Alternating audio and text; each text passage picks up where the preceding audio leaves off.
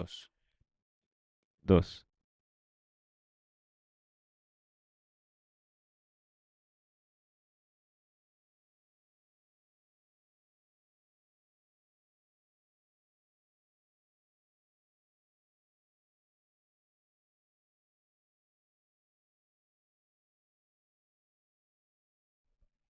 dos, dos, dos,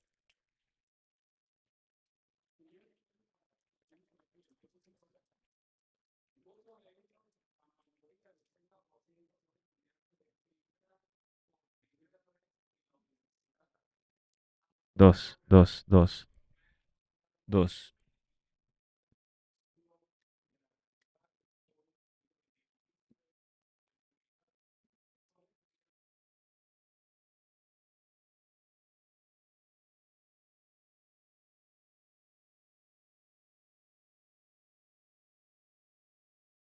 Year, and it's Luis, precisely one of the ones who spoke yesterday, who's a member of the health telemonitoring team in Betania, and who has been working in this process in person and virtually for 8 months. Several of those here are also students in social service in the health telemonitoring uh, and silver economy and digital literacy for the elderly in Betania.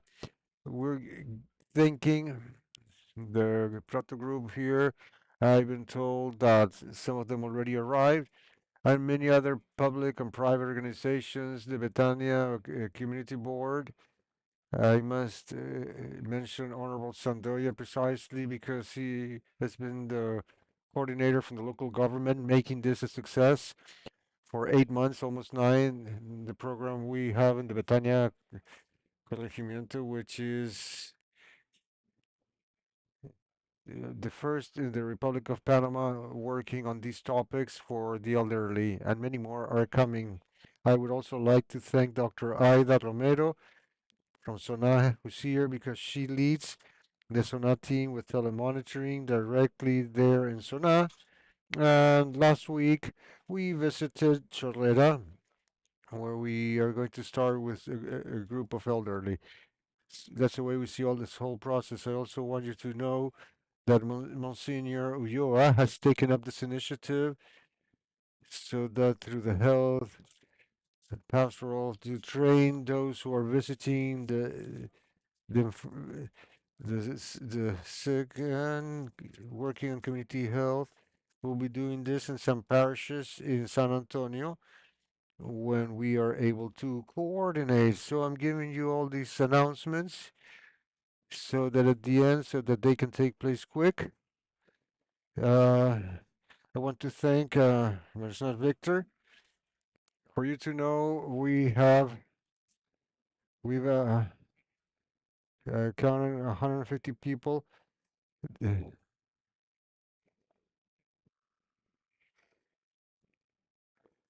They've been doing that for 6 months. Uh, I want to thank Asociación, the Partnership 3 and the Partnership Renew Our Lives and the Miraflores Partnership who are present here, my students throughout this process. If you stand up, it would be great because it's necessary that you are known. Que las personas mayores estén presentes y sean co-creadores de este proceso. Gracias. Algunas personas a través de redes o presencialmente nos han dicho que hay muchos temas que quisieran que se hubieran presentado. Bueno, no hemos terminado. Ayer fue el primer día, hoy es el segundo, o sea que nos hace falta mucha cantidad de temas. Sin embargo, un elemento fundamental que siendo yo mi área inteligencia artificial, o sea que debería ser una persona, un ingeniero bien cuadrado, ¿verdad? Muy por el contrario, a lo largo de los 40 años de ejercicio profesional en investigación, cada día amo más a las personas y menos a las máquinas, porque las personas son mucho, pero mucho más interesantes de estudiar, de, de comunicarnos y socializar. Entonces, un tema importante que queda, no va a quedar pendiente porque se va a tocar, pero no va a ser a profundidad, es el tema del bienestar. ya se ha mencionado. Pero es que cuando se hace algo para las personas mayores, considerando que ya yo tengo 63 y voy para 64 y soy parte de la comunidad, ¿verdad? No nos estamos preparando para morir. Estamos viviendo intensamente los años que faltan. Así que hay que trabajar en el bienestar. Si hay personas que por su condición de salud, pues tienen que ser asistidas, tienen que estar en un hospital, tienen que estar en un hogar o recluidas en sus casas, eso hay que mejorarlo a todas las capas de la sociedad, en todo lugar donde estén. Pero también trabajemos en aquellos, como mis colegas de Betania, que son presentadores aquí, como estuvo Mirna Rodríguez, que bailaron el día de la inauguración, como Melba, ¿verdad? Como Isandro y también Mitzi, que ustedes lo van a ver en las redes a nivel global, como voceros para la campaña y quién dice que es tarde. Quiere decir que ellos son personas mayores en excelente condición física, con vida, poniéndole vida a los años. Entonces trabajemos en el bienestar. Ahora tenemos a la doctora Pinel que va a abrir entonces esta sesión.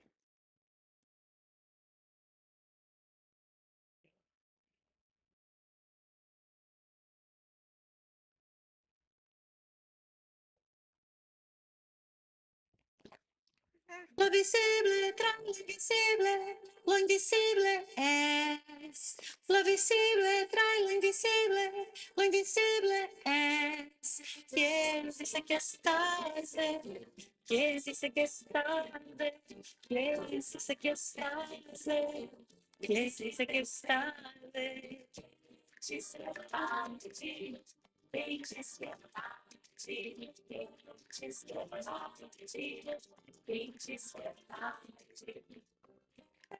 Es viejo siembra el mundo para uno renacer y después transformar.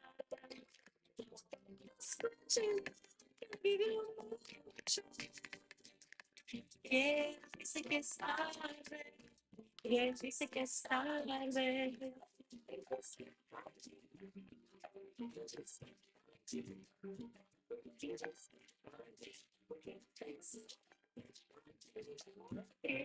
Dice que es tarde. Dice que es tarde. Dice que es tarde. El más viejo siembra el mundo para uno renacer y después transformar.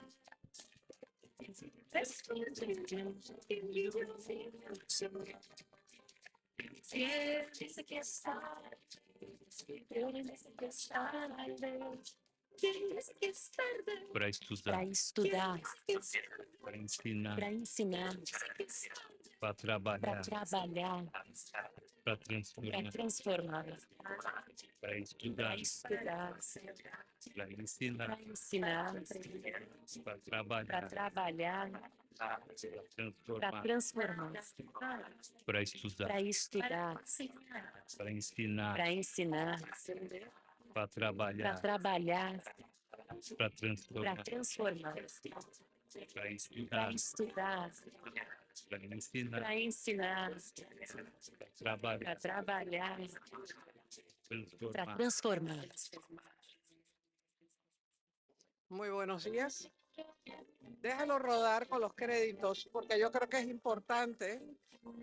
Let it roll with the credits because I think it's important to see all the initiatives we have for the campaign are the work of a lot of people.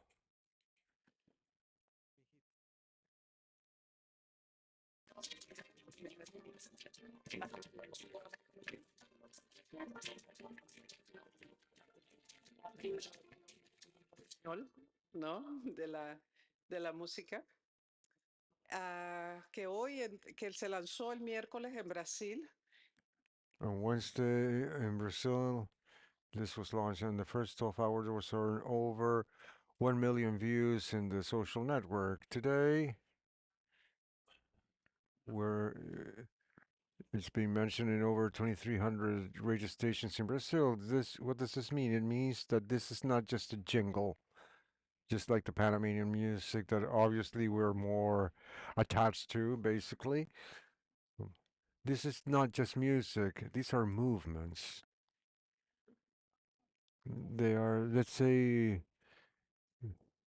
they're crib songs that sweeten our movement. Yesterday we had a very long day, and the purpose for yesterday was to truly show different angles of silver economy, different solutions that are taking place around the world in health, technology, and it was very heavy on technology, like you saw yesterday, and like the doctor said yesterday, we're taking baby steps here, but we're doing things, and this is very important because everything starts very slowly, step by step, and it's evident that Panama already began its process of embracing the silver economy in all its angles, not only in the angle that has to do with the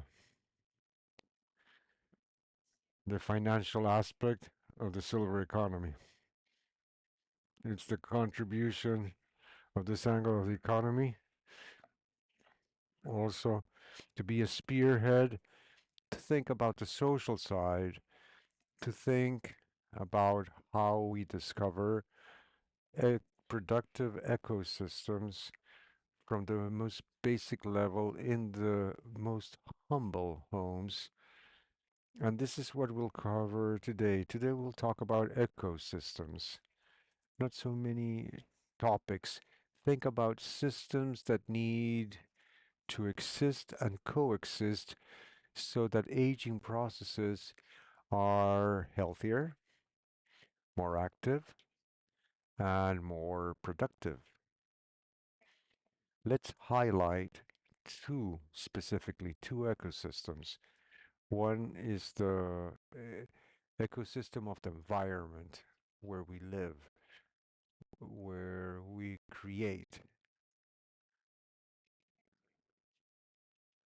where we build our homes. Do we create them? How do we co-create? How do we coexist?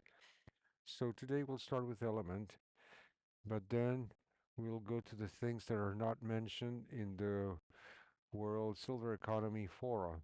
The 2 points that are the origin of this forum are the social agenda and where does the money come from. So throughout the day, we'll be talking about the ecosystems in place for entrepreneurship, for the stimuli for entrepreneurship, how the work, not ageism, which how we started, and that's the soul of the campaign. How does this influence work and access to jobs? And think today about systems. Don't think about isolated things. Even when we show an example, think that this will be part of an ecosystem. And that's how we'll start today. So let's try to be as specific as possible. And please remember, collect your earphones outside because we'll have presentations in English and Portuguese. Unless you are trilingual, I would recommend that you have those handy so you can have them when you need them. I would also like to remind you that there are no Q's and A's, but the Slido platform is where you can post your questions that will help later on to feed the virtual Silver Economy Forum that will start on the 9th throughout the whole month of October. But this afternoon, you'll get a more detailed explanation. So without further ado, let's get started now with with the topic Building Inclusive Futures with Opportunities for All Generations. I would like to ask the moderator, architect Jorge Isaac Perez Montero, president of the Panamanian Association of Engineers and Architects, who has embraced us with this idea, and we've also studied together in Brazil. Yes, thank you very much. Welcome.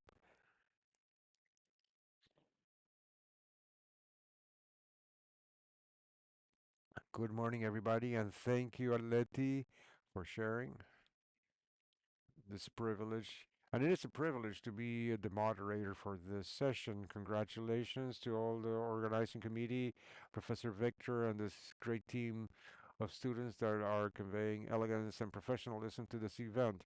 Okay, let's start with this session, Building Inclusive Futures with Opportunities for All Generations. A great start. Opportunities for all generations, an excellent opportunity to build cities. Let's get started with our first speaker. Please confirm if he is on. He's on virtual team. Okay. Creating multi-generational neighborhoods, intelligent, a new ISO standard, an interesting topic to get started with the session.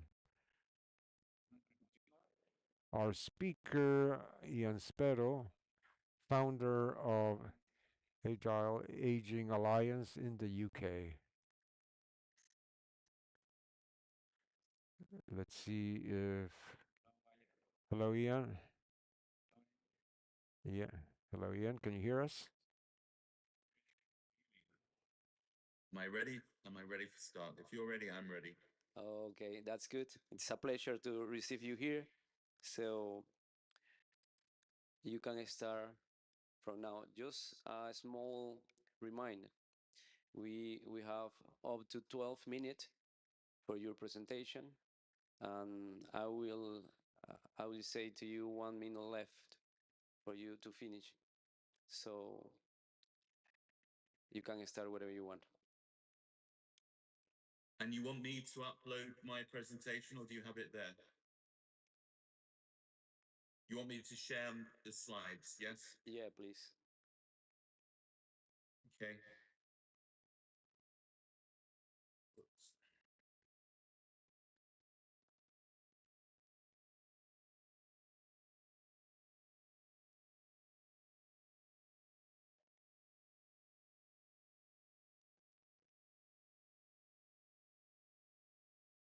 Can you see the screen?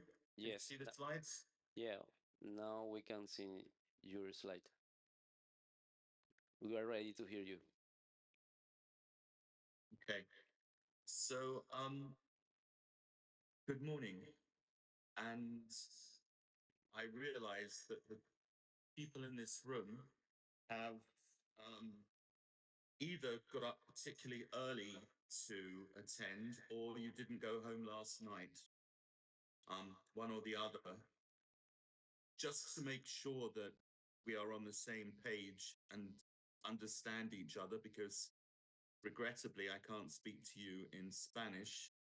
I can actually see you from behind, so could you put your hands up if you can actually understand what I'm saying, just so that I'm confident that there is a real exchange?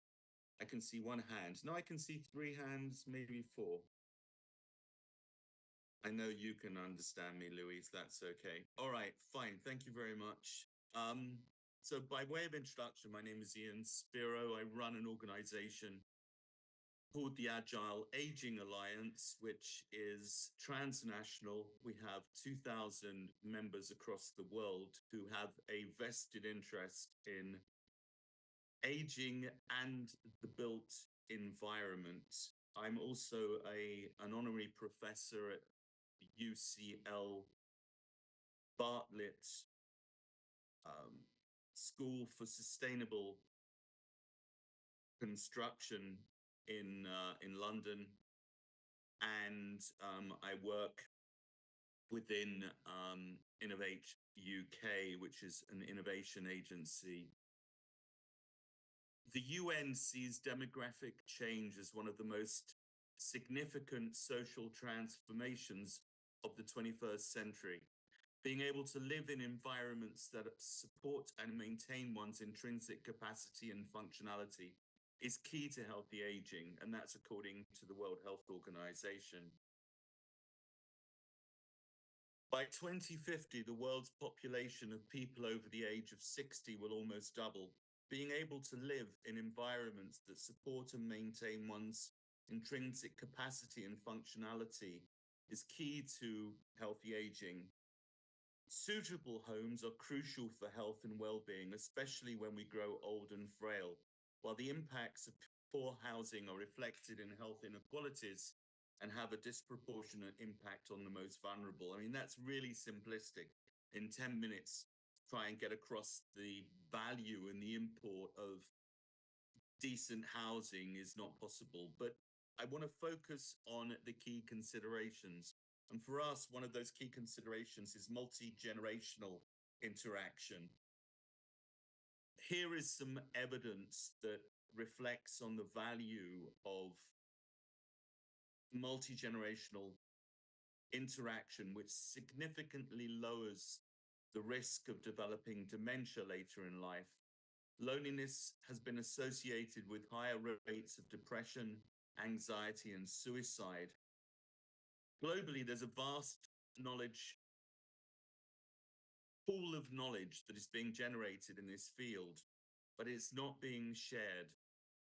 A lack of evidence makes it hard for local government, developers, housing developers, business and procurers of related products and services to plan with confidence.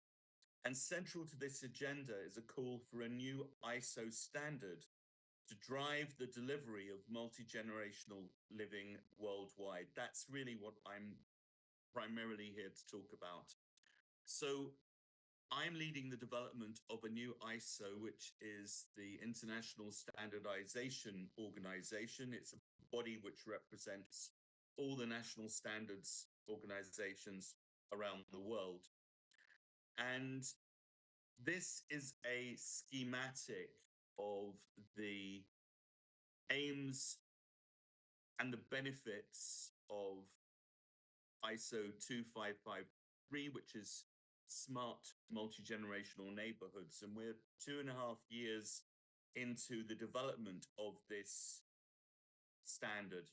So the primary aims of this standard is to improve the capacity for older adults to live well and thrive in what we call blended multi-generational communities, incorporating technologically enabled person-centric care to involve older adults in the neighborhood design process and co-creation of digital solutions that will improve health and care and well-being, help them to identify new interests, establish friendships, develop and extend talents, and enjoy a more agile lifestyle.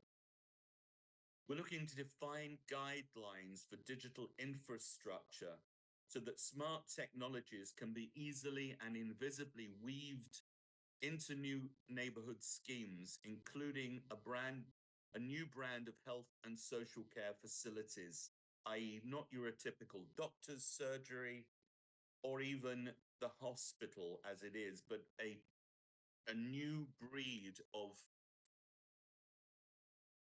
health center which is fit for the 21st century, to give due consideration to retrofitting and remodeling existing housing stock, because we can't just look to the future, we have to look to how we can actually improve the quality of existing homes, to generate evidence-based guidance to inform public sector and industry, something that could be shared across borders, national borders and cultural borders, to establish new business, service and financial models, taking account of softer values like ethics, privacy, security and governance.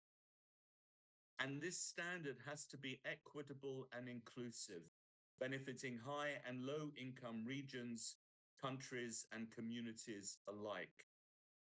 So, from a standards perspective, these are the sectors that it touches upon: information technology, financial services, medical and assistive devices, human resources, occupational health and safety, sustainability and community infrastructure, and of course, security and resilience.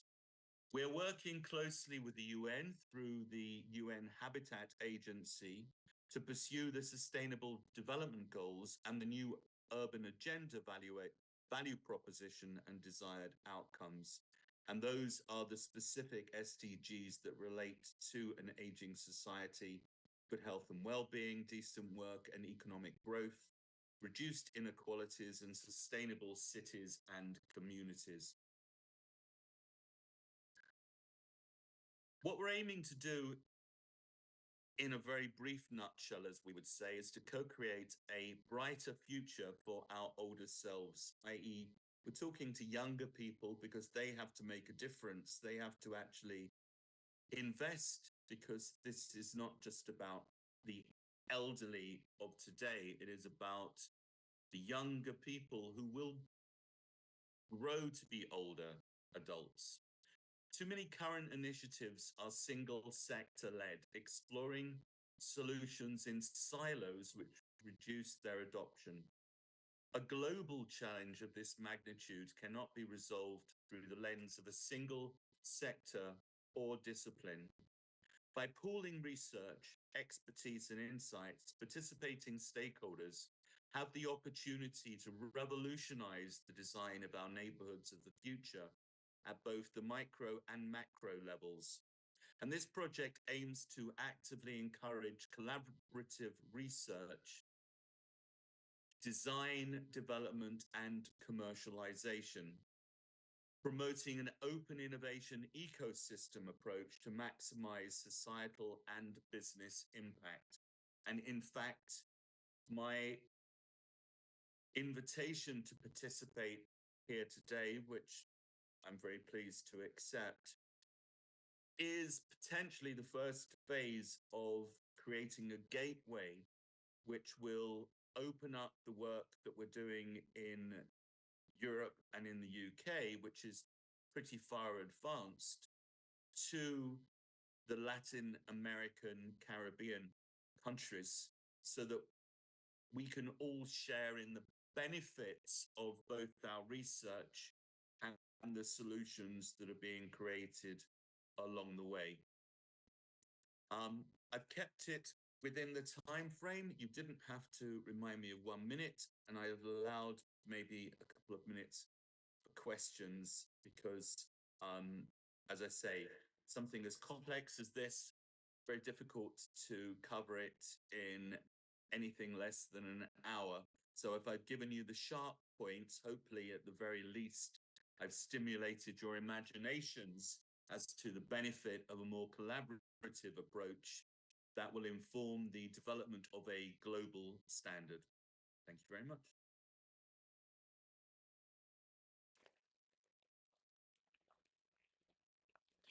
Thank you so much, Ian. Very interesting presentation related with standard, with specific actions to make our neighborhood more multi-generational. So now we are going to continue with the next speaker. Thank you so much, Ian. You can continue with us in the virtual stage. Pasamos al siguiente. We will move on now to the next speaker of the session. Could the members of protocol help us here? We will also have we will also have a virtual participation for the next topic: shared housing of the future, wise villages. It's an interesting case. Our speaker is Luis Luengo, founder of Rural Innovation Hubs from Spain. Hello, Luis. Hello, good morning, Panama. Greetings from Barcelona.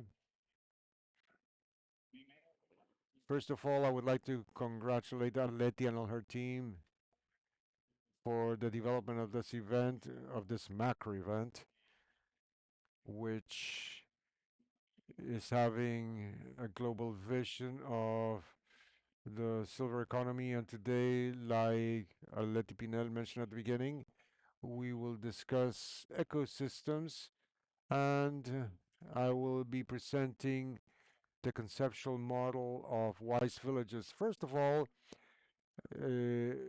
what is Wise Villages? It's a technological company, and to that end, I'll share my screen and I'll show you a very brief video.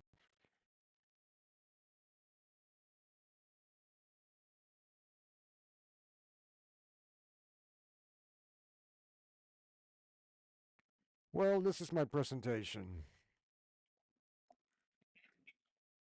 Rural innovation. Thank you for joining Rural Hub Spain. What do you need to know? Our purpose, courses, or projects. You can also go to the blogs or videos. I would like to see the purpose.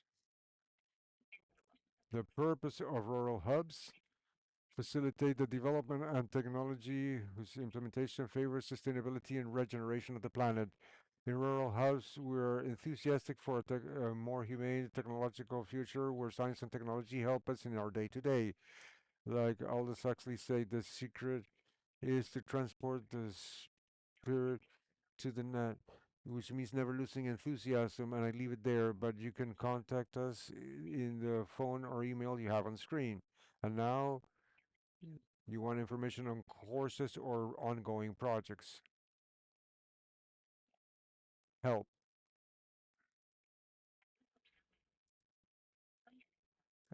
Help using voice. I'm Alexa, and my goal is to make it easy for you to gain information on rural hubs. And to that end, I'll tell you what you can request. To leave, you can say leave or goodbye. In any event, I'll go back to my normal mode if there's no activity. And now, what do you want to see now? Projects, services, or courses?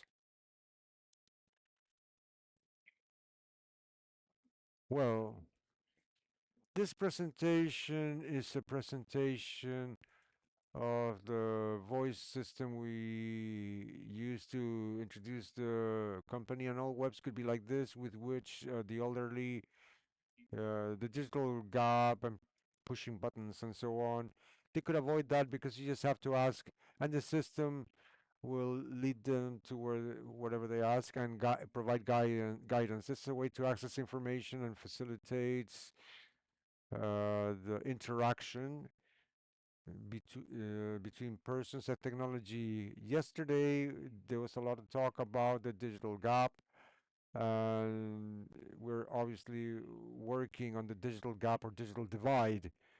This experience, how does it come about? 2 years ago in Zamora on November 27th, we had a Silver Economy Summit where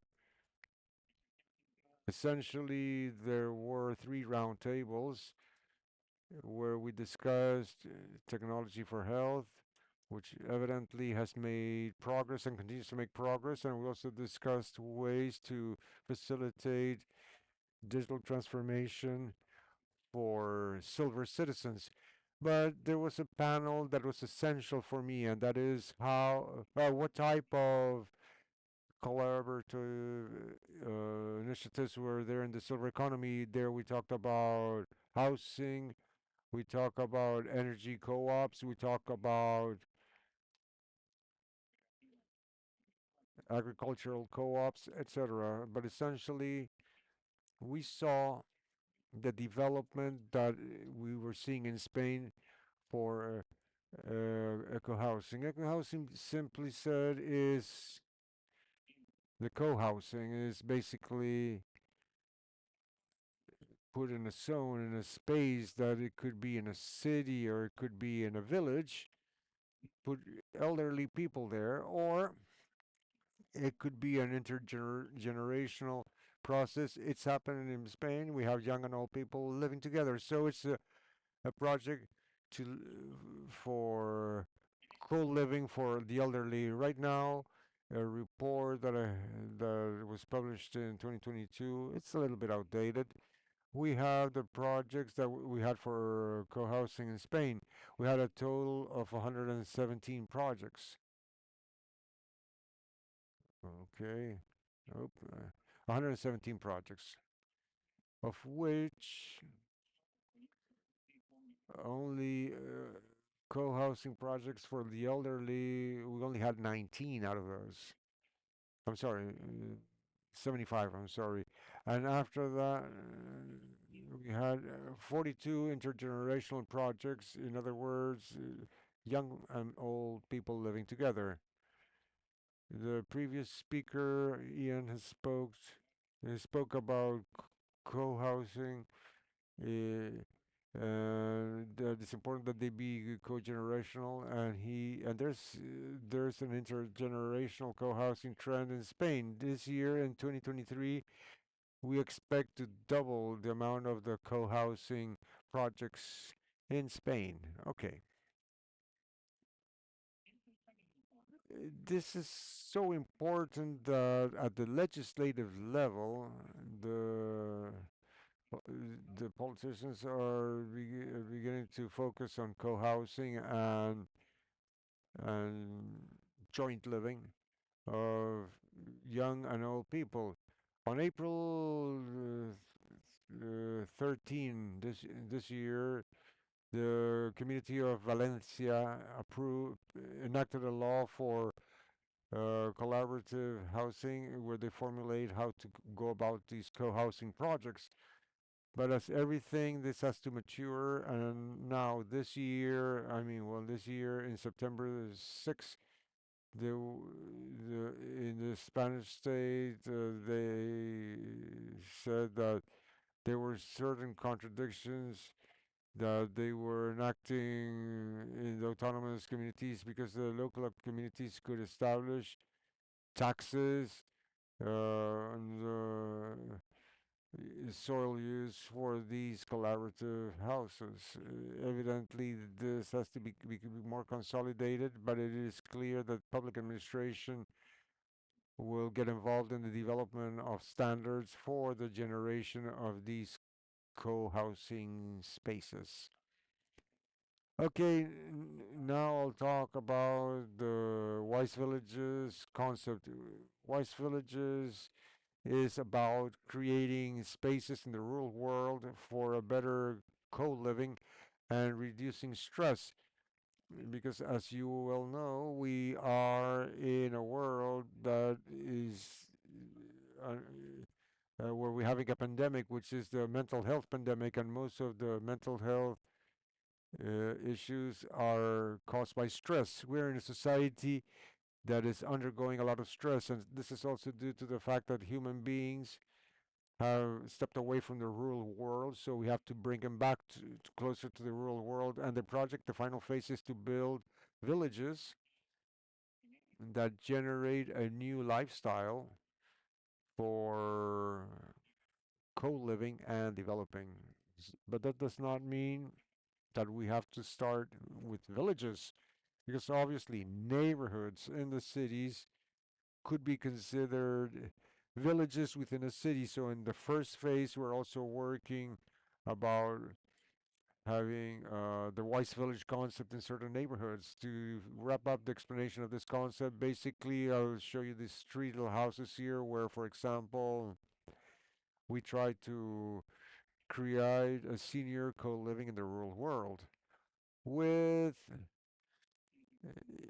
intergenerational application. We don't consider, or we think that is the adequate to put all seniors alone in a site, but basically put them together with young people. These new open co-living models are are different from the typical residential models. Yesterday, Mr. Pablo Gomez from the Cluster Civic mentioned that in Spain we had made a survey where over 90% of the elderly people wanted to continue living in their houses. It's not very appealing to them to go and share a room in a house. They want to live in their own house. You can do that in two ways: either adapt the houses where they live so they can continue to live there, or create spaces of houses that they share, common spaces where they could live there and live and get all the care and social services they need. This project mostly has as a goal to collaborate with the problem that we have in Spain. This year we have 1,213 towns in Spain that have under 100 inhabitants. What does this mean? That in 5 or 10 years, if we do nothing, many of these villages will disappear, which implies that there will be a lot of empty spaces in the rural area, and those spaces will be disregarded, and with droughts and fires, they may disappear completely. And this is an important problem that the rural space is not vacated. Evidently, we have to encourage and promote co-ops in different zones for co-living a temporary co-living space, but not only in the neighborhoods in the cities, but also in the rural world, and also promote digital connection between the cities and the rural zones. Another topic that we are working on is creating a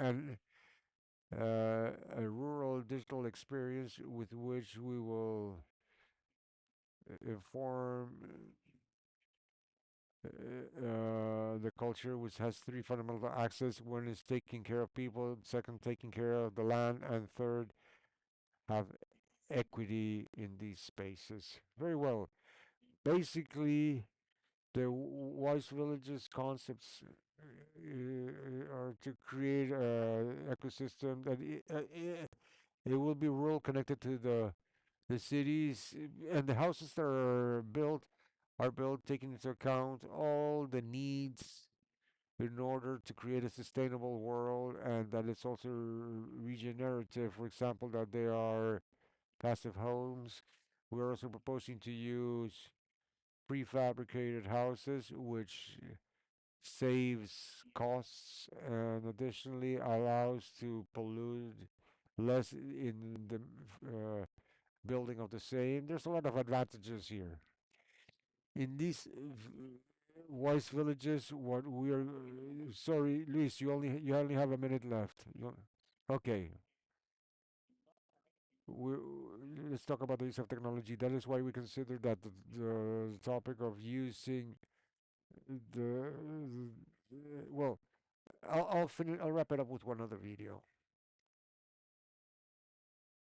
Allow me to let you know more about intelligent spaces. Say Open Sesame. When you discover this, everything else will seem outdated. For example, if you say activate security or ventilate, the meeting room is easier than clicking a button, or especially if you're in another room or in your car. We have solutions for hotels, offices, and homes that we can install without any major works. We say activate security, or I need towels. Our work is to modernize your space so it works comfortably with efficiency and with an extremely human experience. What's the dimensions of your space, your home, your office? Well, I'll finish my presentation with this video. Above all, we want to create environments where the elderly feel they're accompanied, that it becomes easy for them to access technology and allows you to interact in a comfortable and sustainable manner. Thank you very much. Good morning. Excellent. Excellent, Luis. These applauses are for you. Excellent presentation as to how technology can create more collaborative environments with digital connection in favor of assisting the demands of all of the generations, especially of the older adults. Very good. So let's give way to the next speaker. The last uh, speaker of this session with the topic the silver tourism in Latin America. Employment and economic activity. And so, pleasure, employment, and economic activity. And so, we have Jaime Figueroa, CEO of Panama All in One.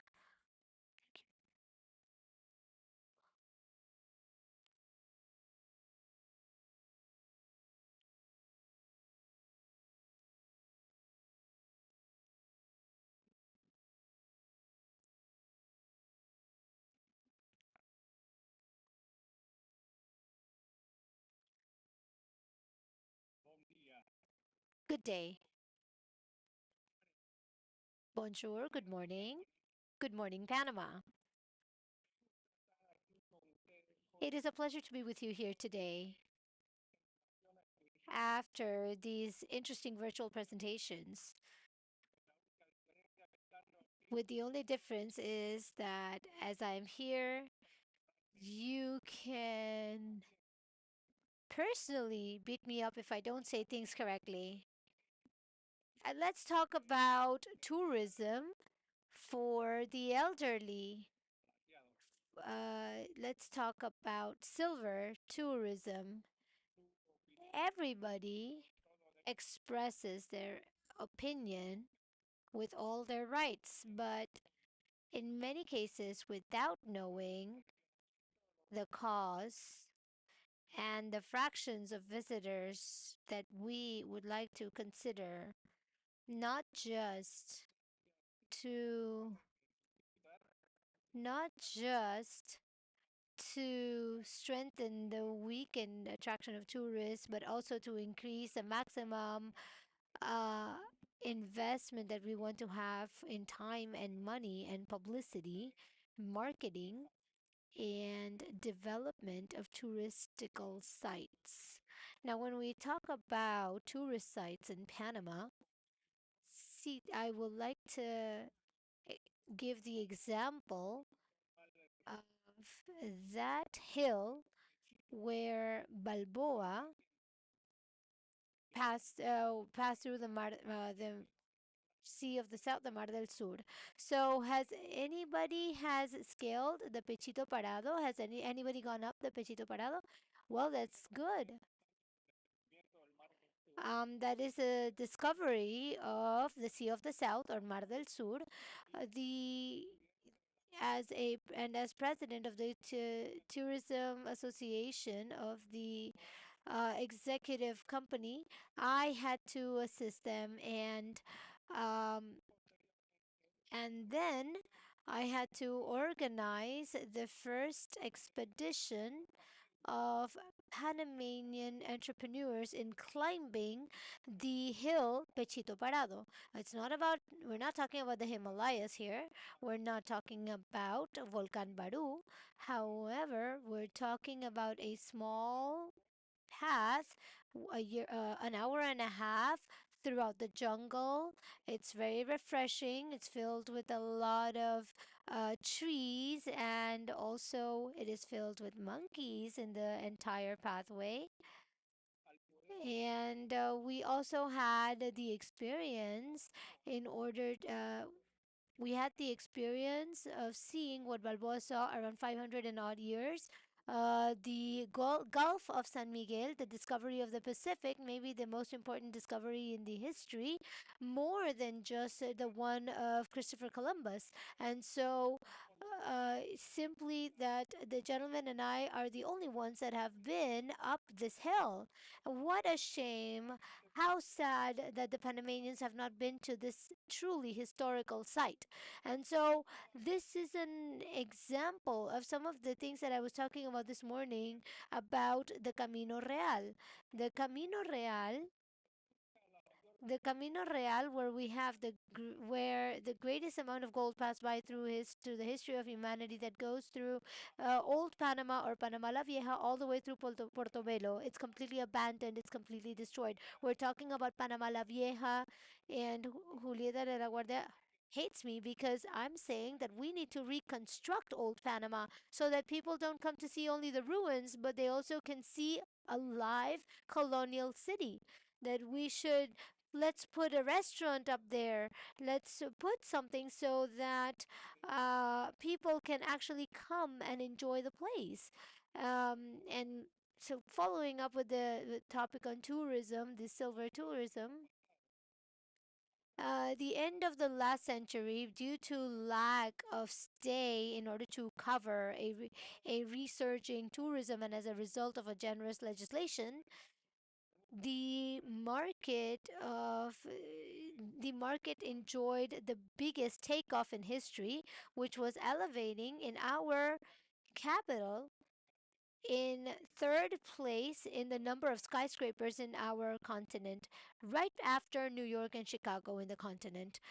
Very few of them know, but when I go to Brazil and Sao Paulo, I remind them, listen, Panama has more skyscrapers than you do, and more than any other country in Europe. I mean, it's impressive that you would go to Houston or Miami and you would tell people over there, you know what, excuse me, we have more skyscrapers, and if you don't believe it, then look at the site called skyscrapers.com, and you will be able to see the entire history there. During this first decade of this era of foreigner investors that came to our country just like bees approach their hive, and many of them acquired luxury properties, including a huge number of people opted that Panama should be their permanent retirement place or a second home, and you can still see this ongoing, despite of the fact that its quantity or the amount of these people are not so abundant, particularly the highlands of Chiriquí, the Pacific areas, the extreme south of the peninsula de Azuero, and the Isthmus capital. At that moment, prestigious multinational companies, where we could highlight the frequent seminars from the book International Living.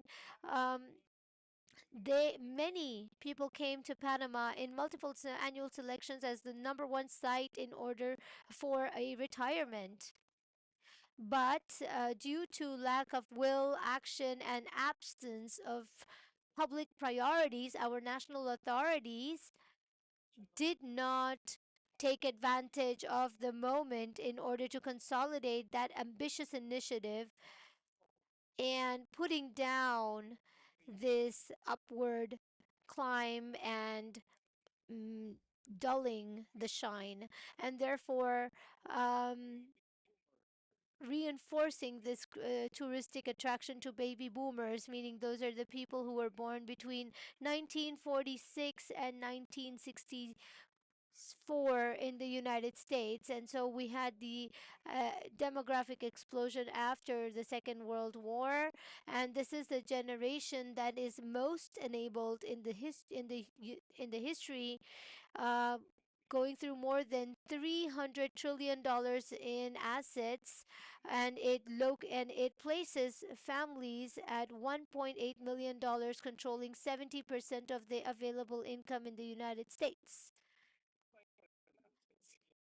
And it is impressive that 10,000 people reach 50 million retirees in the United States, keeping in mind that the average American enjoys only 1 week of yearly vacations and more limited resources. Our goal needs to be concentrated on this segment of the population.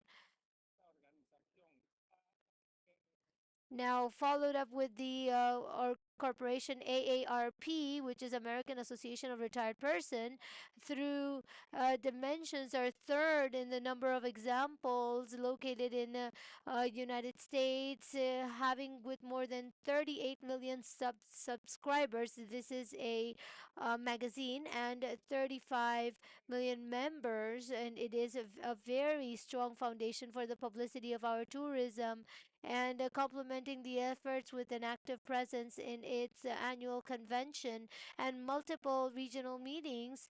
Um, in order to highlight our assets.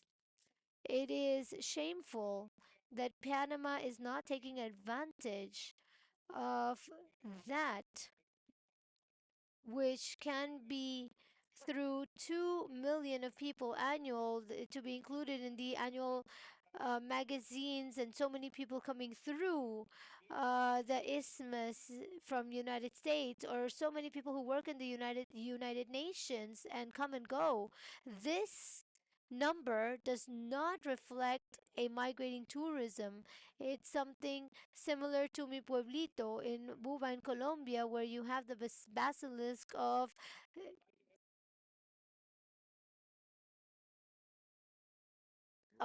of the miraculous Christ, and so in the Republic of Panama, and so the Dominican Republic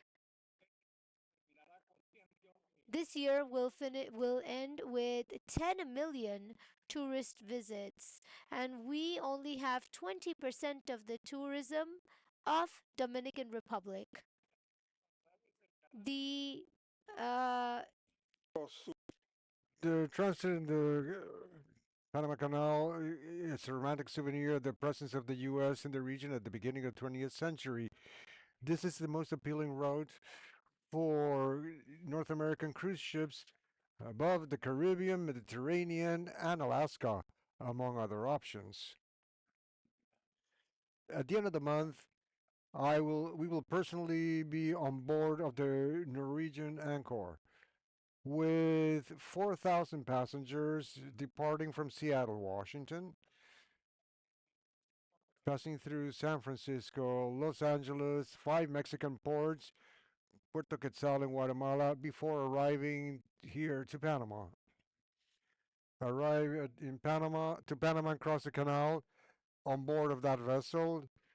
I will be talking about the beauties of our country because I recall when I was a child and my father sent me to school in Boston, my classmates would ask me if whether in Panama we were still wearing a rag around our waist, and I would make a signal to them like this, making them believe that yes.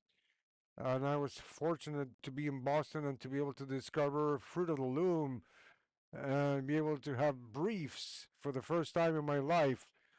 That shows you more or less in a vibrant city in the US, such as Boston, the lack of knowledge regarding Panama that North Americans have, and some other foreigners as well. So, well, on board of that vessel, bit by bit, slowly, gradually, we'll have presentations in Panama. We'll be talking about different points, the culture, folklore, how warm and welcoming our people are, our food.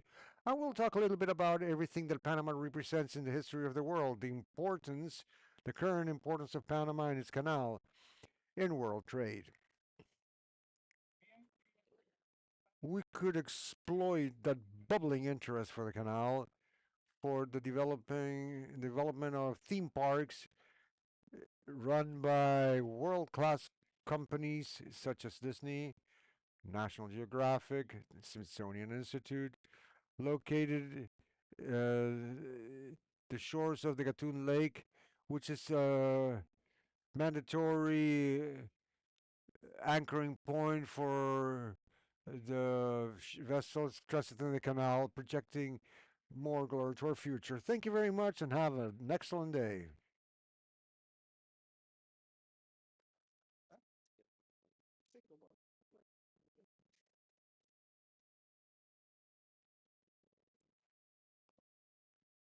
Bien, muchas gracias.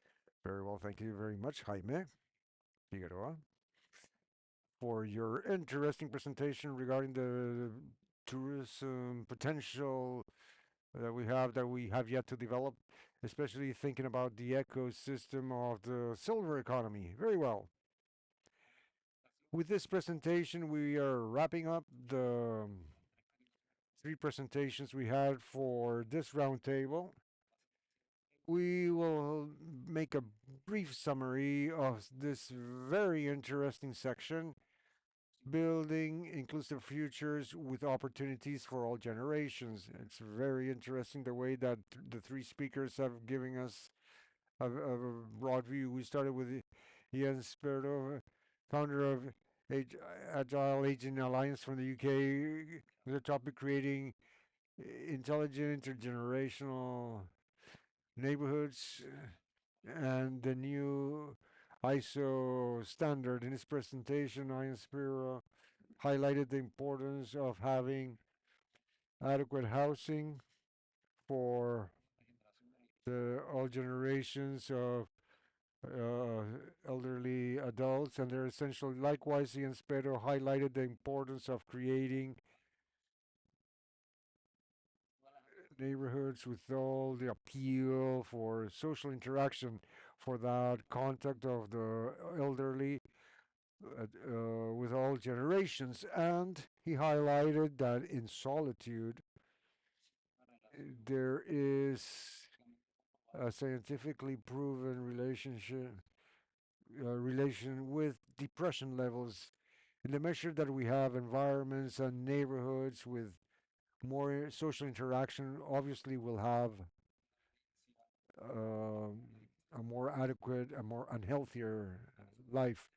Jan Sparrow also highlighted the ISO 225-553 and an international intelligence standard that highlights multi-generational living in communities and mainly how digital infrastructure through new technologies can be supports for the day-to-day in housing and communities. Our second speaker, Luis Luengo, founder of Rural Innovation Hubs, who was also with us virtually from Spain, focused on shared co-housing for the future, wise villages, a success case. In this case, Luis Luengo emphasizes on uh, co-housing for the elderly, in this case in Spain. It was an interesting presentation by Luis Luengo, and he mentioned that there is legislation in place in charge of promoting the collaboration and creation of co-housing. And this law aims at important instruments such as tax breaks and tax credits, and even assigning rights to the use of soil and surfaces and lots in cities to build houses or buildings for multi-generational housing. Interesting thought to consider in Latin America and in our country. Wise villages are spaces focused on the rural world with the purpose of improving co-living and reduce stress. These were, in a nutshell, the main aspects of the presentation that we got from Spain by Luis Luengo. And our third speaker, also quite interesting, Jaime Figueroa, the CEO of Panama All in One, emphasized uh, silver tourism topics in America, and he highlighted that in Panama we have important tourism sites like Boquete, Azuero, among others. Uh, and we understand that there is a great potential because Panama is already considered as one of the countries where a large number of senior citizens are coming here to retire. A great step down the road we have to make here in Panama is to adapt all the urban areas, all the neighborhoods, so that that sector, that group, continues to consolidate itself in Panama. Furthermore, continues to reinforcing the tourism potential it has not only in the provinces but also in Panama City. The importance of focusing on the tourism sector and mainly in that silver economy is essential in order to provide opportunities not only for those who come to get health services, but also the ones who are going to retire, and also, but also to live in our cities. Definitely an interesting panel. I would like to congratulate you, and it's been an honor to have participated in this session. Arleti Pinel, excellent opportunity that you have provided all of you to rethink our cities with the purpose of creating multi-generational spaces with greater social interaction, and of course Panama, to encourage Panama to continue growing all senses, not only in terms of tourism, but also for the benefits of all generations. Thank you very much, and we close the session with this. To end, we have books to gift our speakers. So I don't know who's going to give the gifts. I mean, I think we're going to do it virtually. So I think the protocol will be giving it to UK and Spain, and Figueroa will be receiving his recognition immediately. Thank you very much. And so we begin with, again, starting to think about these ecosystems that contrast what we're doing in the old world that has already aged, that highlights the cities, the the empty Spain, as they called it, because the youth left. And what do they do? And what is it? What are all the steps that they take in order to bring the youth back and then create the innovation? And so, in tourism, tourism is one of the most important products in Panama in the GDP. However, we don't have a silver tourism infrastructure. So then we continue with these concerns, and continuing at ecosystem level, we are going to now continue with three completely different ecosystems. And with amongst them, we are going to be able to feel how do we apply this in practice. So now I would like to invite architect Reisa Banfield, who is the moderator of the next block, or the next space, in order for her to get up on the stage. She is the executive director of Sustainable Panama Foundation, and she was the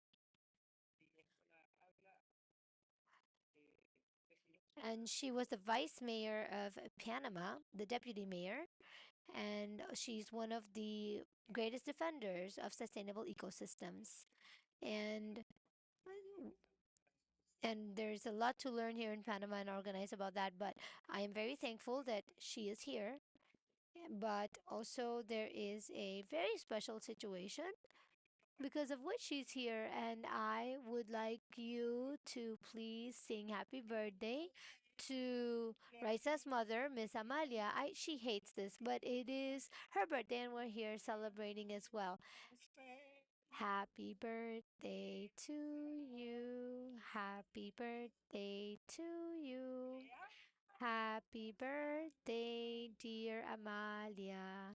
Happy birthday to you. Well, she's probably going to kill me after this. Thank you, dear mother, for your patience and your love. Honestly, tomorrow we will complete 1 month of losing my grandmother, who was 99 years old. My mom, I'm not going to tell my mom's age because she's here, but you can, more or less guess. And so I would like to share this pertinent discussion. And thank you so much for being part of this process here. Thank you so much for inviting me. And before inviting our panelists, I would just like to put something into context. When our cities were born, which were presiding we first came up as cities before becoming a country. So how were they? They were very vivid, multidisciplinary, small, but everything was shared within the same space. We grew and we became specialized cities, governmental cities, health cities, educational cities, and then we lost the essence because which is the reason behind which we created the cities, which is human interaction. We had spaces for construction, for the implementation of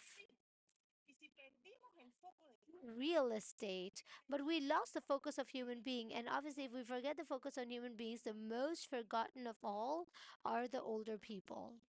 And in Panama, we created a city as if none of us are going to ever get old. They are very hostile. And I remember a mayor who always said that if we think about cities for the kids, then we are doing cities for everyone. So, with this reflection, I would like to continue to a very interesting panel that we have. First off, I would like to invite on the podium Dr. Alberto Fernandez, Director of the National Program of Comprehensive Care for the Elderly of the Ministry of Public Health from Cuba.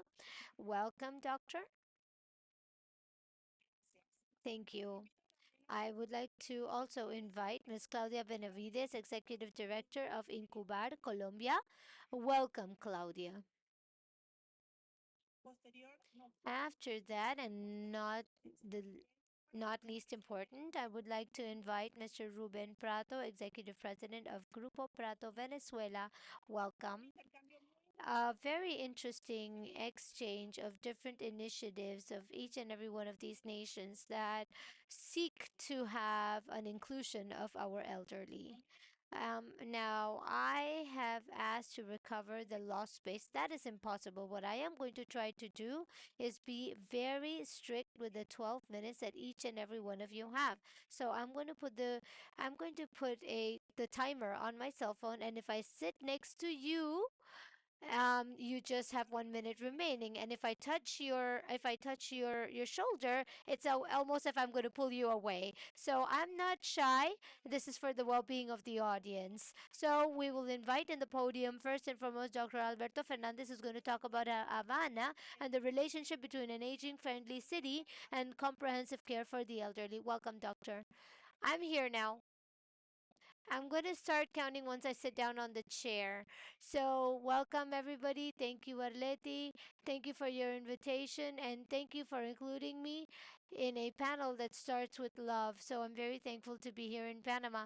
So, I'm just going to bring forth the presentation of our country. And the one who presided me says that Panama is not known. Well, people don't know much about Cuba either, and I wanted to share our realities. Let's go ahead. Next.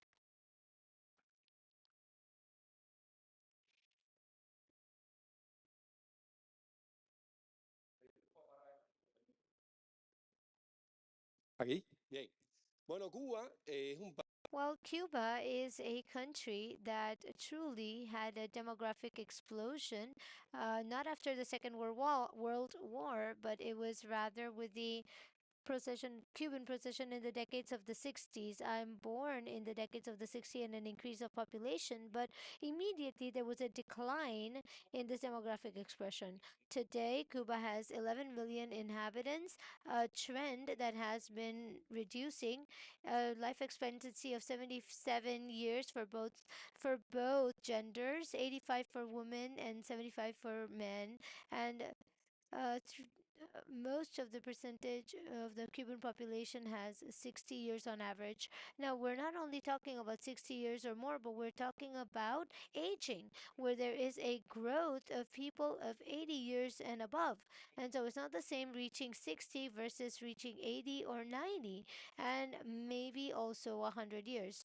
Cuba did a study of its population of more than 100 years, and we found something very interesting. Um, we found that there was the study that completed all of the people of this age was evaluated by the statistic office, and something that distorted, something that we realized that we shouldn't drink, we shouldn't smoke. We found elders who were smoking, who were drinking, who had eaten these fritters made out of these who had eaten fritters, and um, all of this was of pork. And so you find all of that. One had 8 daughters and 3.7 children or women. And it started reducing before the 70s because you had the process of social development, the incorporation of men and women's equal rights. We were taught that we were equal. I remember my mother would tell us, he doesn't help me, he does what he has to do. So this is important in this new generation. And today, we do not achieve one child per woman, 0.45 boys per woman, and we do not have one-on-one replacement for a woman. And so we have 22.3. The widest part is us. And so we thought we would make it through the next explosion, and it didn't happen. So Cicerone before Christ said, nobody is old enough to think that they cannot live a year longer. And so we may be young for some and elderly for others. And so we're talking about a number. And what does this mean for the OPS, the PAHO? What does this mean?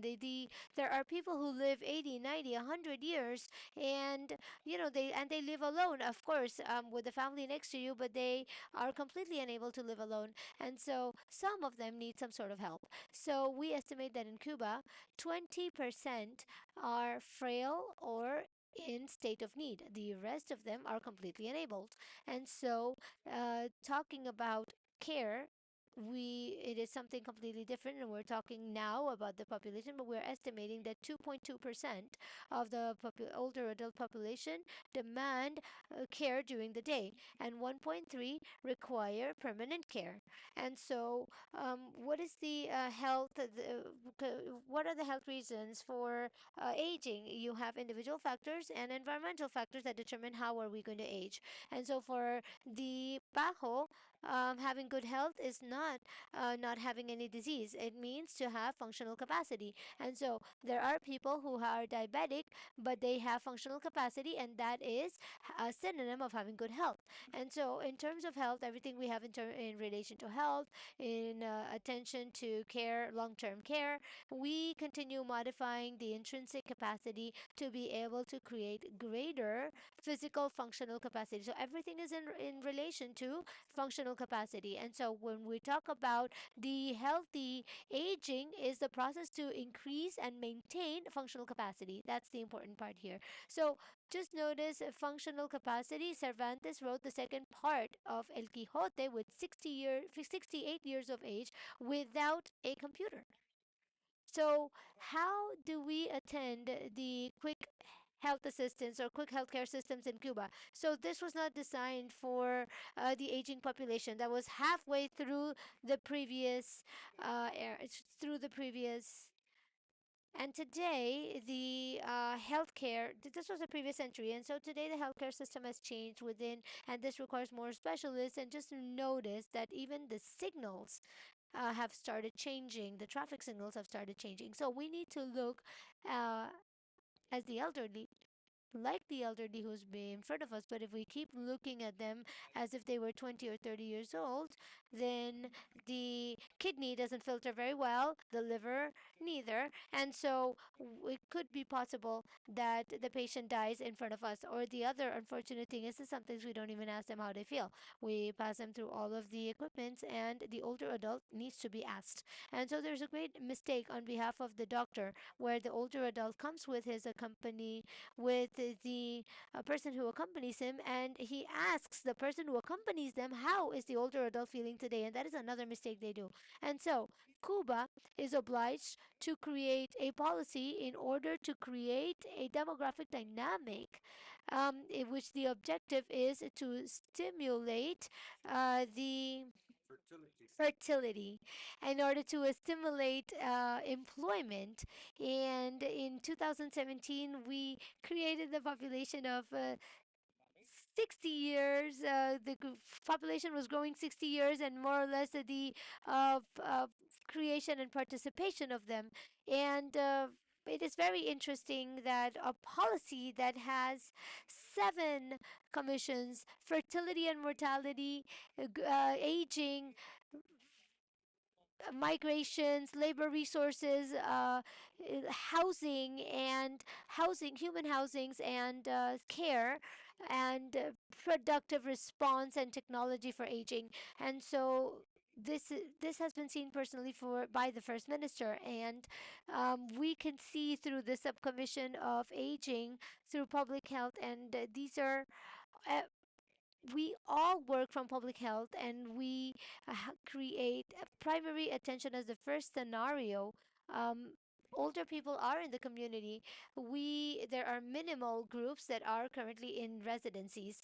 uh, we sometimes do not call them we do not call them the home for the elderly. Rather, uh, we do not call them as if they are asylums or shelters. We actually call them homes for the elderly because it sounds better, home versus a shelter. And so we also have the circle of grandparents, which stimulates older adults in their own parks. This doesn't cost anything. You go out in the park, you do social activities, cultural activities, sports activities, and most importantly, the socialization. We're talking about depression, and this helps us reduce depression because the person starts socializing even more. Creating periodic healthcare exams, at least once a year for every older adult, and most importantly, looking into psychosocial functionalities and emotional functionalities, and so in order to create these capacities. And so this is done in every public healthcare system. It involves doctors, psychologists, and nurses, and you need the diploma in gerontology in order to create this intersectorial assistance. And so you have all of the consultations are readily available for this. And so, in terms of housing, I would like to mention the subcommission in creating friendlier cities. We're already talking about these topics within this commission that is comprised by a minister and three evaluators. And so this started in 2019 in Alamar Playa, and 2022 it started in La Habana La Vieja, with that has a lot of attention for this particular group. And so here we talk about the use of technology. Well, to just tell us that in Cuba, we had the youth club that was designed for the youth in order to use technology. And so you have a Geronto Club for elder people. And so, those who can actually learn how to use a keyboard until they use the phones. From the year 1991, we are working on this.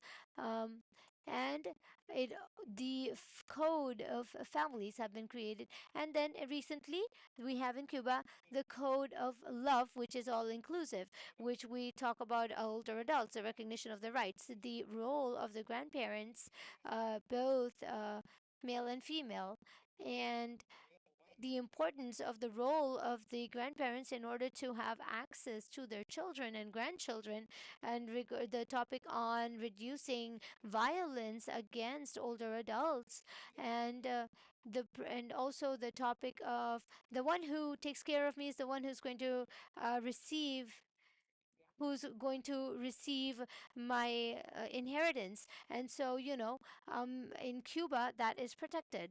And so, also the areas of United Nations where we're all working on, and these symbols that United Nations have created have also reached Cuba and we have Cubanized them. And so we have also a supposed work with the all the possibilities. And so the law number 105 2009 um, talks about this. So my 12 minutes are over, correct? Yes. How interesting it is reincorporating that work.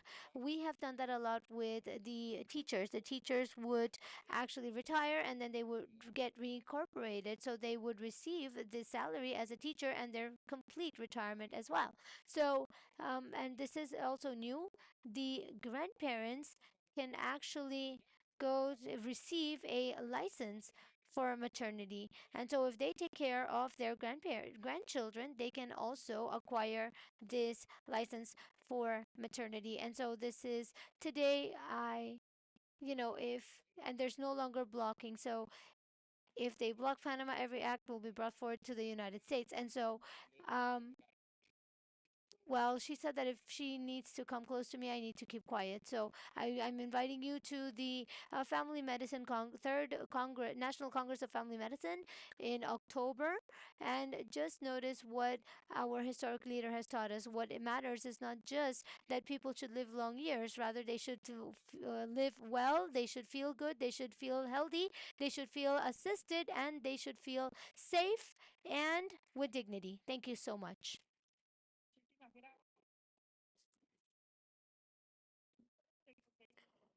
Thank you very much. Not just because of the content, but just to summarize here is what we do of country with public policies focused on older adults, uh, focused on the quality of life of its population. Now I would like to invite Claudia Benavides, Executive Director of Encubar, so that she can talk to us about the ecosystems of Manizales that transforms it into an aging-friendly city.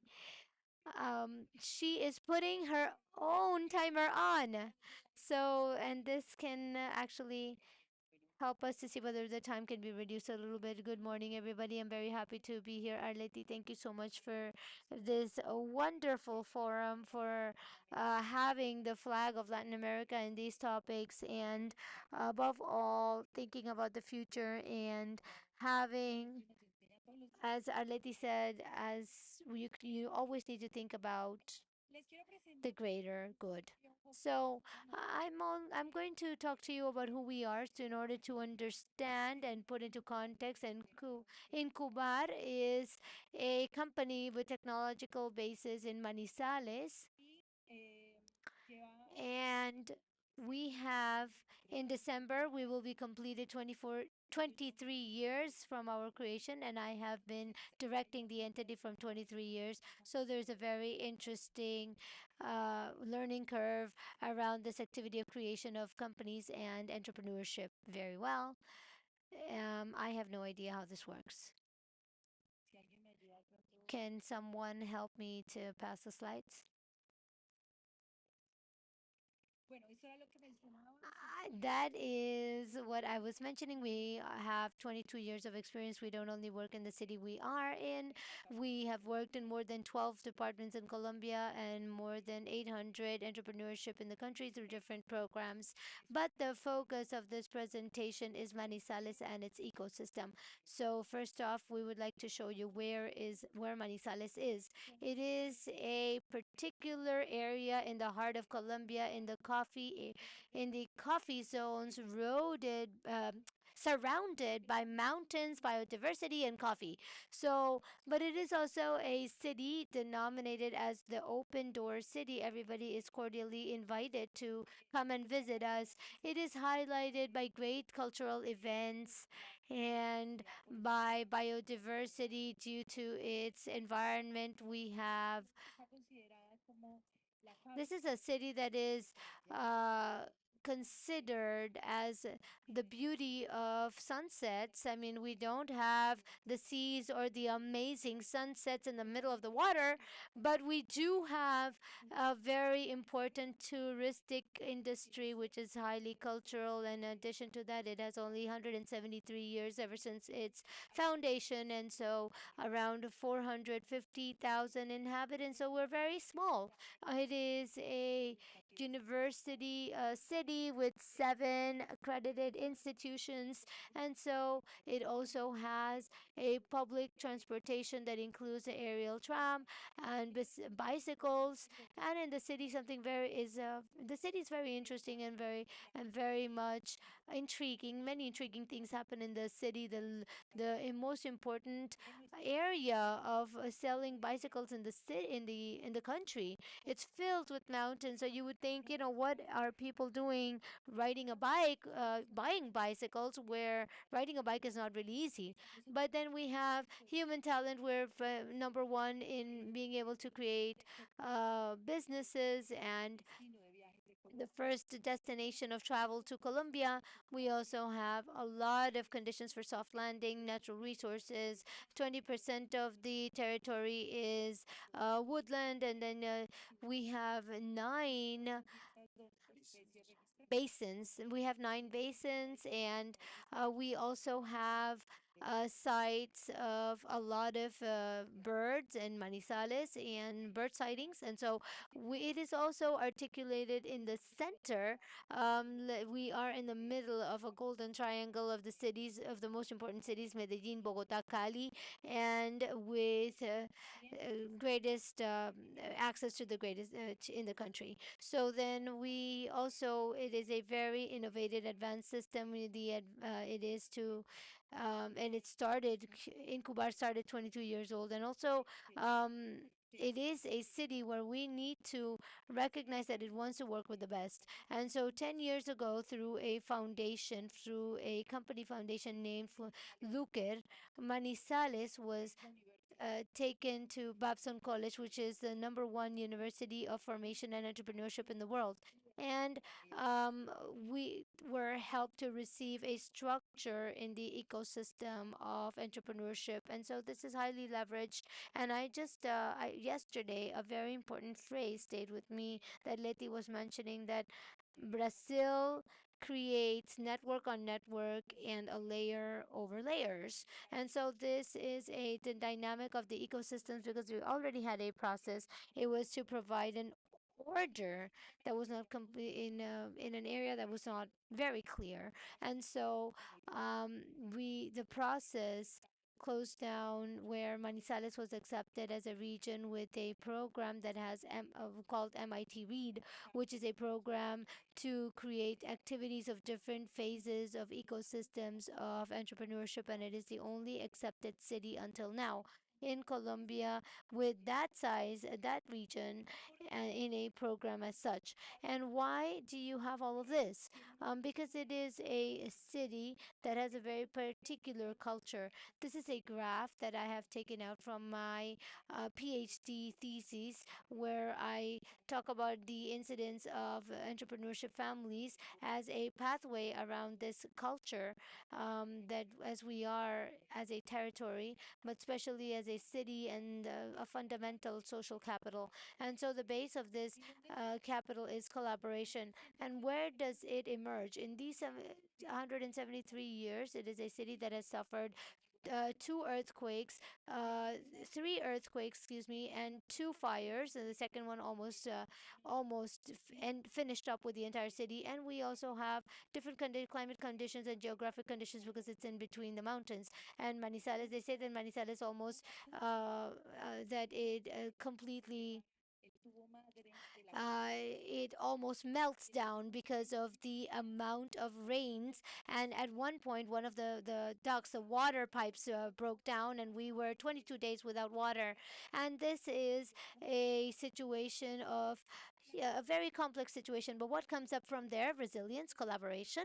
And so the basis of the city is a basis that you have that comes up due to respect, and it is a very well cultured city. The people who founded it had an very important economic development due to coffee, and what it did was create people, or have a formation for particular people, and that is why you have so much university bases and credited universities, and that is the basis. And also a well done work and honesty. That is why it is a city where easy money um, and I was going to just say a very Colombian phrase, but it is not easy that it should come in and permeate the society. And so these conditions are very relevant because for us to be able to collaborate is a value. And in that sense, when we sometimes in other cities and places they say, and what do you do? How do you do this? What do we do what? Well, work together. Well, you don't need to do that. For us, it is part of the activities of everything you need to do. And so, obviously, because of the conditions and complexities given for that. And so, that's where a topic emerges to understand how we are as a territory. Although we have been emerged from a very few years now, we have competitiveness. We also have the first place in longevity, and it is the first city with a proportion with a greater proportion of elderly people in the country. And so, if you notice, 173 years of inhabitants, you talk about Havana and other years, and other places, you would think that, this is a barely new city because we just have four generations or a little more. So then it is a city that in 2022 had 22% of older people compared to 14% of Colombia. And today we have a double of the proportion of older people for every 10 children. And so Colombia is 2.9 and we have 1.8, which is pretty much high. And and also in our territory, the same thing happens again.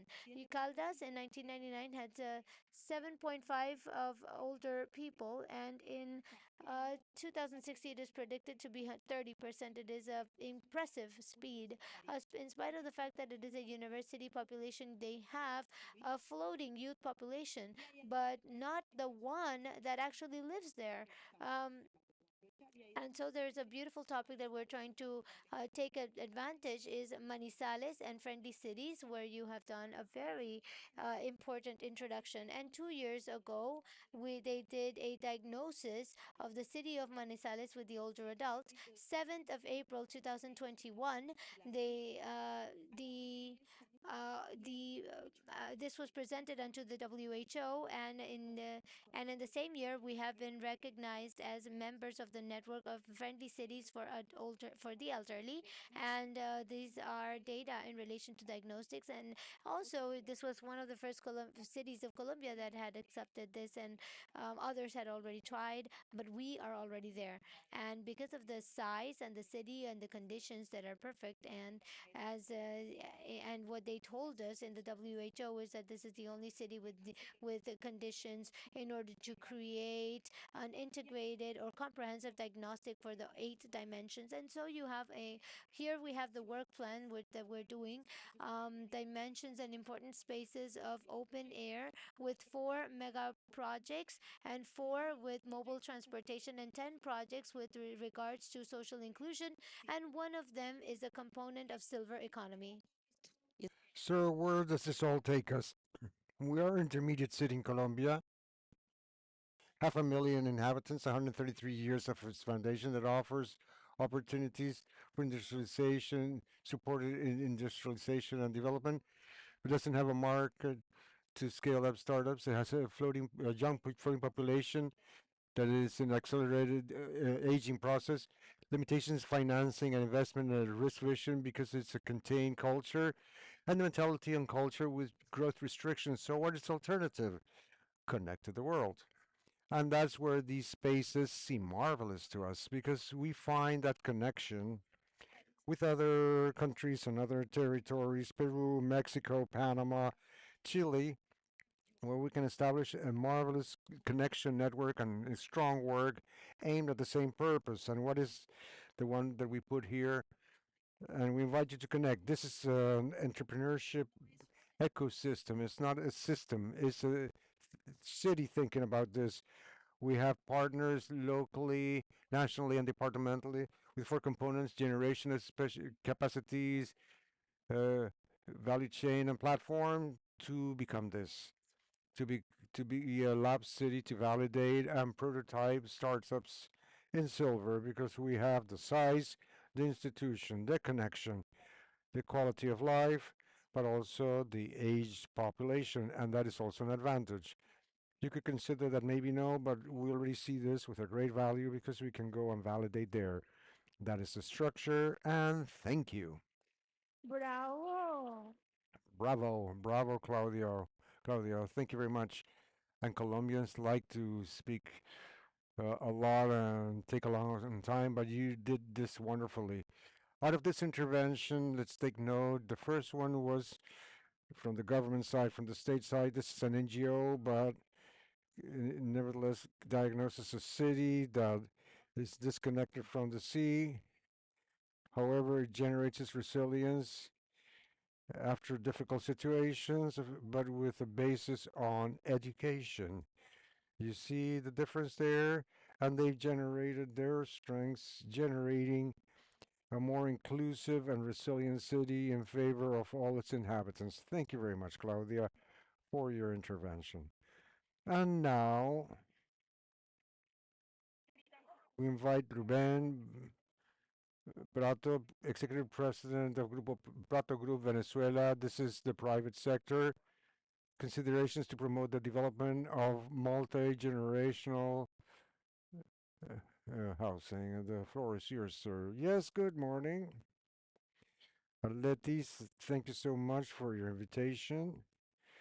Thank you very much, Amy, and congratulations to the organizing committee. You can see you've made a great effort in order to get to this, and I love the diversity of participants from several countries here that somehow allow us to interact and see the experiences of each and every one of you.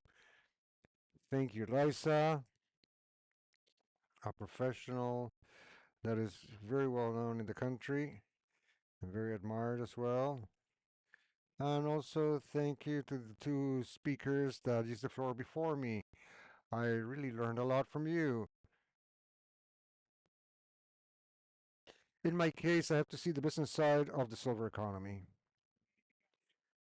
verifying the considerations to promote development of multi-generational housing. We can start this understanding somewhat what are multi-generational housing. When we say multi-generational, we mean that when people in the same house, you have at least three generations living there, or at least two adult generations, where there's an interesting mix of functionality, design, and technology. But what is more important yet is that it has to be focused in meeting the needs and interests of the people that will live there in those environments, because if they lose that functionality, well, it ceases to be important and anachronic. And this topic of multi-generational housing is not new. It's not a new name that we're using commercially, but it's existed forever. The home concept, Lisa mentioned this, another panel speaker also mentioned it. Well, obviously, we're used to having our grandparents and our parents and our children, everybody living under the same roof. What's different? The different thing is the adaptability of how this type of housing, and I'll say it again, I want to insist on this to avoid becoming anachronic. Important points to take into account from the business standpoint. In the US, since World War II up to date, statistics have shown us that there is 60 million people living in multi-generational homes. 60 million people in the US. We're talking about approximately 25% of the US population. That's important from the economic standpoint. Now, what has changed to move from what during World War II we had the concept of what they called one home, one family. We moved on to this element to call the multi-generational element. Very well, the first trigger is demography. What happened? The boomerang generation, well, is now known as a sandwich generation. What is this? Well, you're taking care of your grandparents, and about that, their longevity has increased. But in addition to that, downstream, we also have what happens is that we have children or young people that stay at home uh, to age 30. Before you would ask them, when are you leaving? Now it's different. That's the boomerang generation. There's a second demographic element to be taken into account in the US specifically. Since the 70s, we've seen a migration towards the US, a very strong migration. Will currently, in fact, this topic is still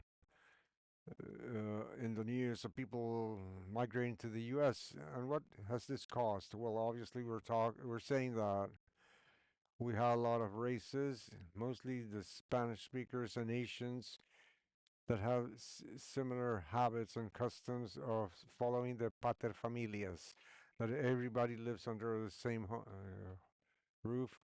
Unlike the Anglo-Saxon culture, we see that this wages average, at least is the 25% that I was talking about previously. The second point, the psychological factor. We are facing circumstances due to the culture that for us, well, it's very difficult to take our parents, our grandparents to these homes that, as my panel colleague mentioned, it's a little bit of a shocking term. This psychologically, it, it is bothersome. However, you also have the issue that I have to work. Perhaps I don't have the expertise to care for my parents or my grandparents. Likewise, there's another situation, and there's a disparity. The grandparents don't know the grandchildren. There's no feeling of transfer of culture and history that is lost because the person is sent to a home. There's a disruption in that interaction, and that is something that is serious for us as society and as humanity. The third point is economics.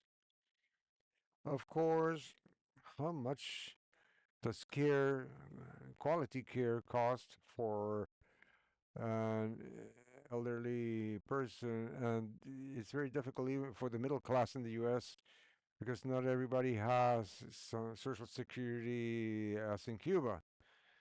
There are countries where the situation becomes a little bit harsher. But there's also another circumstance. It just so happens that young people, given the economic issues we're having with a lot of inflation and high rates, it's very difficult for them to gain access to housing. So what do? Well, they have to try to go back to their parents' home. Lastly, the social factor. Once again, there's a growing need for housing. We as a society are not decreasing in amount of inhabitants. The population is growing. This requires more housing.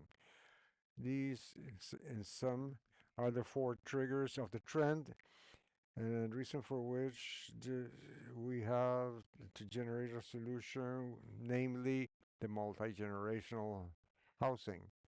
In each and every one of our countries, I believe that we're used to, well, in Venezuela, we call silver strip.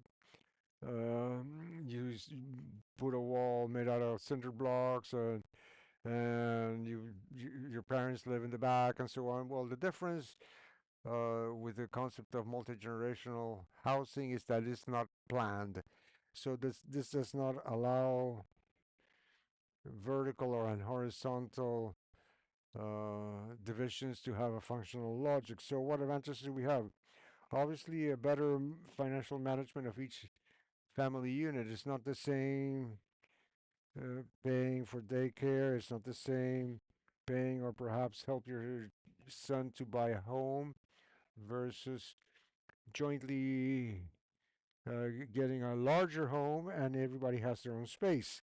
The second point is that promotes connection and solidarity between generations. It's not just an economic element, it's a psychological and sociological elements because you have to be happy where you live.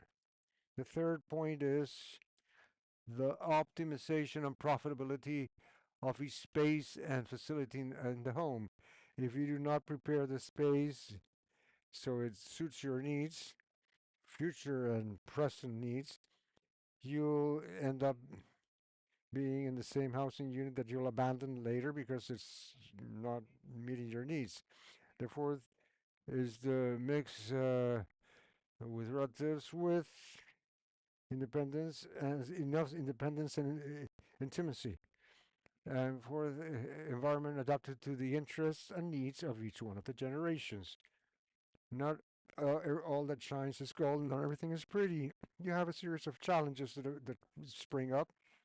One of them is that, of course, by having a lot of interested parties, there's it's hard to qualify for a mortgage house because housing is bigger. There could be family conflicts because everybody will be living under the same roof.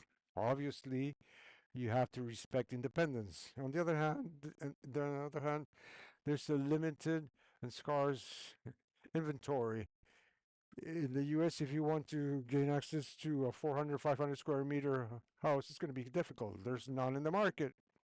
And of course, the psychological and biological aspects, there's the people taking care of their relatives get worn out. The old paradigm is build a home for your children. They go to university, they do the life, and what do you do with a big house afterwards? Well, you have to abandon, sell, and look for something that adapts to you. Your children left, you stayed, you lost that social interaction as well. With the new scheme, you will live in your own space because an interdependence generates would separate a space, which is the lockout suites, and in turn you are integrated in common spaces. You have a common uh, uh, eating space and little kitchenettes in each one of the small spaces inside the big house. There are other topics to take into account. Financial participation, for of course, when you're in a big house, who will be buying the house, putting the money up front to buy the house and maintain it? There's a legal issue. The accounts have to all be clear. How do you pay for the shared space? I'll close with the 5 points. Design criteria, accessibility, design, and double key. If you have a room and a closet, well, uh, the closet becomes a room. Guarantee sufficient space, differentiated accesses, and design meeting the needs of each generation. Thank you very much for your attention. Muchísimas gracias por este valioso. Thank you very much for your valuable contribution. And while he was explaining, I was looking at the life, our life as adults. We continue expanding the house because the child grew. They don't want to sleep close to their siblings. And 20 years later, we have to see how we get rid of the big house. How about when we plan our houses, we can think that they can be diversified because life goes on after the children leave and the family grows, and we could have multi-generational homes. At the end, the planet is not generating more land, but we are generating more people. So that's a very important element to take into account in the discussion. A strong applause for our panel speakers for their pertinent contributions and being on time. Thank you to the forum and have a great day.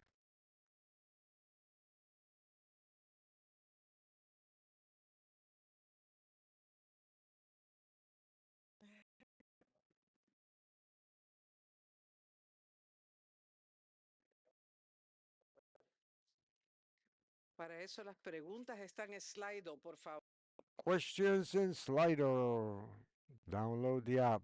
Participate there. It's key because out of your questions, we will come up with the 5 topics for the Latin American Virtual Silver Economies Forum that will start on Monday, where all these topics will be included and will be developed. So, Slido, please. Now we'll move on to the next table. Please remember your earphones because today we're going to have different languages. And today we will, and now we'll listen to a Portuguese. We'll have Portuguese as part of the mix. So I wanted to invite, thank you very much. Yo quería invitar a la mesa a la profesora. Te toca a ti, Marcela. ¿No? Me equivoqué. ¿Será que me toca a mí?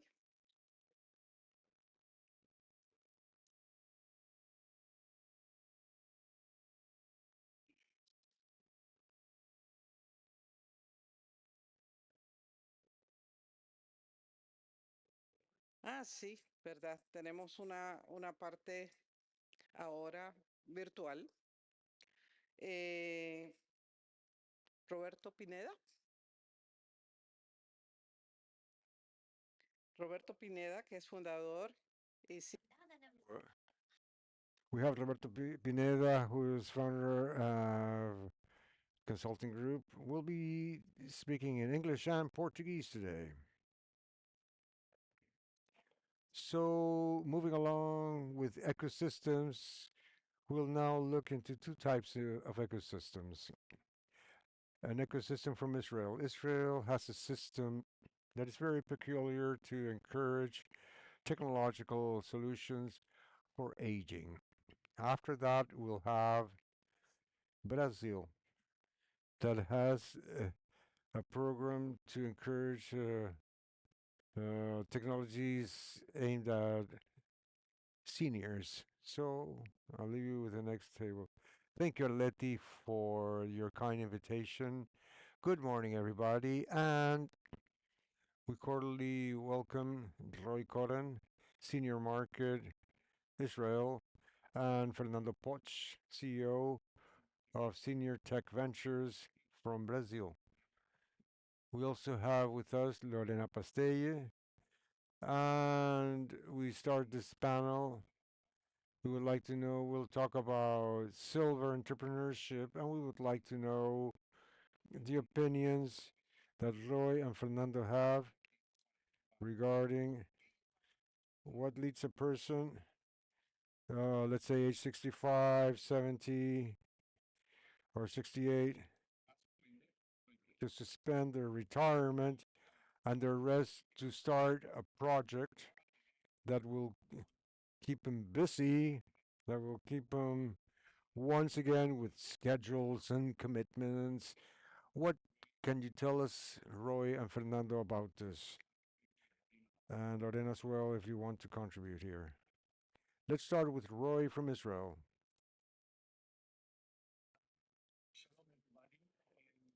I'm sorry that I speak in English. I'm not that well in Spanish, and I hope that everyone are hearing me fine. Okay. So I I did under I hope I understand the question about technologies or the ecosystem here in Israel. So there are a lot of new innovation and age tech solution that are being made here in Israel. We have many startups, especially the because of the COVID-19 pandemic. There is a lot of attention about the senior population segment, and Israel in general is a very innovative ecosystem in the health sector, especially in the assistive assistive technologies, and also in the digital health, biotech, and medtech. This innovative experience is now translated into age tech, and you see many Israeli startups combining AI, which means artificial intelligence, IoT, machine learning, and also robotic into solution that are now transferred into the elder care industries. Um, major categories that are Israeli startup or the Israeli age tech ecosystem is excelling is in fall prevention, monitoring and remote caring, cognitive decline, and also loneliness and social interaction.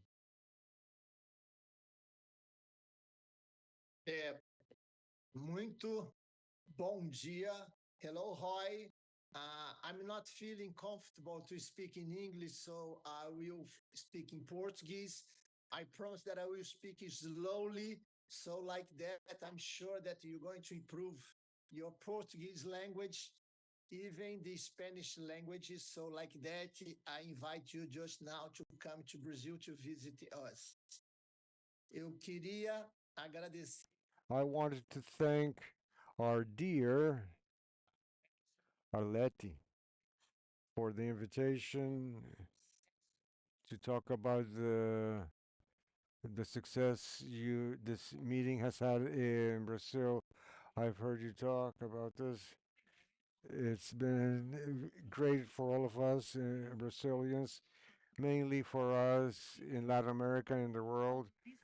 When we discuss such an important topic regarding silver economy and and active longevity, and furthermore, how we can use innovation, technology of the 21st century in benefit of those people that are living longer. Here in Brazil, we have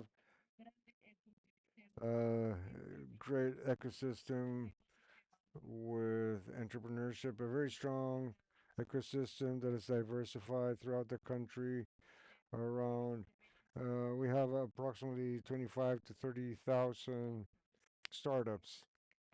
These startups are in different phases that are ranked uh, worldwide. Well, we have the participation of universities and of the program,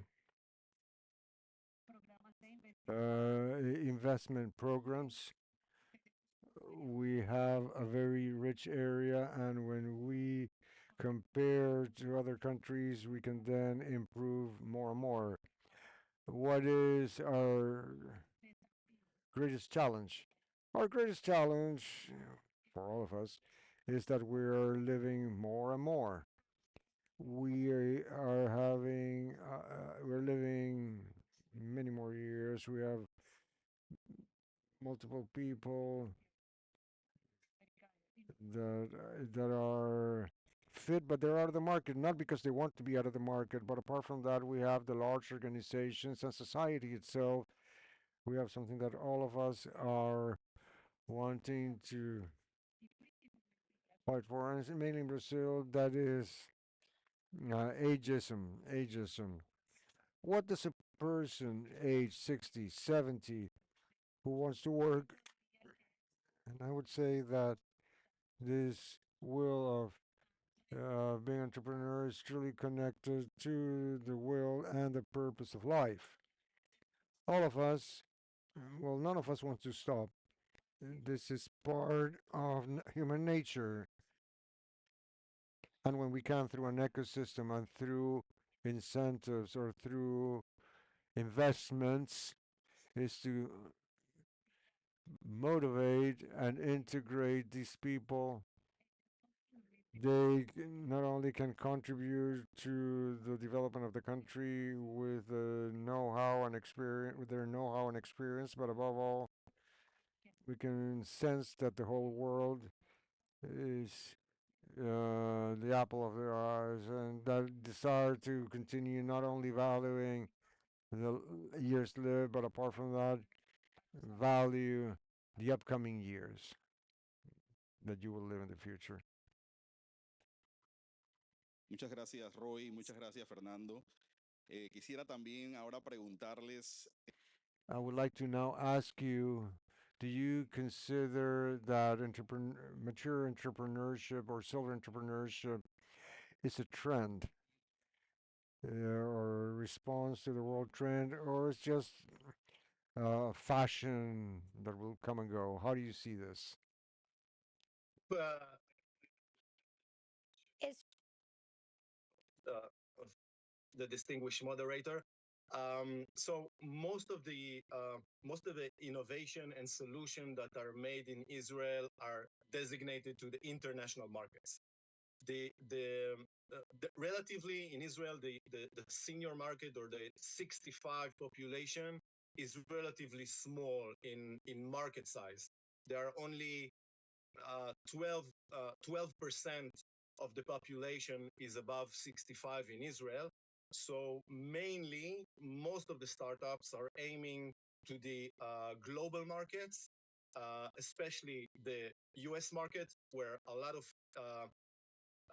Israeli entrepreneurs are heading in general, not just in the age tech, in cyber, automotive, digital, and etc. So there is a big entrepreneurial Israeli ecosystem in the United States, in the Silicon Valley, and in other places.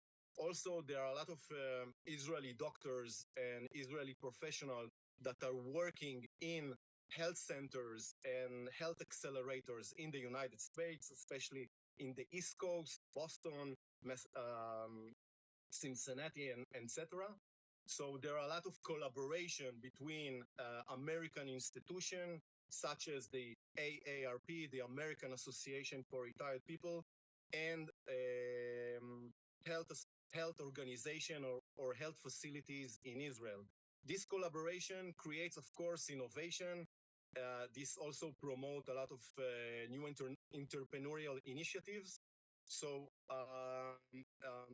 you can definitely say that the U.S. market is very big, or many of the Israeli entrepreneurs in the age tech sector are aiming to the U.S.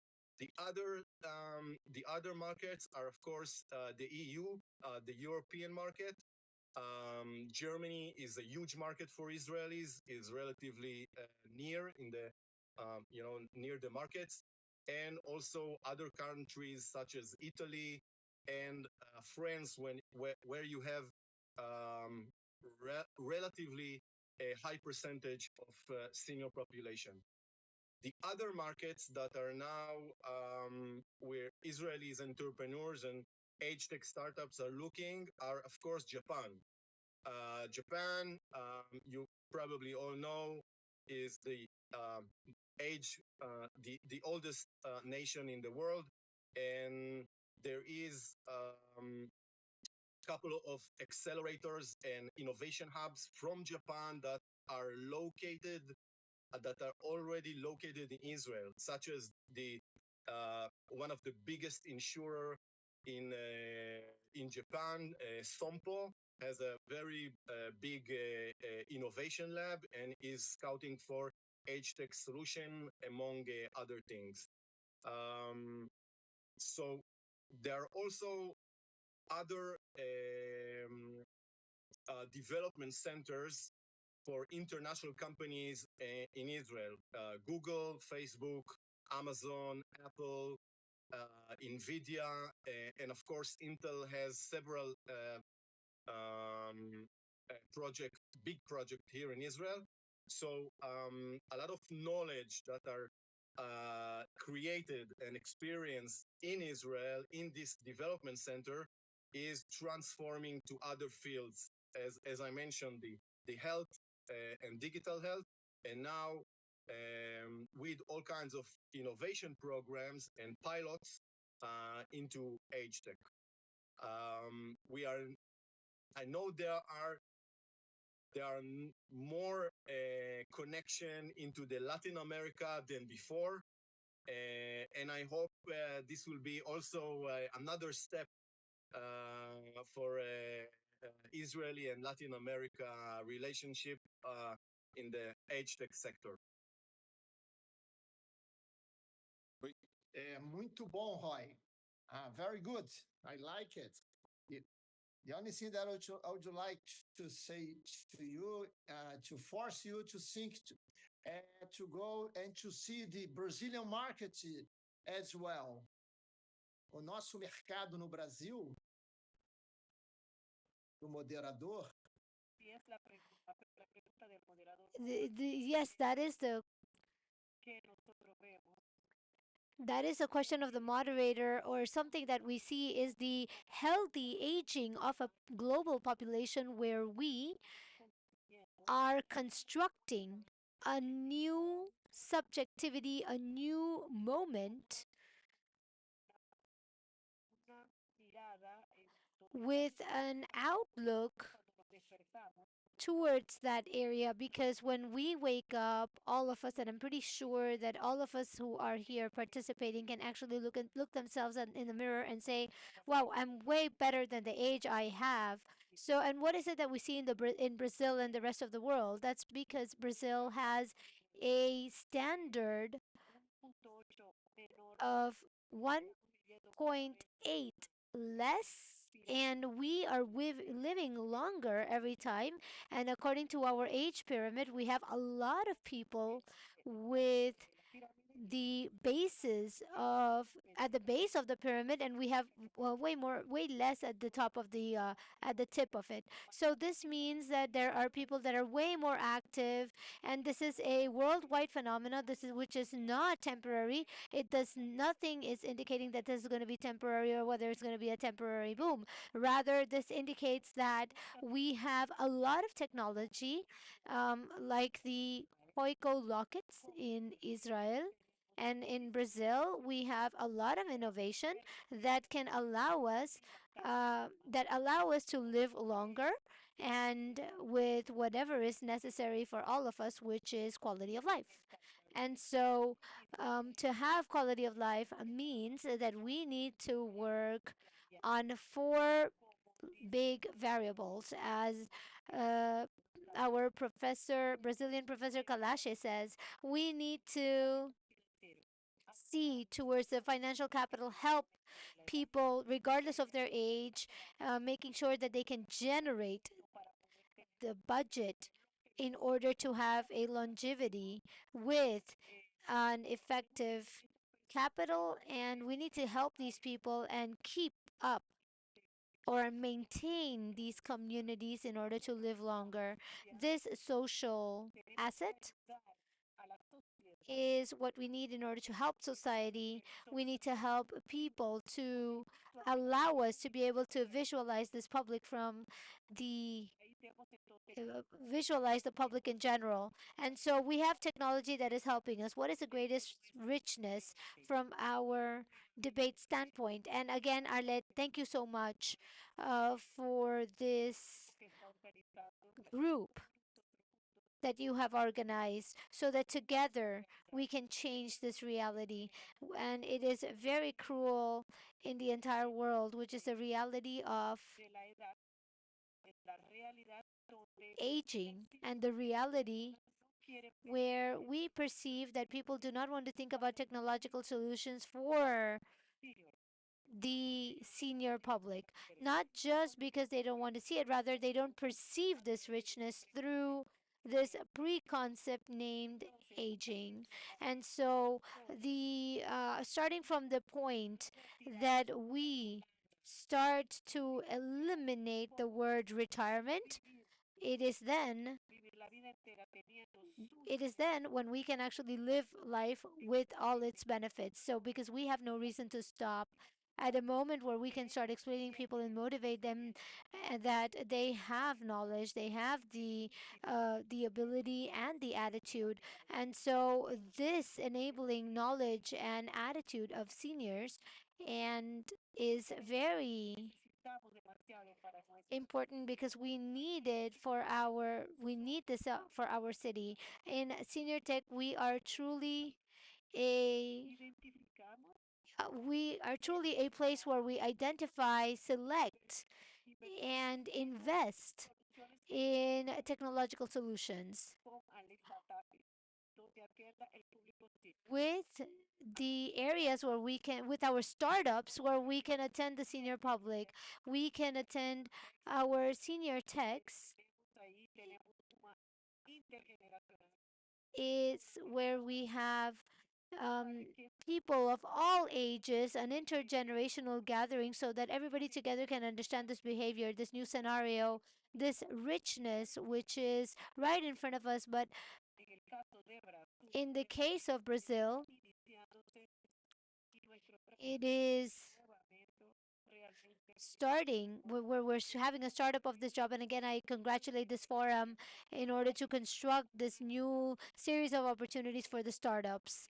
Only to finalize my conversation, in Brazil, if we have 22,000 startups towards the general, when we have 22,000 startups in general, when we try to see what are the startups that are focused on the senior public, that's very little. And so this shows the size of opportunity of the market, given that in Brazil, the 50-year-old population represents 15% of the Brazilian population that today is in 203 million people.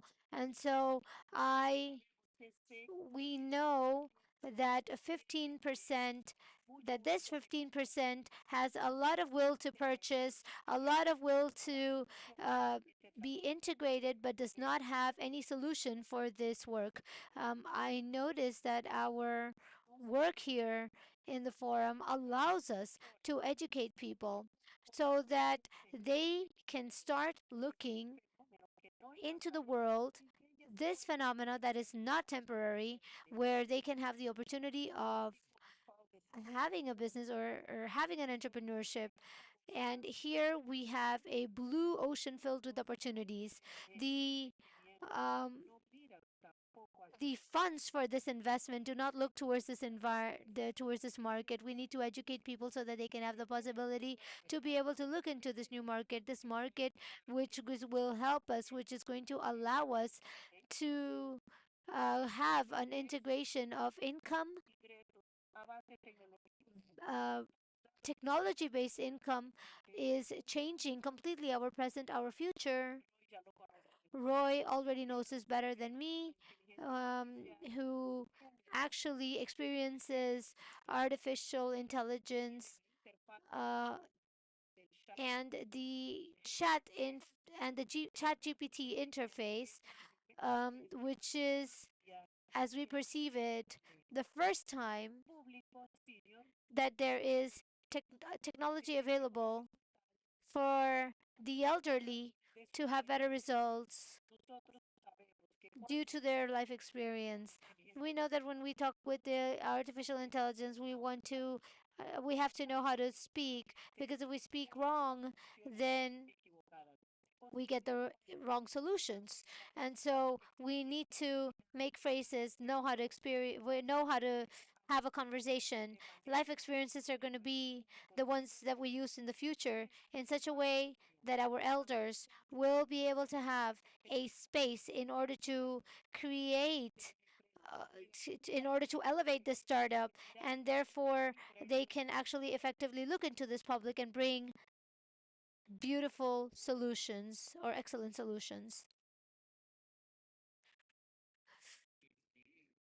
Well, thank you very much. Based on the experiences in Israel and Brazil, what are the challenges, and what are the advantages and disadvantages of a silver entrepreneur versus a young entrepreneur? Vaya, I probably need to translate because I didn't understand the last words. So I hope you'll be able to translate me in English.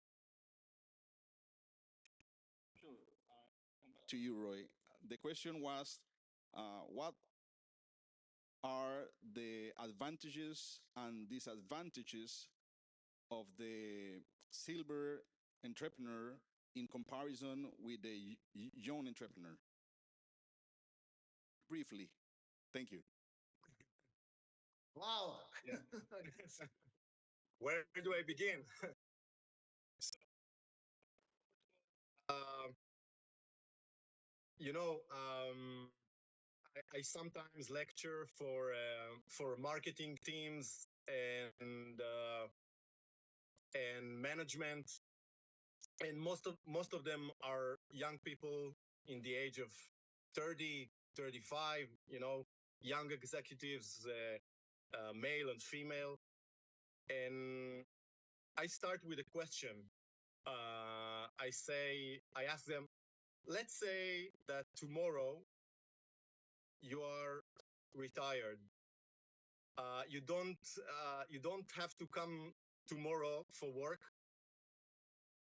No mails, no emails, no meetings, no Zoom, no presentation, no project, nothing. So in most cases, like 99% of the audience say, "Oh, terrific! We're going to the beach. We're going to abroad to a field trip."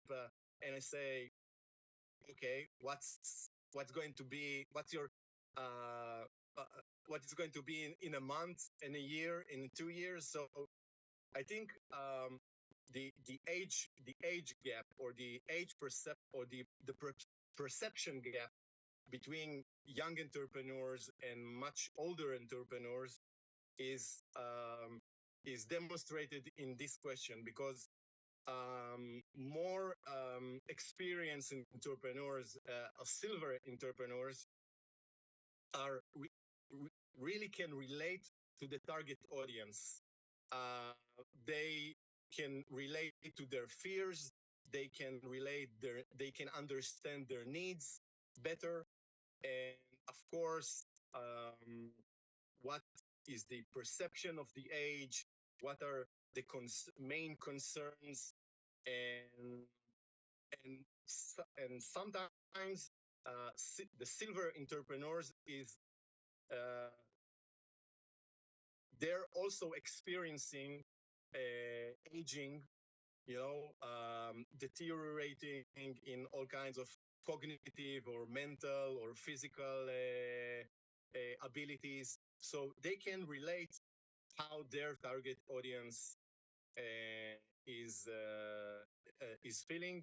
And I think when you know the needs and wants of your target audience, so you can build the real value proposition for this designated audience.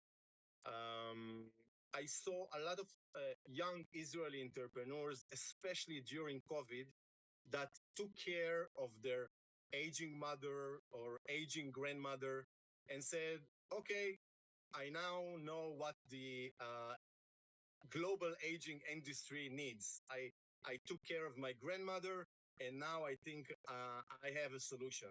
So sometimes it's true, but in most cases, the statistics, the numbers, and the different global markets are so different from the initial thought. And I think the more experience you have, uh, uh, that's the more accurate your solution is going to be. Great. Thank you, Roy. Roy, Fernando, please. é muito bom, Roy. Tua é pergunta. Well, very good. And I think that there are better solutions, positive points and negative points for the young entrepreneur and the older entrepreneur. So uh, I am a mentor of a startup in Brazil, and I travel doing a lot of seminars around the network as well, and many a lot of youth has the ability to grow even with all of the difficulties, and the will to transform, and the will to want to leave an important trail in this world. And it is, we have people who really want to grow and advance, and this society has a special overview, and that's what we want them to have. And I work with seniors a lot, and with the seniors that I work with were these the excellent youth who did not really leave the enthusiasm and the will to work. And so, but the weight of the society is very cruel. People think that at that time they should not be doing this or that. When we are able to do this, and this is very good, I mean, when we see the seniors and they manage to stay active and they achieve this flame of the past, as Roy said, they want to continue and want to do something. When they really achieve that, it's marvelous, because their mentality is different, their vision is different, their time is different, and therefore we're going to have a great level of startups in the senior citizens. So we also have a lot of startups that end with the youth, but we are perceiving and we can see that the greatest advantage is to have startups in the youth as well as the elderly. And so this intergenerational mix brings us forth an excellent an excellent mix.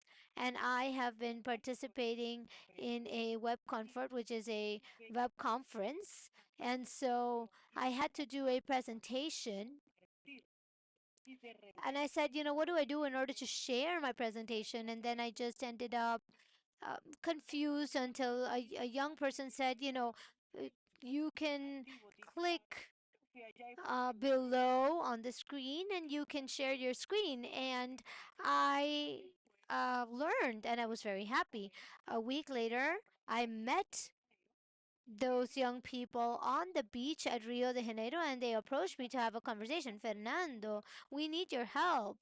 We are finishing our studies and we don't know how to enter the market. What can we do? And at that time, I was the professor.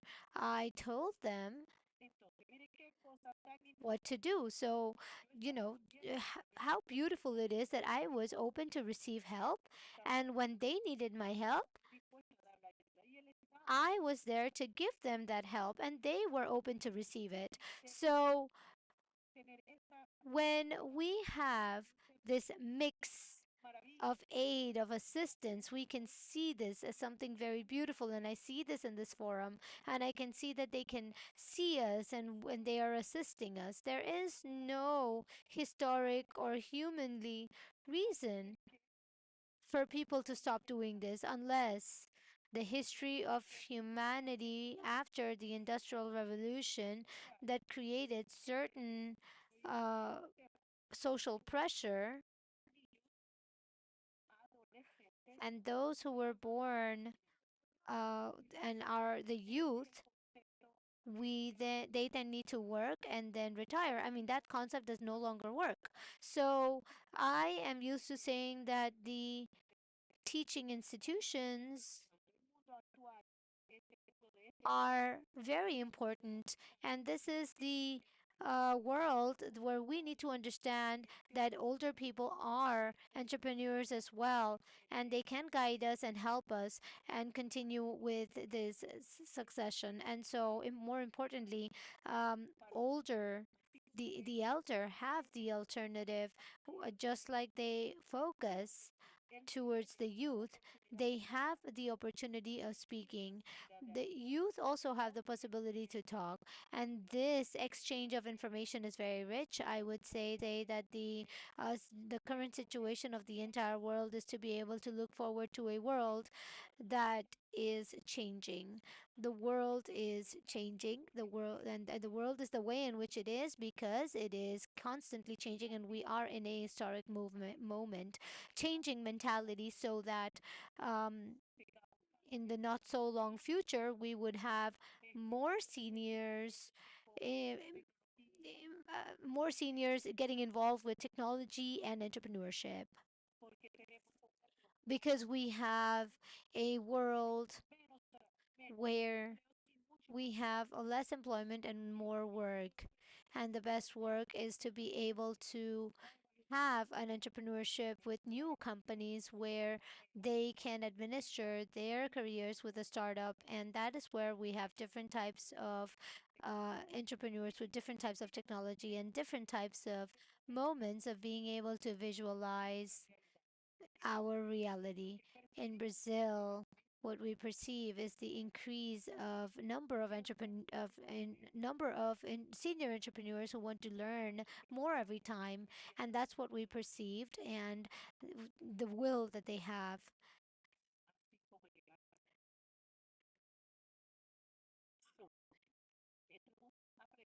We are always learning, and the knowledge is becoming obsolete every time.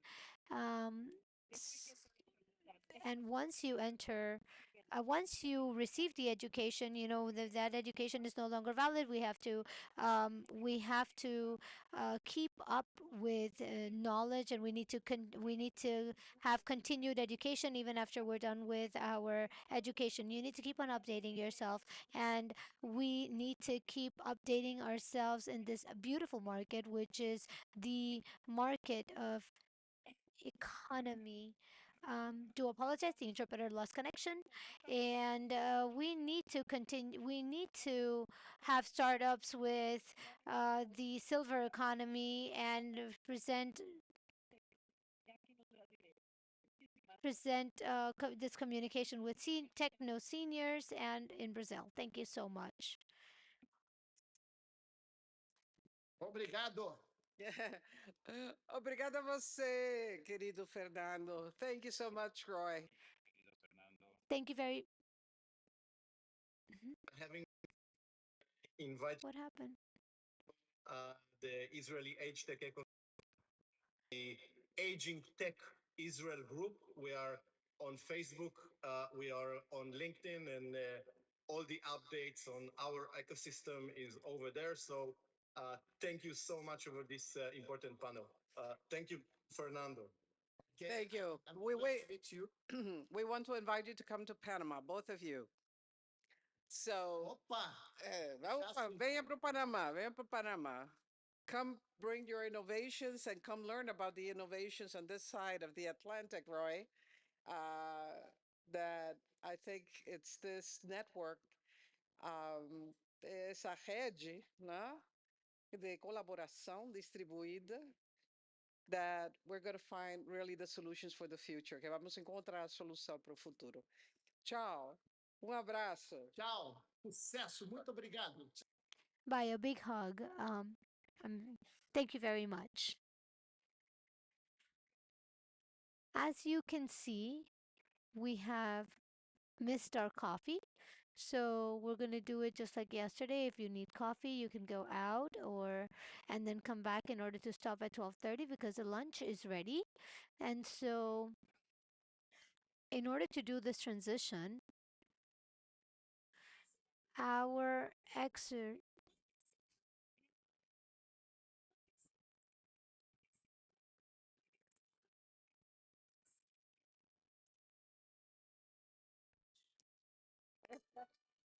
Bueno, ahora sí. Arriba todo el mundo.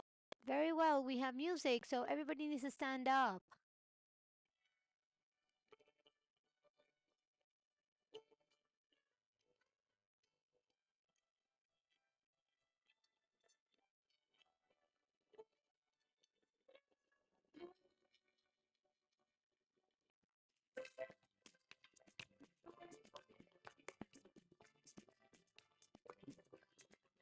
¿Quién dice que es tarde?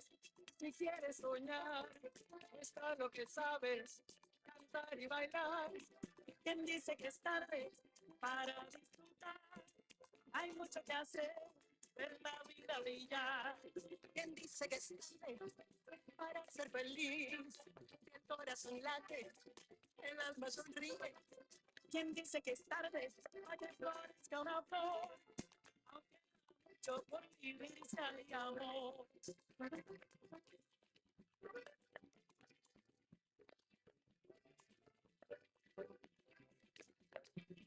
Bueno, vamos a continuar con la próxima mesa. Okay. Ok, listo. La próxima presentación fue último.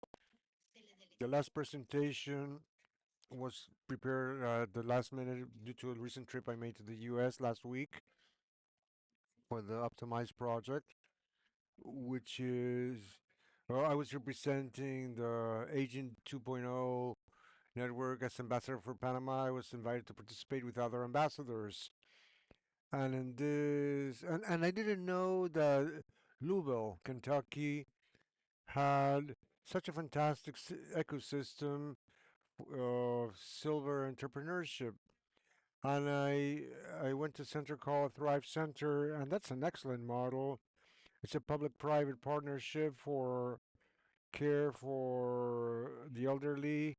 And I said to myself, I have to include this in the forum. So I invited the director of Thrive Center to come with us for a minute. And our dear Senia Vergara, who is one of the greatest experts in rehab we have in Panama, and who, among other things, was director of the Disability Secretariat in the OAS. I thought this is the best person to moderate this table. Thank you, Senia, for being here. To Zenia. Hello, Sherry. Welcome to Panama. Yo me traje una batería. I brought a sheet. I wanted to start this by getting into things into context. I wanted to remind you that in the 60s, when we were young, well, that means that we've lived in two different centuries. We've seen wars. We were part of the hippie movement, of the anti-colonialist and anti-imperialist struggles, the end of World War II, the resistance to Vietnam War. We saw man step on the moon, and we participated in the struggle for human rights. Just to quote a few examples, those who were young back then, from different perspectives and strategies, we questioned the establishment. We danced rock and roll, twist, cha cha cha, and romantic music. We used hot pants, shorts, miniskirts. We went from using the operator to a cell phone, from telegrams and letters to WhatsApp and emails, from black and white TV to color TV to Netflix to primetime and Fire Stick.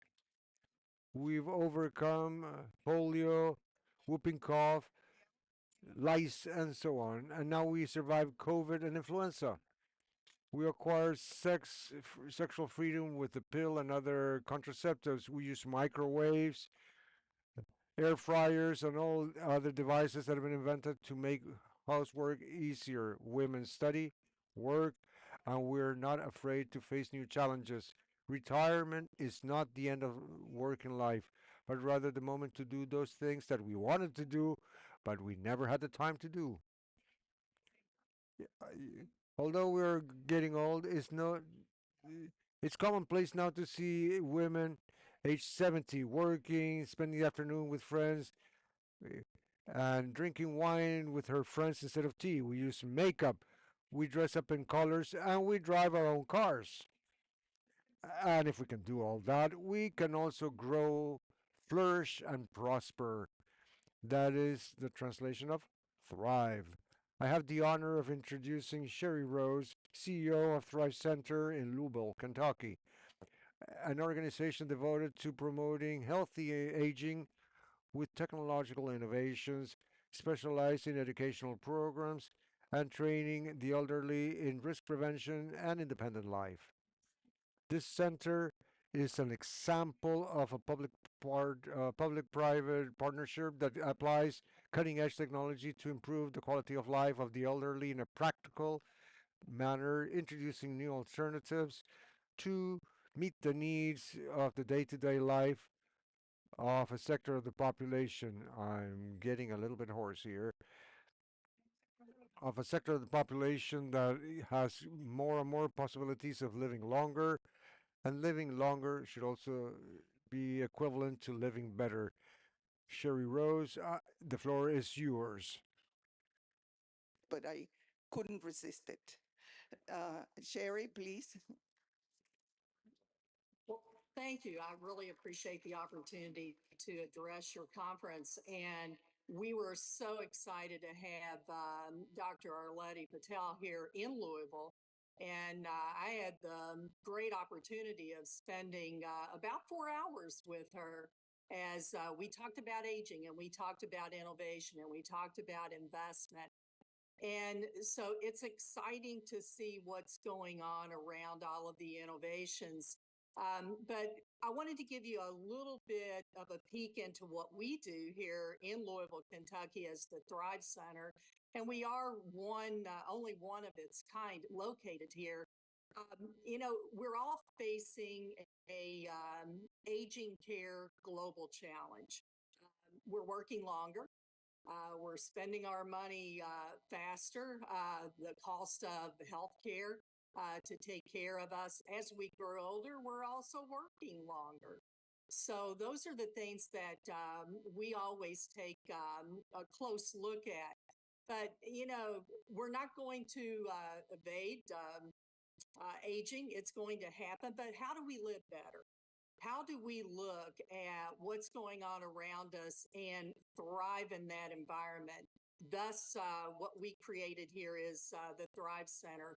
We wanted to look at all of the innovations and the programs and drive adoption of technologies that can allow us to age longer and better and live well.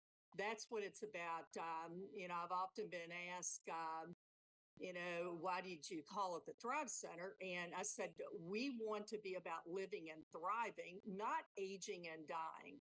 And so that is one of the comments that I'll always make. And in everything that we do here, we focus on thriving. Um, so a couple of things that we focus on here in the U.S., we look at what takes our independence away. And I always consider falls.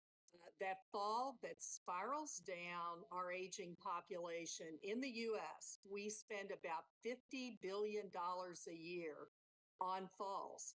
Those are people that we know go into the ER, are admitted to the hospital. But what I worry about most are those that aren't going into the hospital and they're not reporting their falls for fear of losing their independence. So we open up our doors and we look at innovators across the world. We have products in here from Sweden and Israel and India and Australia and Switzerland.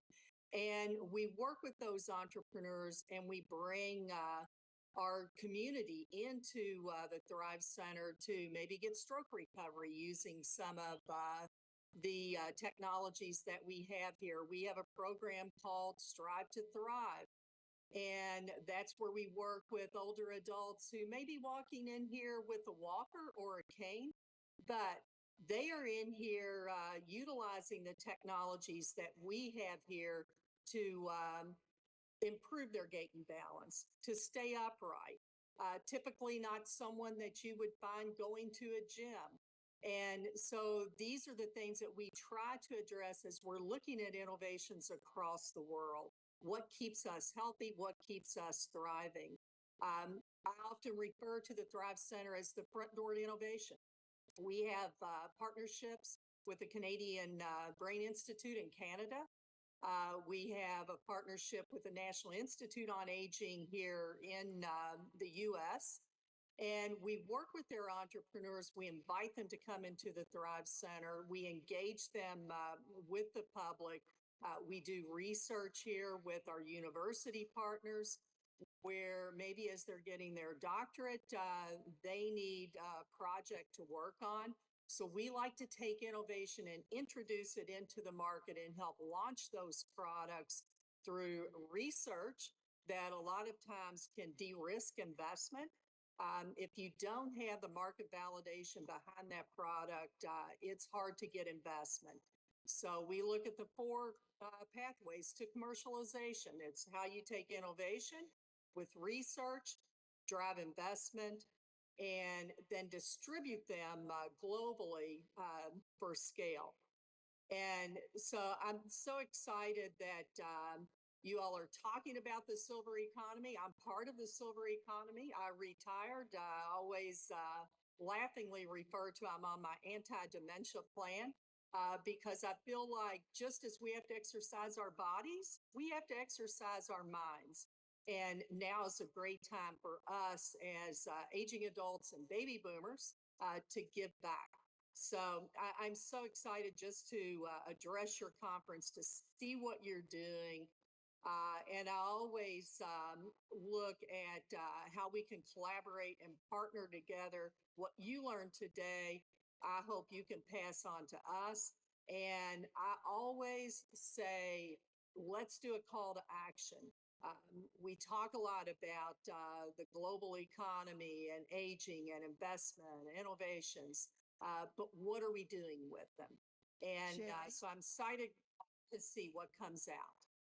Sherry, I was looking at your site, and it was very interesting to see how you have mingled fun and games with movement. I'm a physical therapist, so I understand what is behind some of the motions that you are um, inviting these people to do without their really knowing that they are exercising, not going through the routine of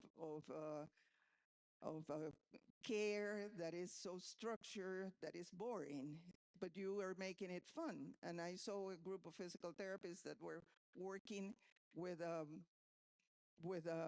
virtual reality to make patients or um, older people move.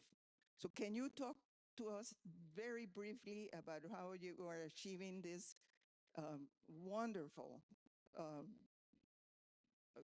result from your group?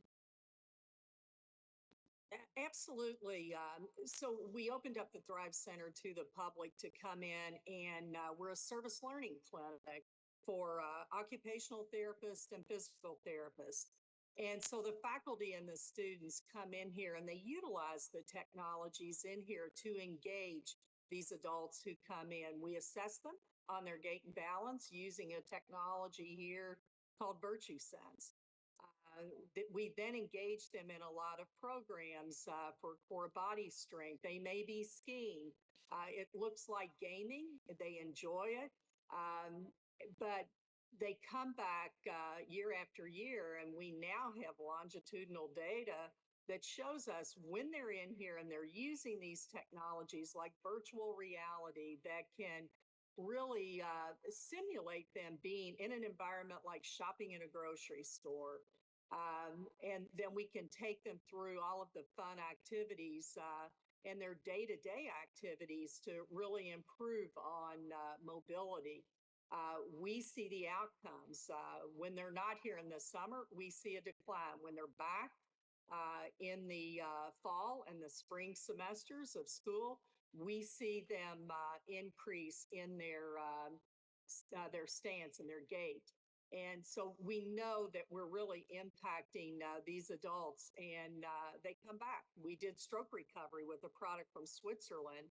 And I know they went home and they talked about it because they started to bring their spouses in, and one brought her granddaughter in because they thought it was fun and they wanted them to see what they were engaging in. So you have to make technology engaging, and easy to use. How about building up capacities, like inspiring, in, I don't know if I can say this word, it's kind of hard, entrepreneur, uh, converting themselves into entrepreneurs. They've tried, I tried to Yes. say the other. You know, what we have found is when we bring innovators in and it needs a little bit of research, and I'll give you a good example. We have a product in here from Switzerland. That's the one we did with stroke recovery. And we invited we had 10 adults who were signed up to do stroke recovery. And I had some of them say, I'm 20 years post stroke. There's no way you can help me. But when they came in and they knew they were a part of this student's research, it gave them a sense of purpose.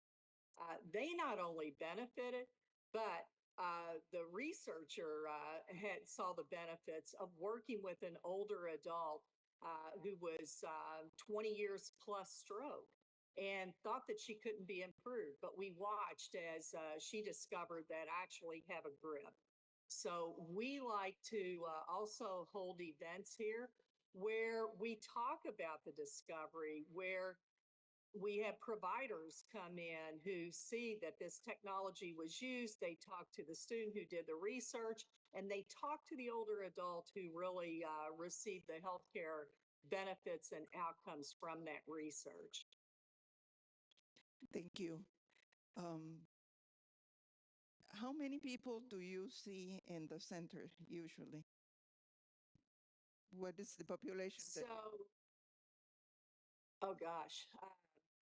Well, we have we have providers who come in here, and I should probably have all of the numbers. I don't have all the numbers in front of me, but we host quarterly events where providers are flown into the Thrive Center from across the U.S. And they get to experience the new technologies that are here. They may meet with some of the innovators. We host sessions talking about what's the future of robotics and artificial intelligence, the things that are a lot of times buzzwords, but in here they get to see how it's used in action. I call it innovation in action. And so the consumers who come through here, they're looking for any types of technologies that can help them. I will ask you, where do you go to see innovation in aging? And that's the question that we address. Typically, we're not searching for innovation until there's a crisis in our family. Someone goes into the hospital and then they're discharged to home, and we're sitting there wondering what we can do to improve their health. And then we start to look at what's out there as far as wearables and mobility products, products that can help us for dementia with all of the increase that we're seeing with aging and dementia. And so that's why we built the center. And that's what we want to focus on are those possibilities, those technologies that give all of us hope. Thank you very much, Sherry. It's been very enriching. Your participation is very welcome. And we thank you a lot for taking your time with such a short notice. But Arleti is a very special woman, and nobody can tell her no. When she asks you, you respond because she always has the best ideas. And she's doing the difference in Panama. And just bringing you in is a sample of that. Thank you, and have a very good day. Well, thank you. I'm sure we'll have further conversations, and we are all passionate about this together. So thank you all for what you're doing. Thank you, Sherry. Gracias, Senia. Thank you, Sanya. Actually, I spent 6 hours in the Thrive Center, and it was like Disney World. But everything is simple. There's no reason for there's no reason for this not to be in Panama. It's private sector investment, but it was a social effort. and that's important. This woman is incredible. Let's give her a round of applause. No, I think we have to give ourselves a round of applause. We met 10 years ago, and she shared her dream with me, and I'm here today to be part of that dream. I'm sorry. Oh, thank you, thank you. I mean, we're 10 years younger now. The dream has matured. Okay, let's move on to the next table. I wanted to invite Professor Marcela Paredes, who is professor of the Technological University of Panama, and she was also the dean when I came back to Panama. That's where I met her. And then she became Minister of Education. So thank you very much, Marcela, for being here. And the floor is yours. Thank you, Aleti. Definitely, this is a woman with great ideas who does not take a no for an answer, but this time, no, it's not just because of her conviction, but this Latin American Forum for the Silver Economy Latin American Forum is a great idea. And I'm learning more and more, and I'm becoming more and more passionate. I have to moderate the forum, creating intergenerational fora to promote silver economy solutions. We've been talking since yesterday that I heard the representative from indigenous people to talking about listening with respect to our elderly citizens. Today, we've heard about creating intergenerational, multi-generational spaces, the needs of those elderly adults and entrepreneurship activities aimed at them of how we can contribute. Now we'll hear a little bit more about the spaces that we must create so that those contributions, so that we can hear, so that they can contribute, so that they can also generate their own economy for survival and to improve their life conditions. I invite up here the speakers we have today. Maria Leonor Dermas. Welcome, Maria Leonor. I'll share with you Maria Leonor's resume in a second. Maria Leonor has a post PhD in people management. Welcome. A PhD in organizational psychology, a master's in education. She has been a life coach. She's professor of the Getulio Vargas Foundation, an invited professor. She's been a mentor of 50 Plus and other initiatives. She owns Phoenix Training and Development.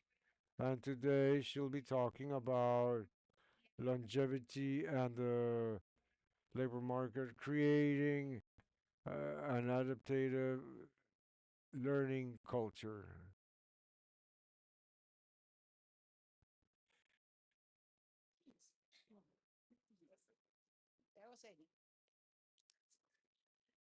Bom dia.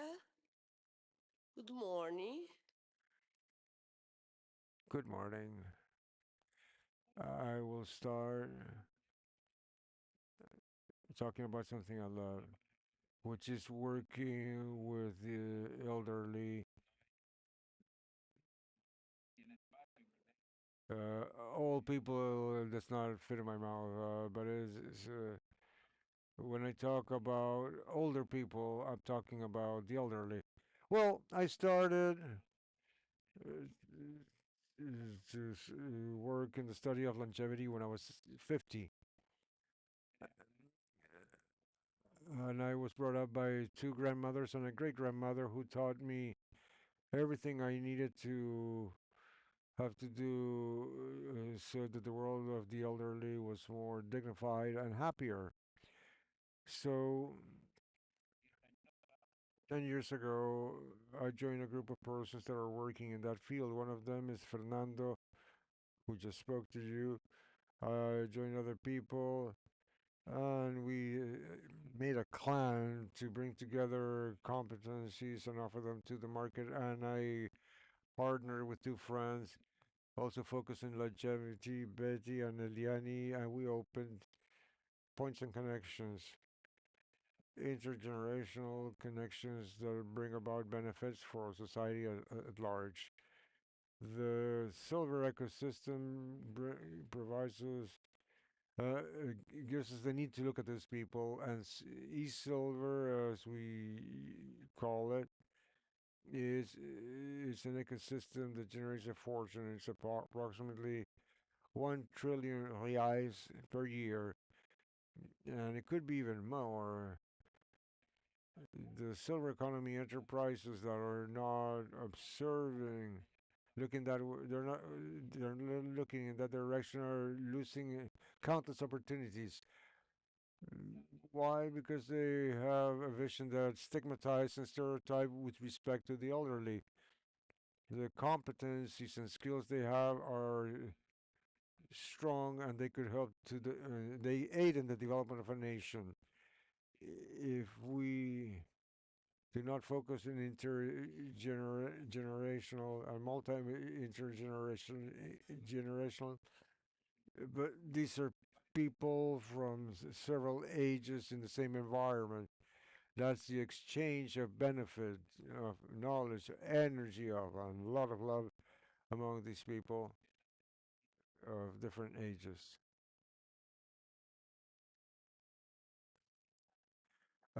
Person age 70 or more will. I'm here continuing to dream, and I know without false modesty because I still have a lot to contribute with my story, and I believe in love and respect you should have towards our ancestors, whether they're alive or not. But truly, this is a very strong force that leads us to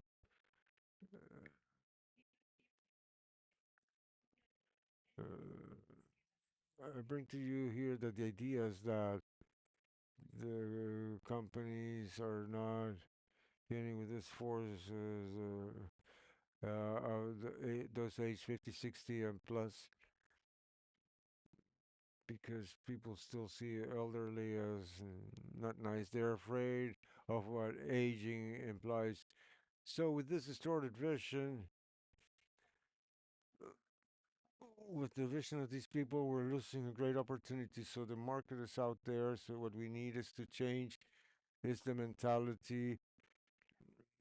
So, people we can see these people with greater respect, mainly respect, regardless of the age, and that will lead us to better things. I would ask your permission. I need a hand mic held, please.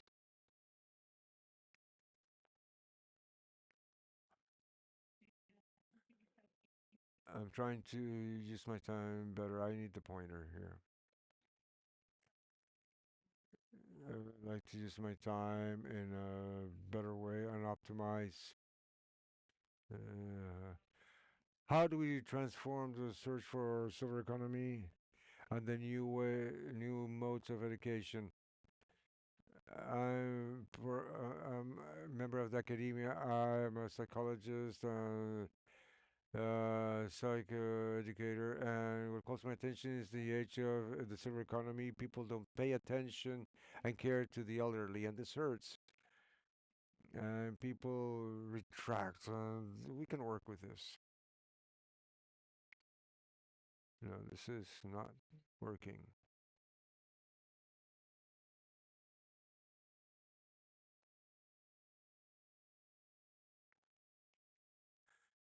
Well, this forum that was brilliantly designed with brilliant people is this initiative is very important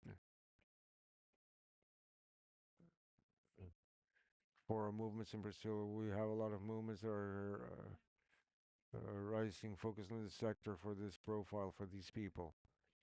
But we are still very few vis-a-vis the demand we have. We have several problems that truly we're trying to sort out and solve to be stable. It's useless to create 1,000 solutions that cannot be accompanied and mature in the short term. So forums such as these and other events that are similar to this one awaken the sensitivity and empathy of people, which will allow for serious and responsible and dignified work for the persons that are entering this age range. And another great problem we have in Brazil is that we have a very big landmass with diverse realities, with uh, educational situations that are light years one from the other. The financial situation is too specific. We cannot create a single plan. All plans for a silver economy have to be customized in Brazil because we have a very large universe, and to be able to deal with all the situations, we have to create different visions for the needs of each group in order to be able to serve them the best way possible. We have scenarios that may fill our eyes with a lot of love, but we truly need to be efficient. We cannot just be spectators. We have to do and we have to do, but we don't do. We truly uh, we need to search events that work on this as well, like the case of Fernando, that we're very connected in other type of work as well. And that way we start adding on and getting other results. In Brazil, we have the scenario, and in 2014, in blue, we have 13.7%, which is 27.8 million of the age population. Now we are 28.9%. That's 64 million Brazilians that are age 50 or older. We will also discuss something that's very important, which is re- bring into the market people age 50 or more, because we still have a reality that as of age 45, people age 45, once you're over age 45, they stop investing on people. This is a program that we're developing with connection points to establish these links and bridges between all the situations, and the biggest connection that we can make in order for the vision of the younger and the elderly are accomplished and developed and in harmony in terms of well-being and mental health. Because another important thing is that in this situation we have a productive the productive group of the elderly are displaced and becoming invisible in the market, and they have their needs. In the case of Brazil, we have many families that elderly people need to go back to work because they're the family revenue source. We set up a club with different fields of specialization, and we were with a project out in the market so that these people can come back and have a revenue. And these are people that can no longer pretend that this is not happening. We're working in the universities in the reality of awareness creation among the young people and with the older people, because we're not enemies. We are partners. We're a union. We can get this. We can be effective jointly. We focus more on the young people because we, they know, we know that they're going to get there eventually. But if they get there, this scenario with an effective and warm reception, once they get there to that stage, they will get to live what the elderly are living right now. That's what we're trying to create awareness with them. So the work we're carrying out right now is very important. It's not just seeing, it's not just saying, but also doing the change. You have to change mentality. If I don't believe in my discourse, I cannot contribute into making this a reality. To turn this into a reality, we truly We need an action from inside to outside with a lot of motivation, always with internal motivation, and then we can mobilize the young people for an effective encounter with the elderly and vice versa. Uh, There's a lot of barriers, but we have to break them. But with the size of my country, we know that we have to go step by step. There's no strategic work plan that encompasses the whole country because we have a lot of differences that have to be respected. So, what do? We do learning with adaptation and create spaces where the elderly, I'm finishing, where the elderly, these elderly people can truly believe that they can learn those things that they never learned. We are not born knowing the digital environment, but we can learn. But we have the mentality to be up to the challenge and learn new things. When we had the pandemic in Brazil, we had to transform. We had to go into online seminars.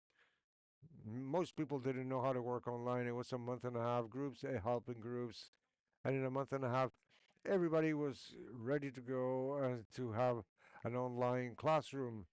And then we went into hybrid mode, and now we're back to the classrooms.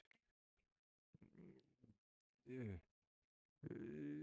You'll be able to appreciate the content. You'll be able to fill in those gaps and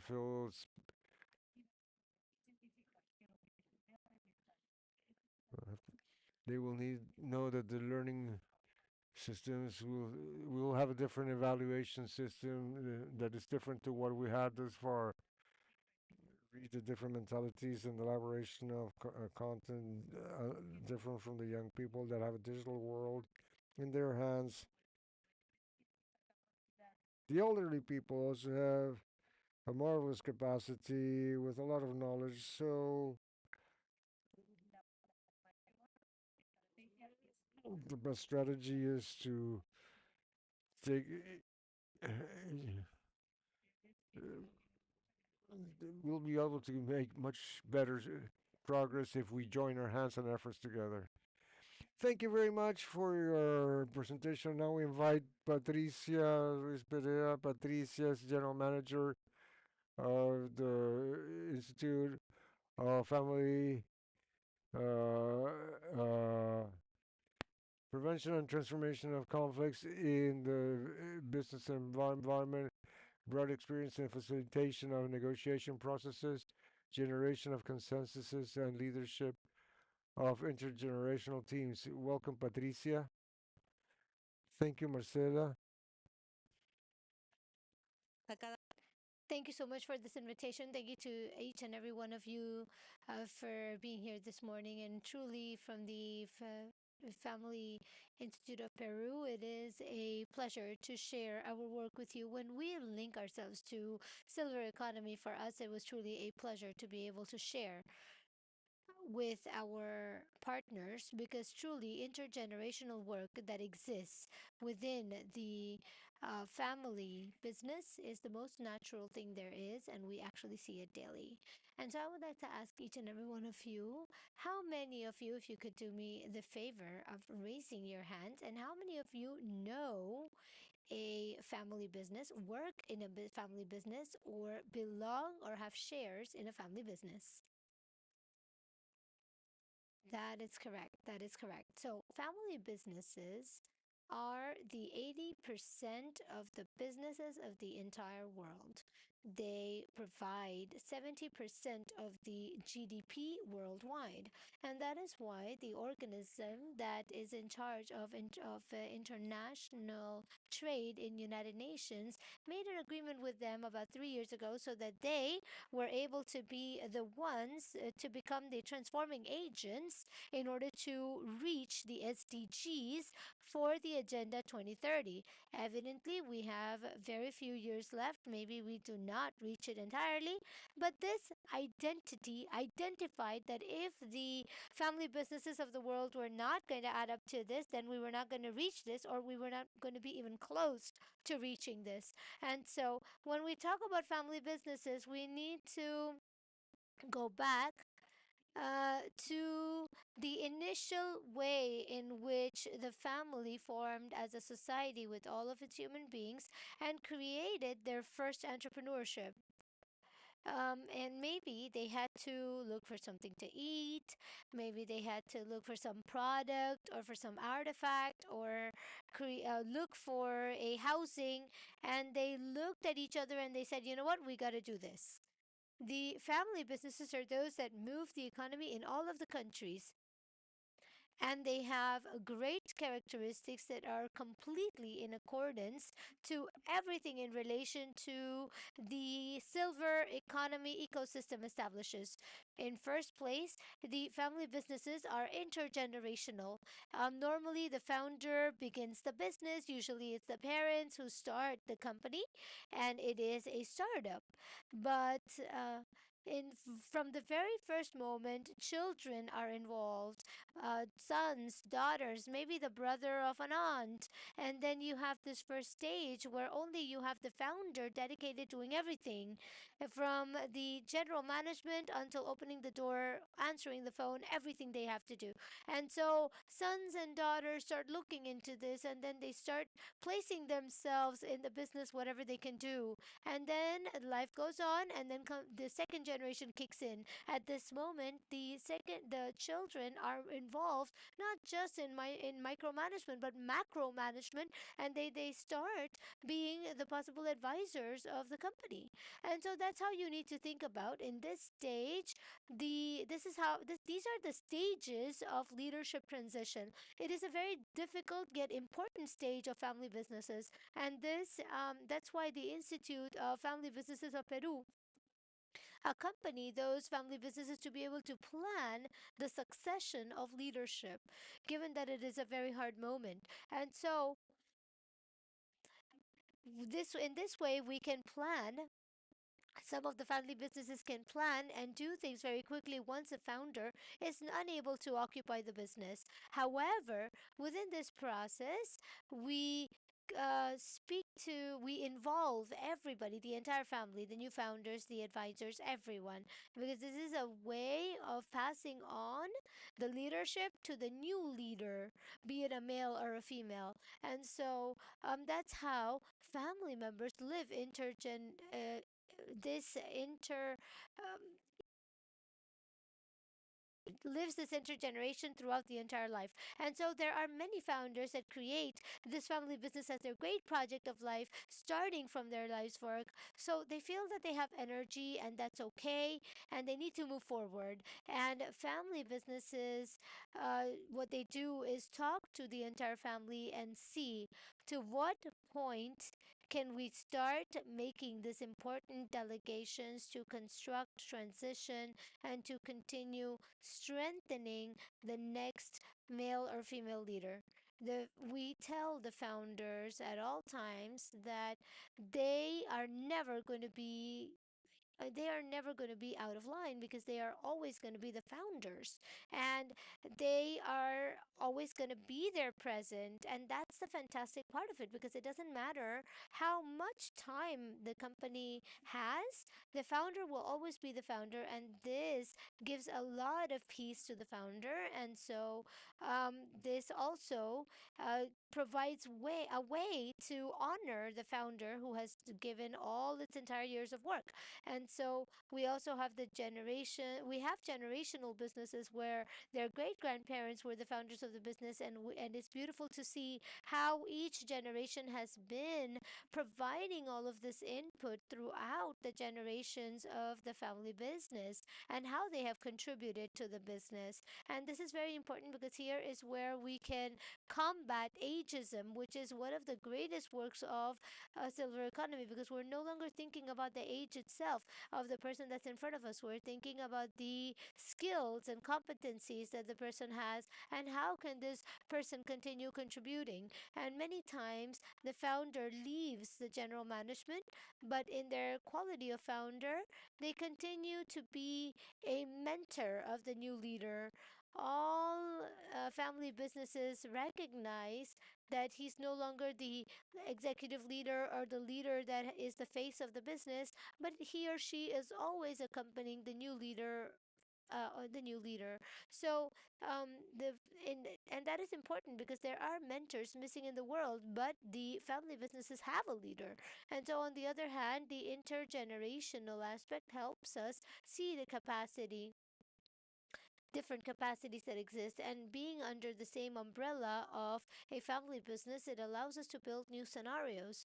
That is fabulous, because if we are creating a product or a service and we have four generations coexisting in the company, then we can have scenarios that allows us to access different types of public. It is said that the good teamwork is those who have good intergeneration, but it is important to mention that intergenerational teams also have an important challenge that are being faced by the leaders, because many times you have issues with communication systems, because many times the intergenerational leader needs to understand how to efficiently communicate with each and every one of them.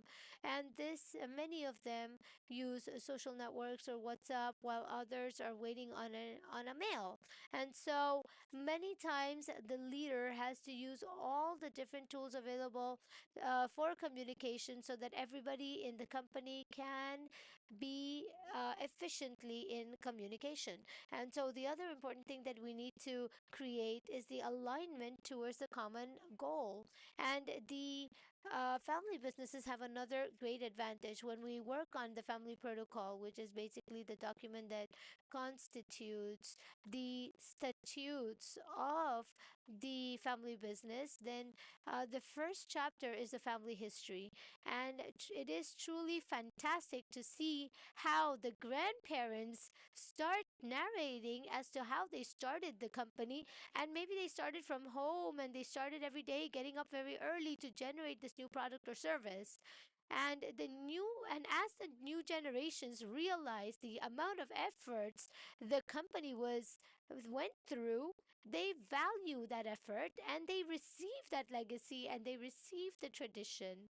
And it is fascinating because it's not just about the company that holds the family name, but rather, many times, this company has resources of the region to where it is affiliated. And many times, these businesses are the pride of their community, because many times they have these vineyards, exclusive products, or the heritage of that particular place where the company is located. And so it is highly linked to the territory where they are managing their business. And so many times the family business allow within their family protocol, which is something that I mentioned a while ago, in order to predict the future, which is what will happen when the founder requires special care needs based on their age.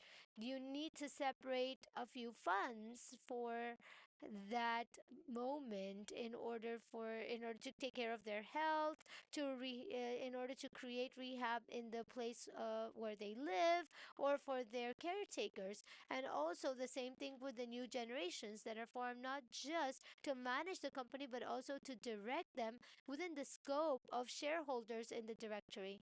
And having said all of this, I must say that family businesses are the natural scenarios where silver economies can strengthen. And being one of the most important alliances, being the family business, keeping in mind the development of silver economy, it allows us to create this change in paradigm that everybody wants to achieve. Thank you very much, everyone, and have a great afternoon. Thank you very much to Maria Leonora from Brazil, Patricia from Peru for their presentations. We have seen how the learnings of the youth about learning from the youth to the elderly population and from the elderly population towards the youth can create a greater equality amongst both of them. And this is very important for our future, for the satisfaction of the society as a whole. And Patricia has told us about the role that the older adult has within the family business and how does it migrate from the beginning of the company until the transition of a new leadership, but never losing their importance and their contributions towards the company. Therefore, I would like to thank both of them for their participation, and we hope to continue learning through this Ibero-American Forum of Silver Economy. And so we will give Letty her present. And we invite everybody to give their contributions to Lido.com because the entire month of October will hold a forum about this topic based on what you comment regarding your questions and your particular remarks. Thank you very much. Thank you very much, Leonor, Patricia, Marcelo.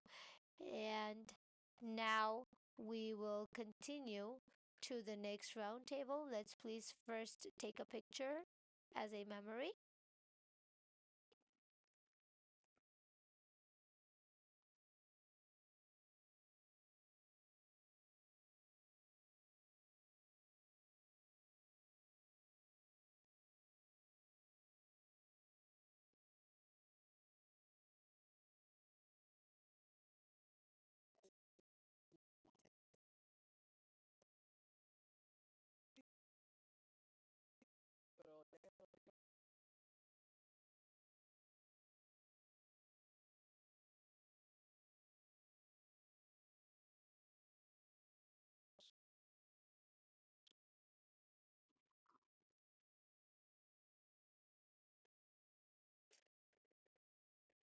Entonces hemos visto So then we've seen here, we start with the startup systems of Israel and Brazil, and we're gonna hear more from Brazil in the afternoon because everything ends in samba. But now we're going to talk about the systems of entrepreneurship following up on these ecosystems. And we need to think what are the ecosystems that exist and what do we need and what needs to be interconnected. And therefore, with a lot of pleasure, I'm going to call upon first. Let's see who we have here according to my list. Oh, I almost lost it, but it's here. First, Ikoloriak, who is a specialist of BidLab of the Inter-American Development Bank. Uh, Claudia Benavides, who we saw this morning. And where is she? Did she move to have an interview? Oh, okay. Well, while she's having her interview, Elizabeth Gomez from UPE Emprende from Peru, University of the Pacific, Universidad del Pacífico, and Cesar Garcia Abu, Hub of Innovation, Mexico.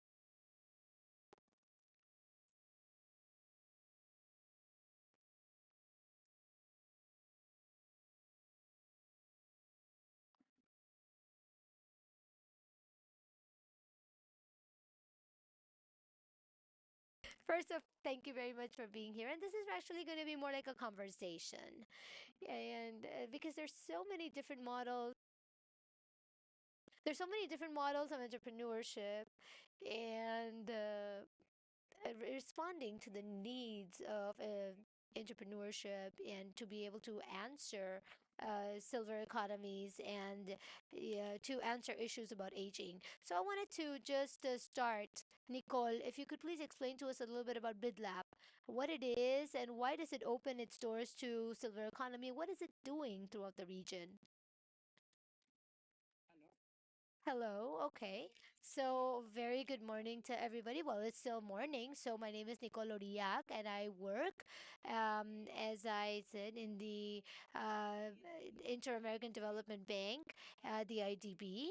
And so, I would like, this is an area that is not known very much. So, this is the IDB Lab, which is a lab of innovation within the IDB. And so, what we dedicate to and what we do since more than 3 years is to start up those motors of new or the start of the drive of this new industries when it's still new. For example, in the year 80, microfinances was innovative. And so IDB Lab was right there supporting an industry that now has become very consolidated. At that time was emerging. And again, we are doing the same thing with silver economy, which is an area and hopefully it turns into a full-fledged industry, but that's where we come in. And what do we specifically do in order to drive all of this? Our mission is to take through innovation with inclusion, to ensure that all of the segments of society that can benefit from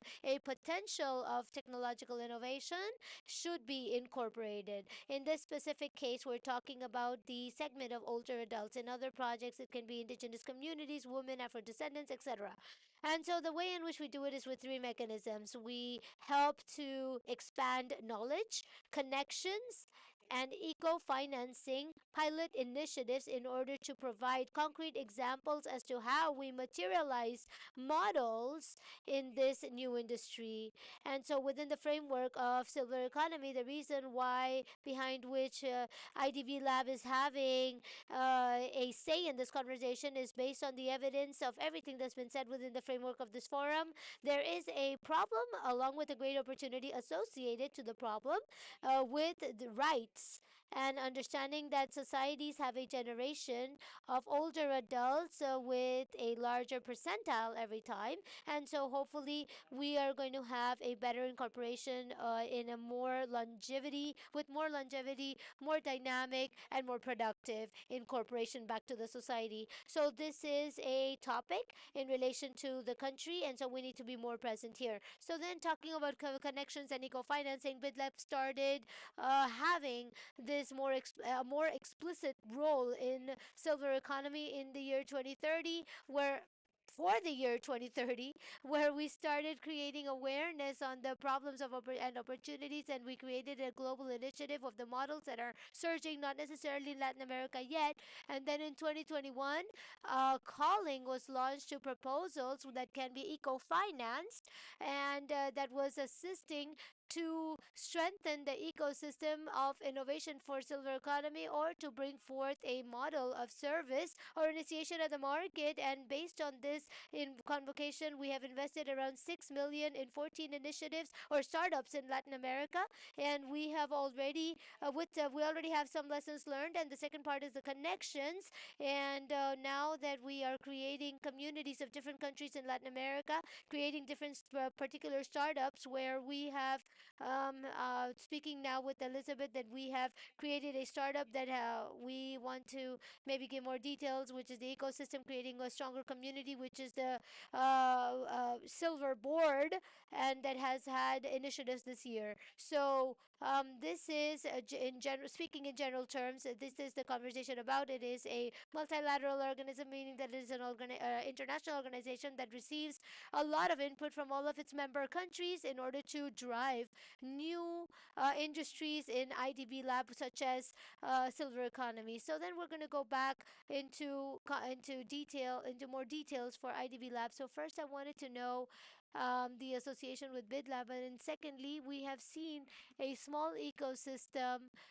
When she was talking about community with Maria Isabel, who was talking about community response, and now with Patricia with the family businesses. So tell us a little bit about Universidad Pacifico and UPE Emprende, and how is this incorporating in the community of silver, in the silver communities. And so, for thank you very much. For me, it is an honor to participate in Silver Economy Forum. And so, I work precisely in the center of entrepreneurship and innovation. Starting from 2021, as a center of entrepreneurship, we are always mapping trends. We are mapping needs and problems that we need to solve in terms of innovation, and we precisely mapped the topic on silver economy. And starting from there, we proposed to stand up at the convocation of the IDB, and we are one of the projects that have been selected.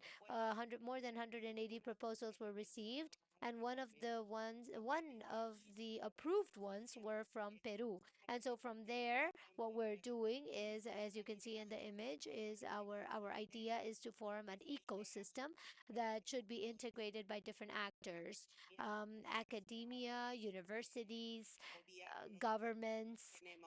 We have actors from startups and entrepreneurships, nonprofit organizations, and all of the main stakeholders that are part of the entrepreneurship.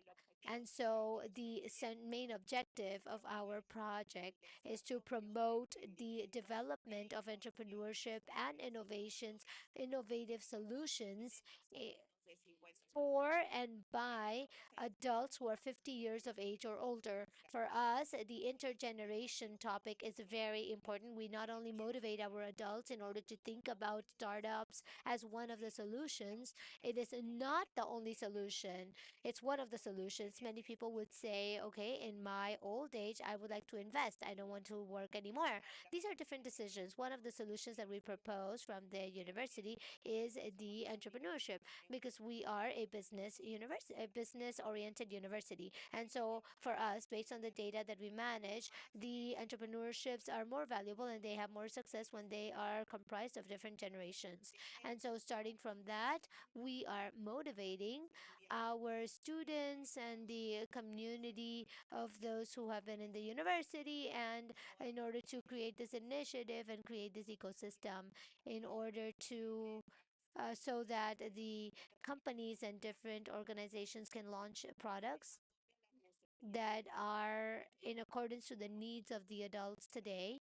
And as we saw in the presentations, we are different every time. And so this new generation of silver economy also demands products and services based on their needs. And so that is what I wanted to talk to you about today.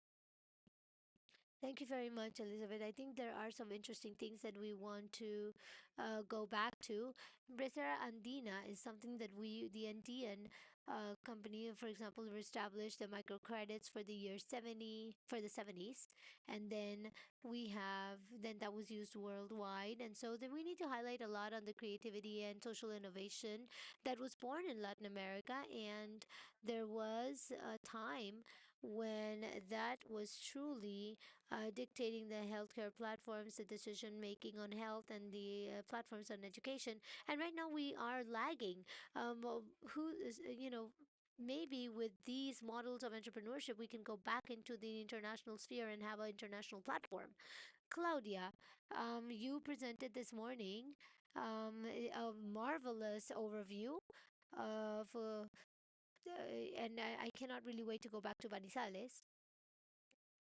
But I wanted you to tell us about a few things that just came up in our first contact, which was the relationship between an investment fund in Mexico with the need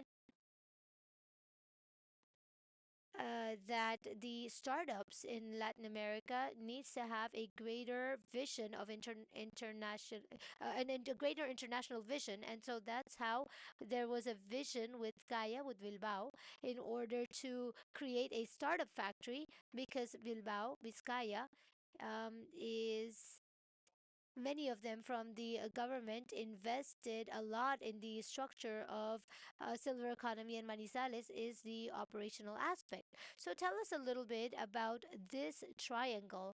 What has been learned? We already had the first group of Bilbao. Has it been easy? Has it not been easy? Yes. Well, this is going to be a saga. You're going to keep on listening about Manizales. Those of you who'd like to visit this area, you are more than welcome. I already notified the city. We are eager to receive you. So it has been a beautiful experience. In addition to this, it was a great coincidence that where met, when we met Black Ship, we were about to execute a project that was financed by the Colombian government in terms of technology and innovation. So the main focus was how do we strengthen an ecosystem with technological and scientific technological basis? How do I start a startup with that? How do I begin a startup with that? And so at that moment, we were looking for a model that would allow us to act as a value chain. Um, in the world, there is a single stage, and the accelerators have the stage that follows. And so everything is no everything has a lack of articulation in general, so the because once the entrepreneurship enters, you don't know what happens with it. There's no follow-up, and I don't know whether the entrepreneurship will go back or it disappear, or he or she disappears. So it is a very inefficient model. And so in the project, we had also raised an issue regarding antennas of knowledge. And so this is an idea that we had as to how to connect. Given that we are a very small city, the problem was how to connect with different ecosystems. So then this model of being an antenna and saying that, okay, we need to take the entrepreneurs in order to have a global vision, we thought about it as a very as in the beginning as a final phase, the process of landing and the expansion. When we articulated and verified the black sheep model as an artifact to have the possibility of interacting, above all the topic regarding these different layers, we had a process of 20 throughout a process of 23 years, we did a match between both. And then we realized that what we're looking for is truly an early insertion to other ecosystems. And so that has been I feel that has been the most important learning points, because we always think that the entrepreneurship should go to the ecosystem at the end. But what we learned is that if you go at an early stage, you will have a overview of this territory. And so you go for a month, you interact with the system, you link the ecosystem. Well, in our case, Bilbao, because of the entire issue with silver economy, and NIC, which is a Nose Intelligence Center. So we already took through a company after 6 months, which was a very quick. And then after it was interacting with the ecosystem, and then with different stakeholders and universities, and above all having contact with the market. And so this is very important, because we need to understand that the entrepreneurs, from starting from technology, resolve global needs, and it is not just tending to the needs of their population and their territories, but also global needs, and that's what it involves. It is something very important, because we are used to micro responses. And we notice that we have elderly people in Latin America. And the first in the first study that IDB had published, we saw that there were very little startups dedicated to older people, around 500 and odd numbers. So for Latin America, for the whole of Latin America and the Caribbean. And so today we see that there are more responses, but but we still have the situation as to how we're going to scale it up. And so that is the greatest challenge, because and it is in relation to how to scale up these companies, because we still don't have the business model very clear. And so in the startup, we have a clear platform business model, but in this world, we have a combination with B2B and B2C. So we need to have a direct link to the older person. And so we're trying to still understand how to design this new business model. So it is very necessary to have this global vision. We are on that pathway. We would like to approach different ecosystems in order to generate these exchanges. As a matter of fact, as part of the emotion of presenting or going to Manizales, please go to Manizales in order to show prototypes and products. I mean, this is not just generational, but also intercultural and multicultural, which is also necessary.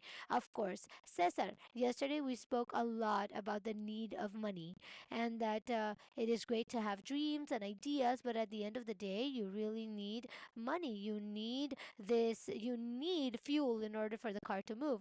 So, tell us a little bit about Mexico and the other places in the region because I know you're very active. So, of course, and first off, thank you very much for this space. It is.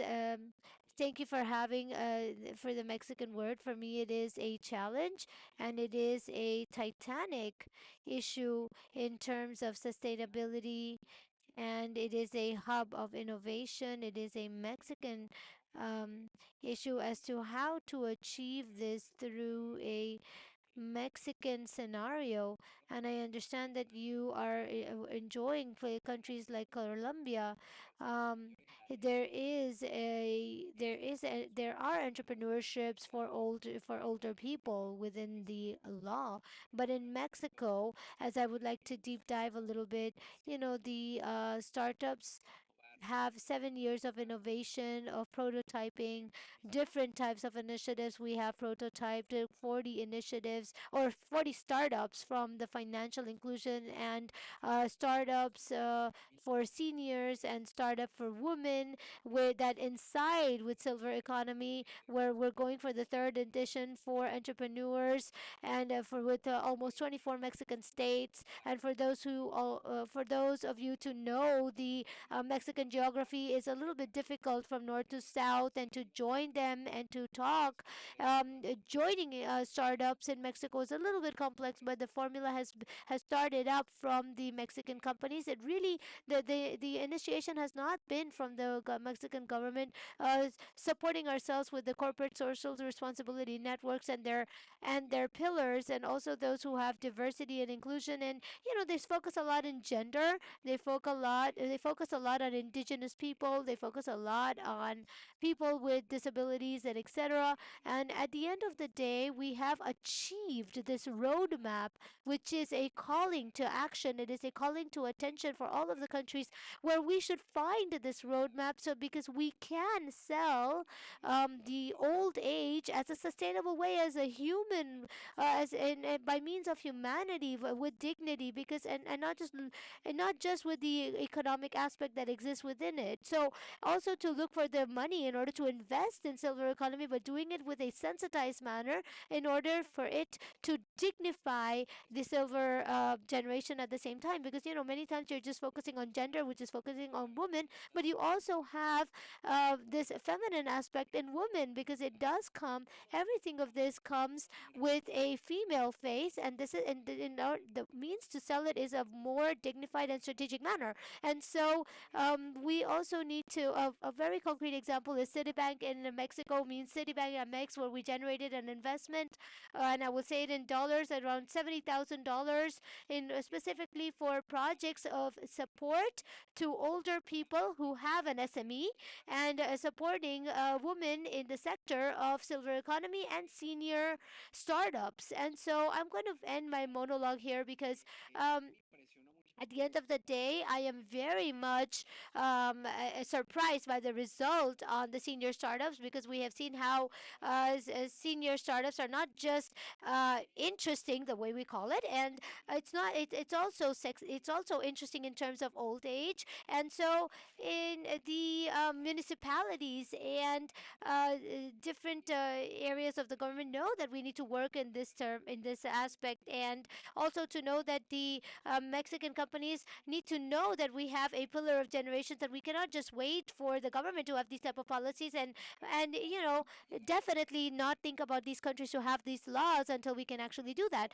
This is in our forums, this is in LinkedIn, it is in Facebook, it is everywhere, and definitely we can actually realize that the results for the mayor's office, that I'm going to put the spaces, I'm going to give you these people, I'm going to do the convocation, and we're going to spend we spend spent 50% less than the budget expected for the active participation of the mayor's offices. And so I have to tell you that the possibilities are infinite and that the money is out there. We just need to go look for it.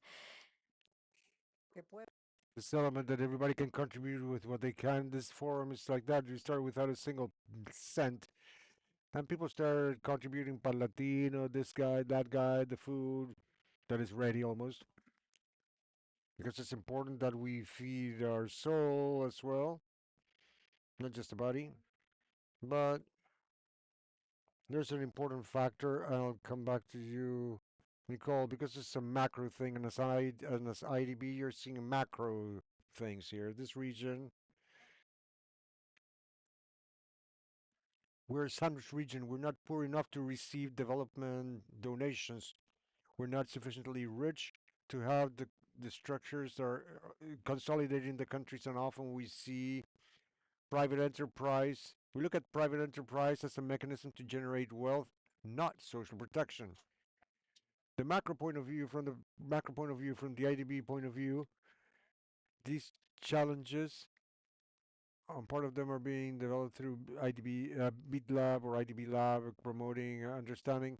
But what have you heard? What can you tell us about we need to do as a region in order to truly have a sustainability in our efforts and be able to create models that truly uh, take us up to scale?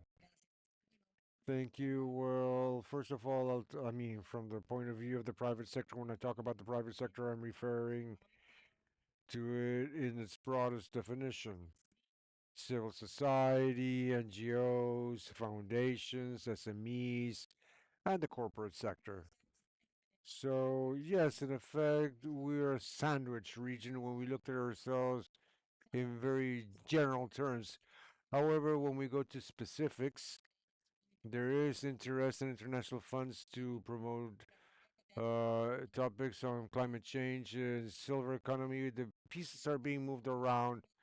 The international world right now has green lenses.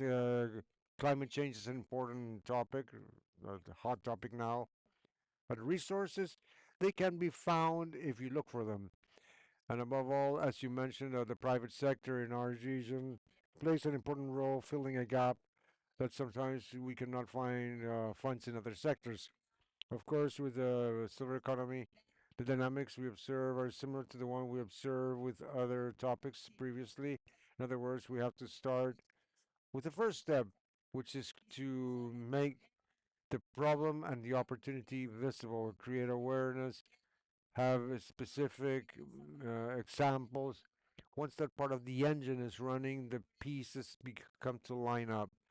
That's why I think it's very important that we have this conversation, because those first steps, the specific examples arise from innovation and entrepreneurship and startups. Somebody has to start, and then things will start flowing, and what we spoke about becomes more visible. So if we talk about what we need in our region in order to be able to grow and consolidate these models for services and products and spaces for action for the senior citizens generation, the recipe, not the recipe, but the trajectory would be similar to other ecosystems. So we're currently in the stage, the incubation stage, to see how can we generate models like the one that we're seeing in Peru at the level of ecosystems and startups from and for the elderly. That's basically there's nothing it's not a black box. The trajectory will be similar. What we have to do is differentiate and make visible this topic in particular, and it's specifically the opportunity, because in opportunity we start talking about the topic, and then the market will respond when they see an opportunity. That's the reason why we have that campaign that's saying it's never late. We have to make visible. We have to change mentalities, teach and promote avenues. Elizabeth,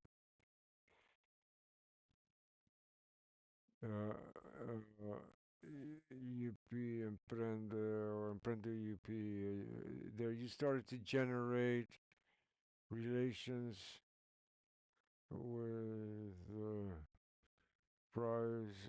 We'll have the creator this afternoon to see if we can talk to him in the afternoon to bring him to the region. But thanks for the intro. But talk about the the price plus 50 within the ecosystems you're having. Okay, as Nicole mentions, awareness creation in the population. When we start talking about silver economy, people didn't know what we were talking about in Peru. It's a relatively new topic, so all actions that allow us to make the topic visible in population at large, in companies and institutions will be very welcome.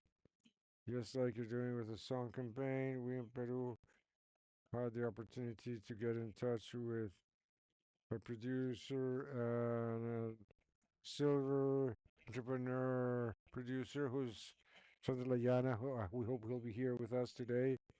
And we joined this initiative called Price Plus 50. Like they mentioned, when this initiative arises in Spain about 5 years ago, it's precisely because they saw this trend that the population is aging and they consider entrepreneurship or startups as a new way out. These prices are accompanied by a very interesting movie because there are three senior uh, key actors that are about to retire and see in the startup a way out. That's as far as I'll go with the movie. I don't want to talk too much about that. We played it in the auditorium in the university. Then people felt identified because it's not just the seniors. You have the parents, the children, the grandchildren, the new couples, and so on. It's nice. And through this initiative, the producing team has been working for 5 years, encouraging entrepreneurs age 50 or more are encouraged to send a short video, maybe 3 minutes, and they can apply for the prize. Where we're trying to attract the interest of companies to host this, to provide us with funds so that these entrepreneurs can gain access to capital. We know by data that one of the main hurdles as well for any startup, not only seniors, is capital. So this initiative seeks to motivate senior entrepreneurs, the winners, of course, to use this capital in Chile. They're about to start with the second edition in Peru, where we have several initiatives that we've received. We've been training with virtual workshops to decentralize the price, the word, and also with workshops in universities, face-to-face workshops, and encouraging adults to record a video and send the videos in. And at the end of the year, we'll have a final with a jury. Well, we'll have 14 entrepreneurs, the finalists, and they will do their pitch in the auditorium. Listen, this afternoon we'll talk a little bit more about that because Fernando will be talking from Spain at 11 o'clock p.m. in Spain because we're talking about the possibility of having something additional to the price. It's supposed to accompany the Hack Girls project that we talked about yesterday. This afternoon we'll wrap up that topic. Perhaps the price can also be from Panama. It could become prices for silver economy products, intergenerational products, taking advantage of the young energy with the young girls. Well, this is a prize for older adult women. And the things to collaborate. Exactly, Leti, for us it's very important to be present in today's forum because we're not just establishing links with other actors in Peru, but also with international ones. The idea is to generate impact in our countries, and that's it. So I believe that the Price Initiative has a cultural, emotional part that we need. like Nicole said at the beginning, to create awareness. And we also train adults in entrepreneurship topics, and we also can provide capital. I remember the 90s when I started to work. I I started working with HIV, but then I started working with entrepreneurship startups for people living with HIV. I'll never forget about a rule that I was told. They told me there's about three phases. There are people that live with HIV, that have AIDS, and given their education and social and health status, they cannot really create anything to support themselves. That's why there's charity and donations for those people. There's another group. This is a group that has some skills. They've studied, they may have some conditions, but they're not entrepreneurs. So that group needs opportunities to be able to generate their revenues. But as informal markets are providing some formality to their informal setup because they're in a situation of disease. If they go back, they get better. They then they get sick, and they improve, and they can retake their financial activities. But then there's those that have more education, that have entrepreneur vein, in spite of the fact that they have HIV or AIDS, have conditions either because of the ecosystem surrounding that they could be entrepreneurs, and these people can generate. And I remember the Patricia's presentation regarding the family-run companies because we said that the family enterprises and the companies led by women had more sustainability. And these lessons that I learned with HIV, when I see this with silver economy, I see a lot of similarities. I see many similarities to start seeing the ecosystem in general because not everybody can be an entrepreneur, not everybody can have their own company, not everybody has conditions to truly overcome the situations they have, but perhaps grouping them through the chains with new models or highlighting the models that we already have in the region. Because, well, my grandmother used to tell me that if you live enough, and she had died at age 99, she was just around the corner from 100. You saw history repeat itself many times, and I think that with silver economy and Nicole, when you talk about now the green startups, because this is fashionable. I remember 30 years ago when we were still discussing the goals, the no the Millennium Development Goals, MDGs. What came before the SDGs. I remember there was a lot of pressure around the world back then to go into the sustainability area, the area of natural resources, and people in health would say, no, no, the important thing is maternal health, child health, HIV, malaria, and so on. So when this happened, this Millennium Development Goals, MDGs, I'm sorry, my cables got crossed, the Millennium Development Goals. And the work starts for the Sustainable Development Goals. I remember I was still in New York and I was thinking, hey, pay attention to sustainable development because that's the fashion, that's what's coming. No health, we need to work maternal health and everything. And look what happened with SDGs. Health almost disappeared from the Sustainable Development Goal.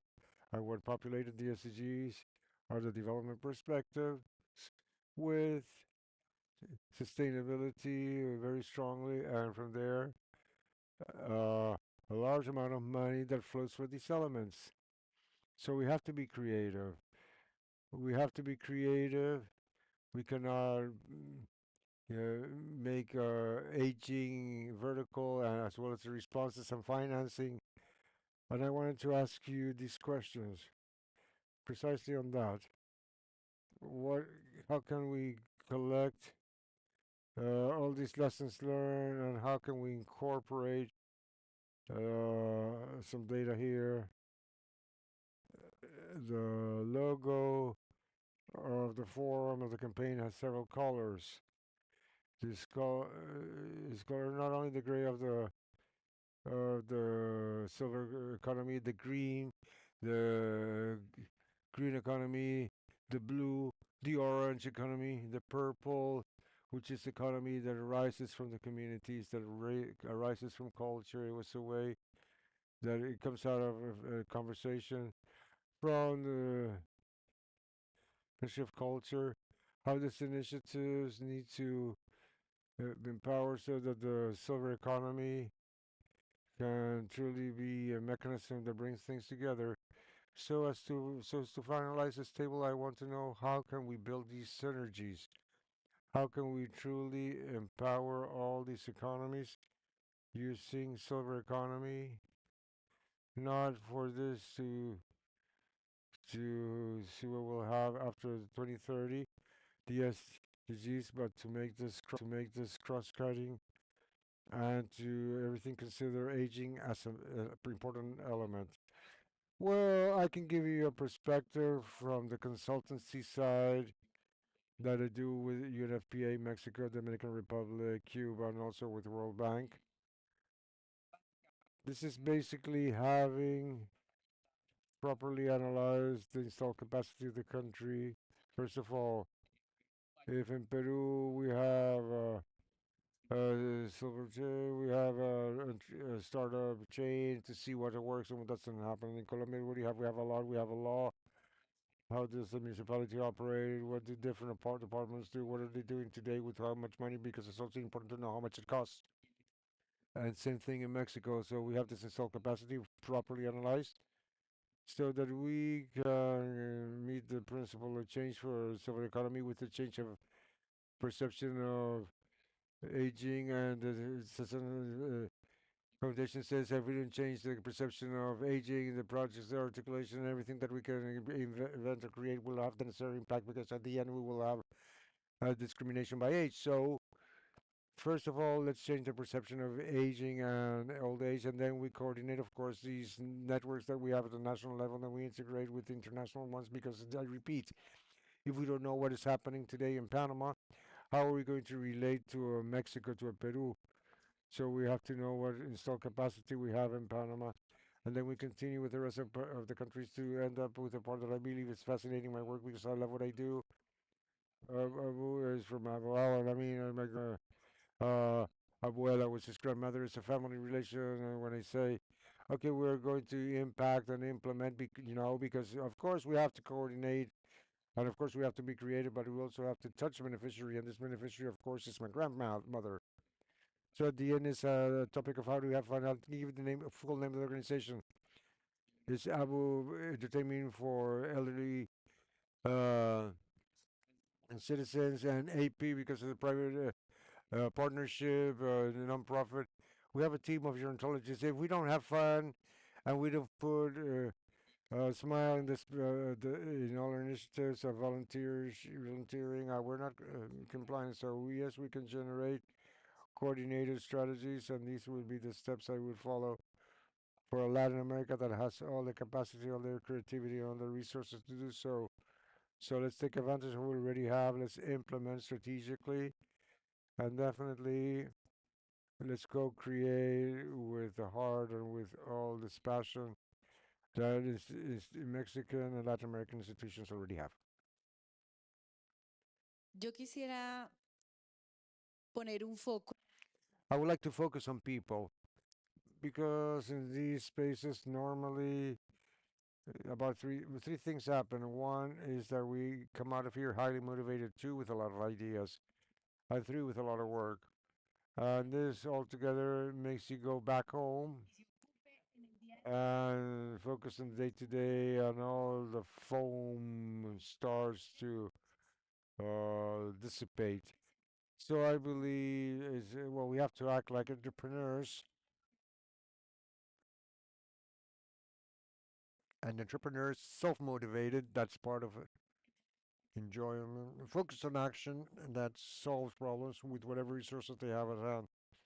A lot, a little, but they solve things. But all this together, it leads us to be a manager for change. And what we're seeing here, what we're living here, is mobilization for change. So let's connect our neurons. Yesterday, we were talking about the cells and biology. Let's be these connectors among people and purposes and trust to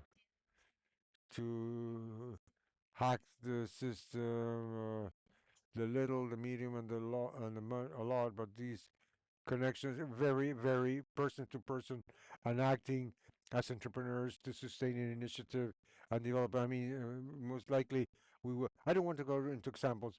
I would like to. And my dream is that this is sustainable, that it doesn't dilute, and that depends on each one of us. Acting as entrepreneurs and as managers for change, I think we can achieve this. Thank you, but well, thank everybody in the panel. As you can see, this is an appetizer because we have lunch, but after the lunch we have other dishes for this silver economy buffet we're presenting. Important things to take back to bear in mind is that this is all a learning process. Maria Leonor this morning was talking about the processes, the continuous education processes as of the ages, and how the need of these changes is something that's automatic. You don't even have to plan because life changes constantly and multi-generational, international interactions provide us not only the wealth but also the opportunities and the systems we have that are traditional have to adapt to that. Likewise, we're here to to find new avenues. No, only to invent. First, we have to optimize what we already have. All these networks, all these initiatives, and that's why we need all of you to continue in the virtual forum where we will be able to uh, pick from what you've put there. Slider, please go into a platform because the five main topics that we'll discuss the rest of the month of October will come out of there. And the last, to wrap up, I would like to thank Dr. Fernandez. I believe that one of the things that are still pending is to see how do we learn from Cuba, how can we interact in that ecosystem so it's Latin America and the Caribbean as a whole, without exclusions, because we're here for inclusion, social impact, and digital transformation. Okay, everybody, you're invited to lunch. Let's go downstairs and have lunch.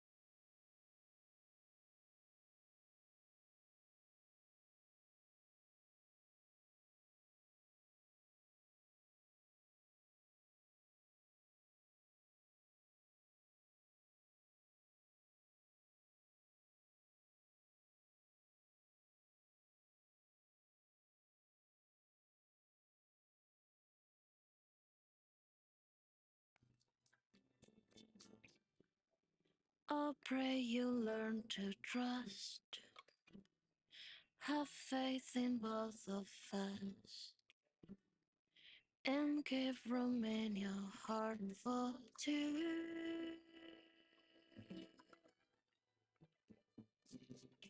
Things get damaged, things get broken. I thought we would manage, but the words left unspoken left us so bitter. There was so little left to give.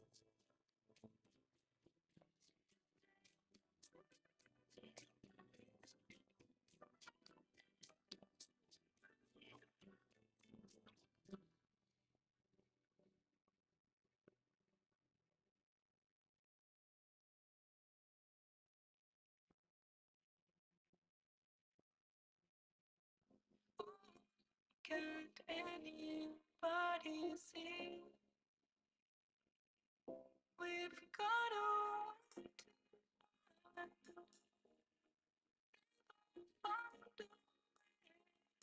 regardless of what they say?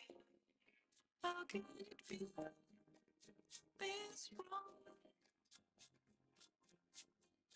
from this moment? How can it feel this wrong?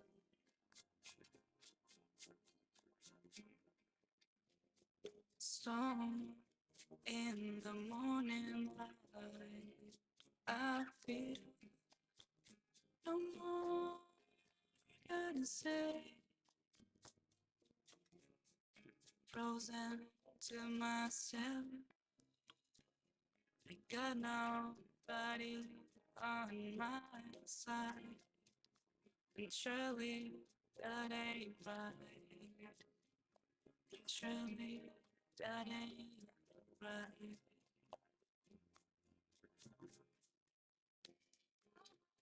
Can't anybody see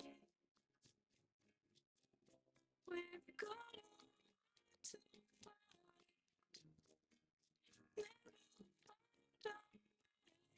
regardless of what they say? How can it feel this wrong from this moment? How can it feel this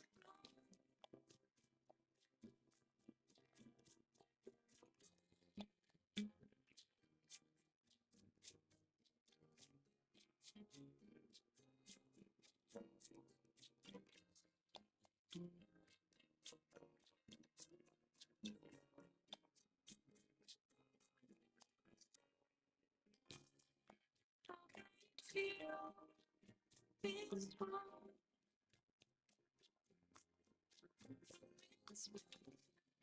How can it feel this wrong? This wrong? How can it feel this wrong? This wrong? How can it feel this wrong?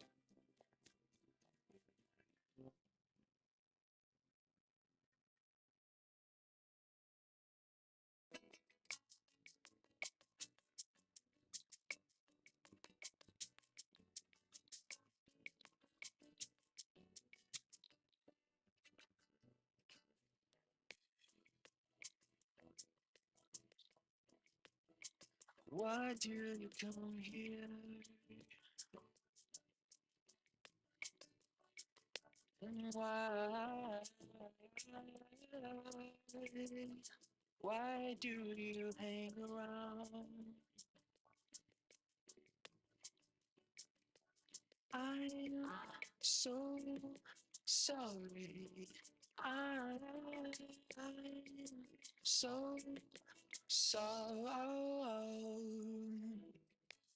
Why do you come here when you know it makes things hard for me? When you know, oh, why do you come?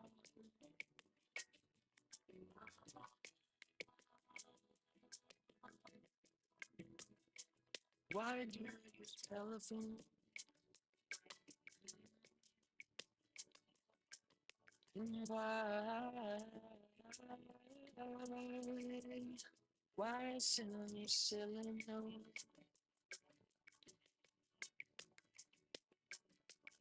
I'm so sorry. I'm so sorry.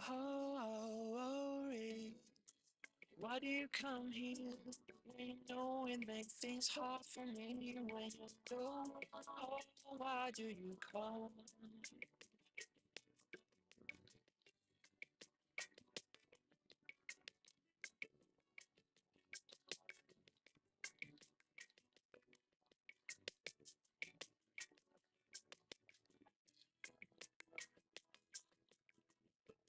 You've had to sneak into my room just to read my diary.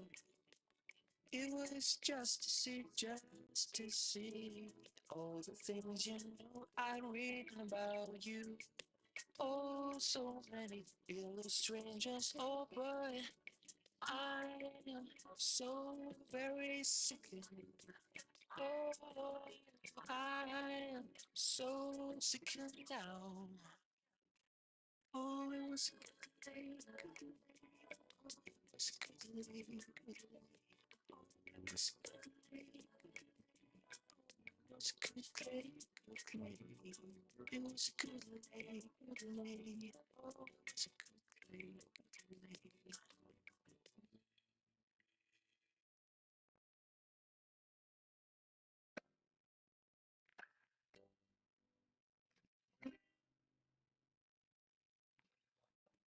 Mister, your eyes are full of hesitation.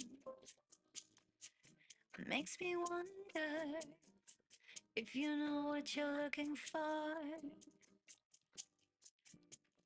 Baby, I wanna keep my reputation. I'm a sensation. You try me once, you beg for more. Yes, sir, I can boogie, but I need a certain song. Boogie, boogie, boogie, all night long. Yes, sir, I can boogie. If you say you can go wrong. Boogie, boogie, boogie, all night long. No, sir, I don't feel very much like talking. No, neither walking. You wanna know if I can dance? Yes, sir. Already told you in the first verse and in the chorus, but I will give you one more chance. Yes, sir, I can boogie, but I need a certain song. Boogie, boogie, boogie, all night long. Yes, sir, I can boogie. If you say you can go wrong. Boogie, boogie, boogie, all night long.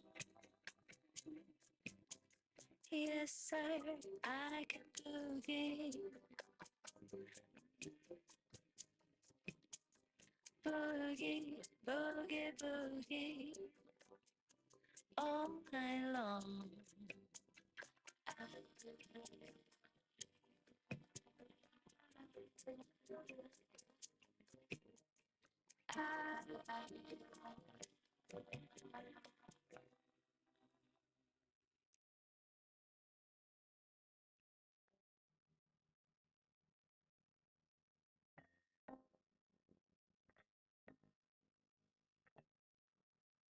It's funny how I find myself in love with you.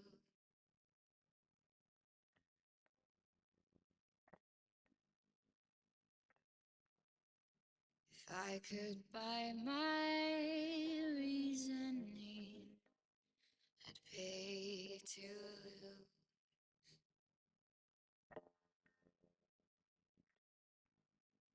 one half won't do.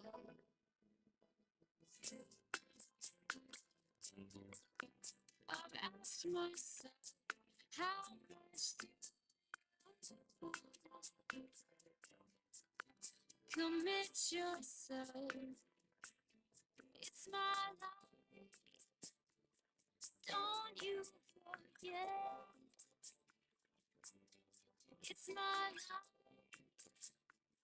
it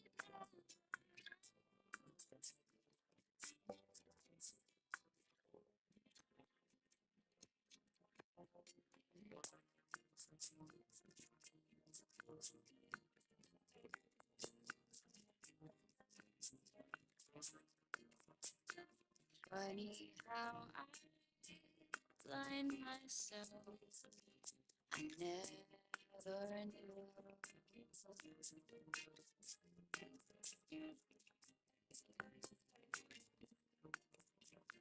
If I was sometimes played upon, afraid to lose.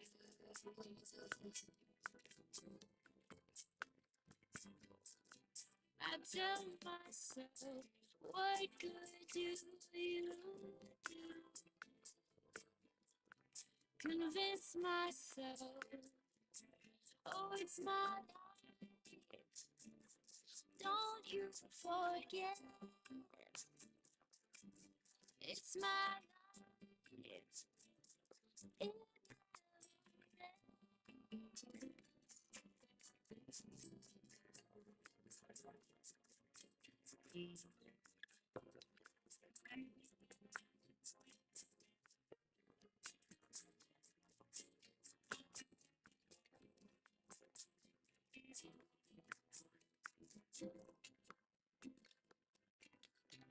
I've asked myself, how much do you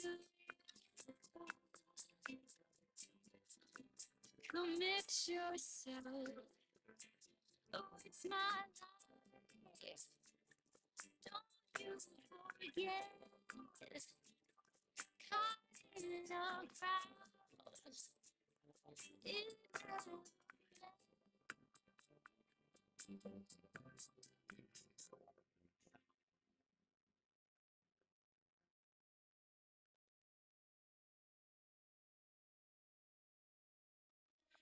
She told me that I'm not enough, and she left me with a broken heart.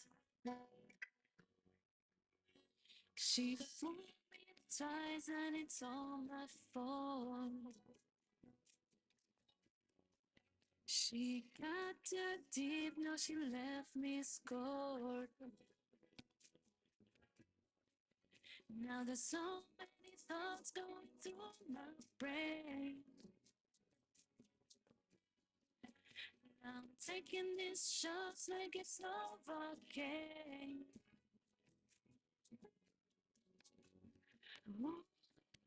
I fall apart, down to my core.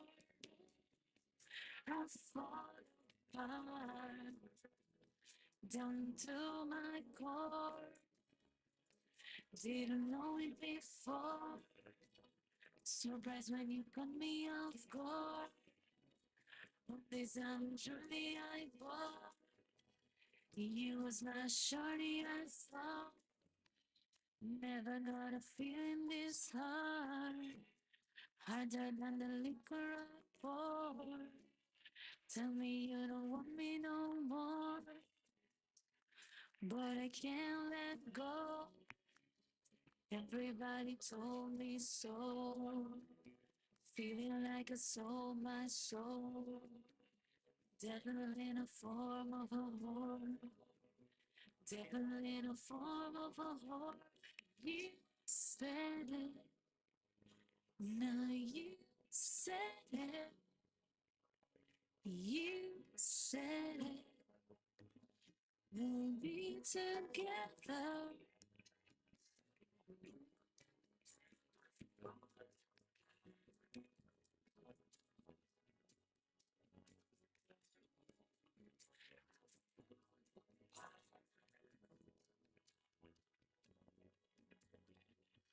keep pouring and the drink keep flowing. Try to brush it off, but you keep on going. Covered scars that I can't help showing. Weeping in the forehead and the tears keep flowing. Eyes keep dripping, the drink keeps flowing. Try to brush it off, but it keeps on going. All these scars that I can't help from showing. Weeping in the forehead and the tears keep flowing. Ooh, I fall apart down to my core. I fall apart down to my core. Didn't know it before. Surprise when it caught me off guard. One day I'm truly I bought. You was my shorty, I thought.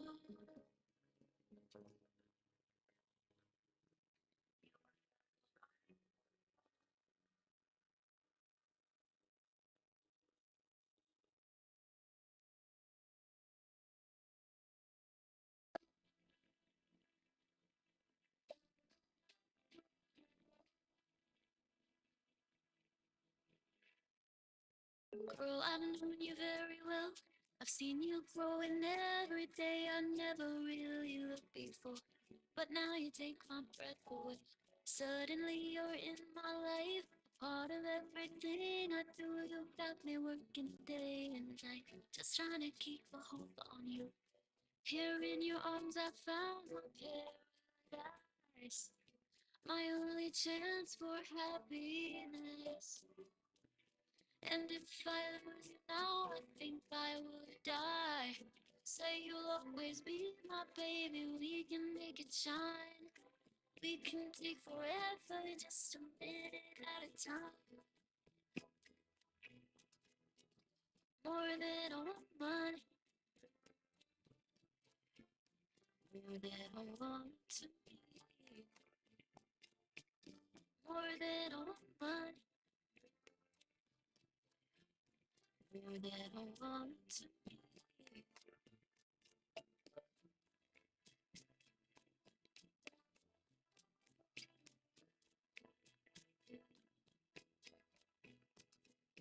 There are stories of and true, people so in love like you and me, and I can see myself. History repeat itself, reflecting how I feel for you. And thinking about those people, then I'll know that in 1,000 years I'd fall in love with you again. This is the only way that we should fly. This is the only way to go. And if I lose your love, I know I will die. Say you'll always be my baby, we can make it shine. We can take forever, just a minute at a time. More than all money, more than all to me. More than all money, more than all to me. More than all money, more than all to me. More than all money, more than all to me.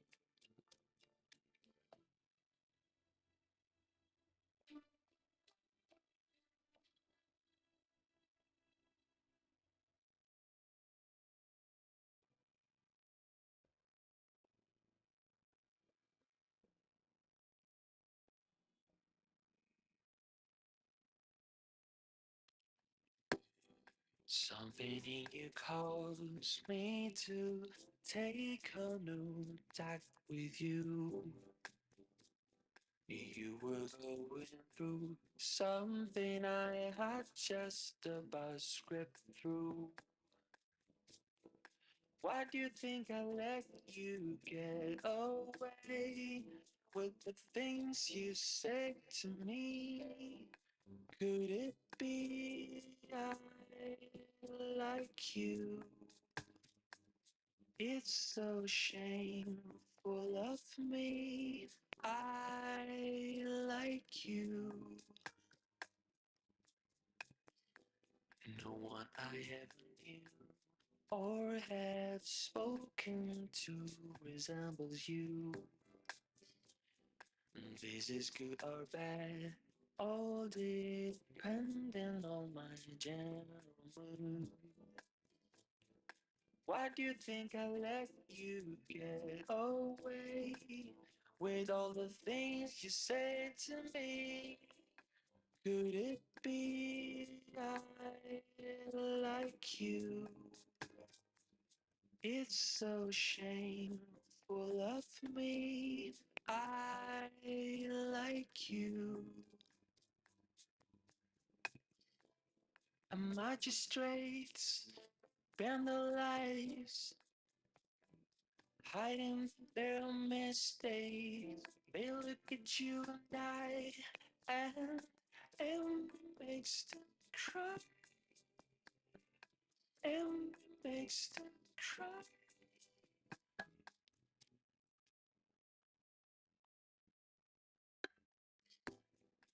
Forces of command, they show their fat faces into mine. You and I just smile because we're thinking the same line. Why do you think I let you get away with all the things you say to me? Could it be I like you? It's so shameful of me. I like you. You're not right in the head and nor my eye. This is why you're not right in the head and nor my mind. This is why. This is why I like you. I like you. I like you. This is why I like you. I like you. I like you. Because you're not right in the head, nor am I. And this is why you're not right in the head, nor am I. And this is why. This is why I like you.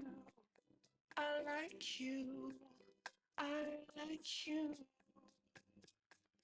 This is why I like you.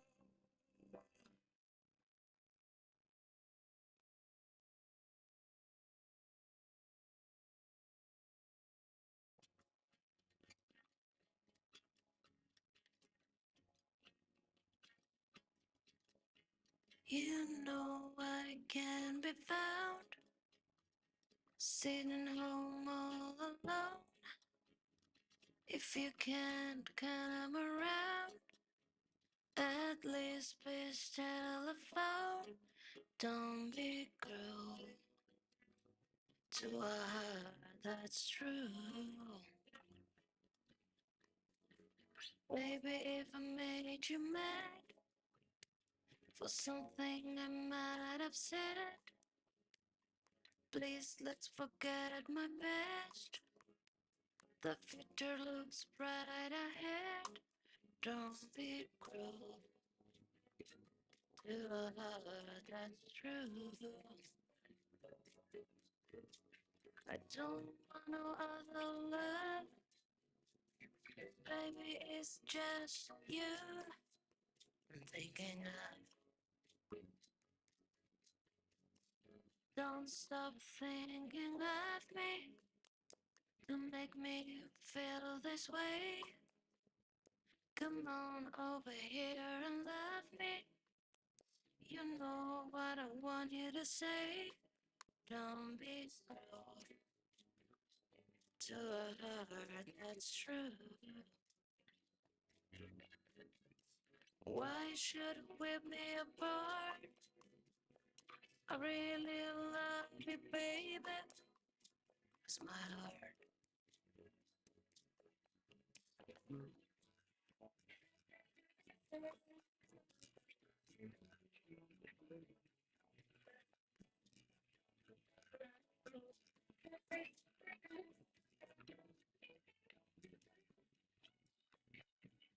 Let's walk up to the preacher and let us say I do.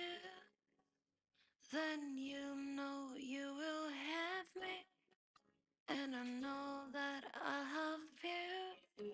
Don't be cruel to a heart that's true. Don't be cruel to a heart that's true. Don't be cruel to a heart that's true.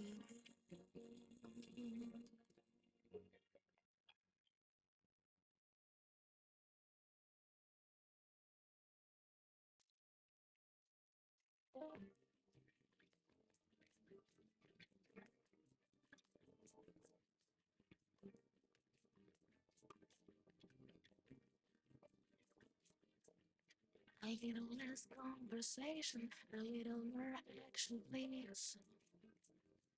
All this aggravation ain't satisfaction in me. A little more bite and a little less spark. A little less bite and a little more spark. Close your mouth and open up your heart, and baby, satisfy me. Satisfy me. Maybe close your eyes and listen to the music moving through the summer breeze. It's a good night and I can show you how to use it. Come along with me and put your mind ideas. A little less conversation, a little more action, please. Home is aggravation and satisfaction in me. A little more bite and a little less spark. A little less bite and a little more spark. Close your mouth and open up your heart and baby, satisfy me. Come on, baby, I'm tired of talking. Grab your coat and let's start walking. Come on, come on in. Come on, come on in. Don't procrastinate, don't articulate. Girl, it's getting late. Getting upset, waiting around. A little less conversation, a little more action.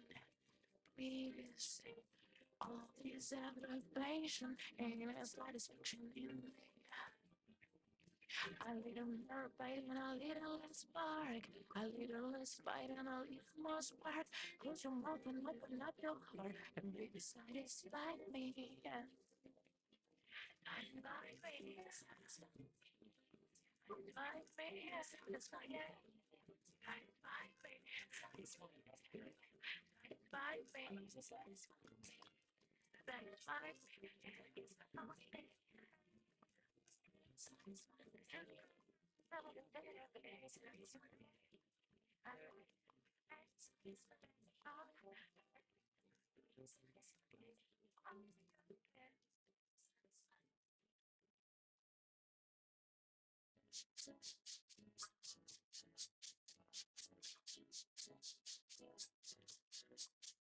There's a stranger in my bed. There's a pounding in my head. Glitter all over the room. Pink flamingos in the pool. I smell like the minibar. DJ's passed out in the yard. Bobby's on the barbecue. This a hickey or a brew. Pictures of the school. It's a black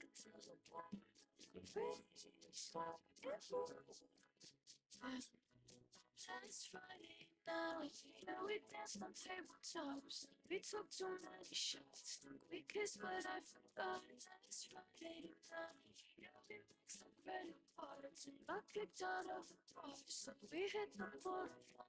It's Friday night, we were strictly in the bar. We skinny dipping in the dark. Then had the one. That's Friday night, yeah, I think we broke the love. Always say we're gonna stop.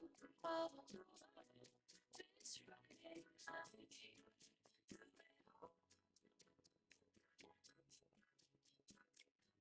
This Friday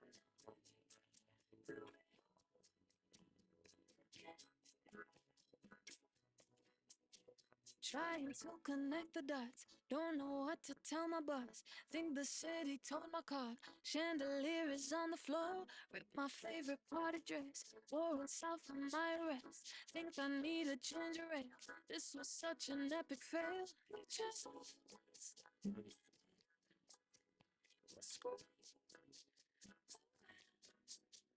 it's a black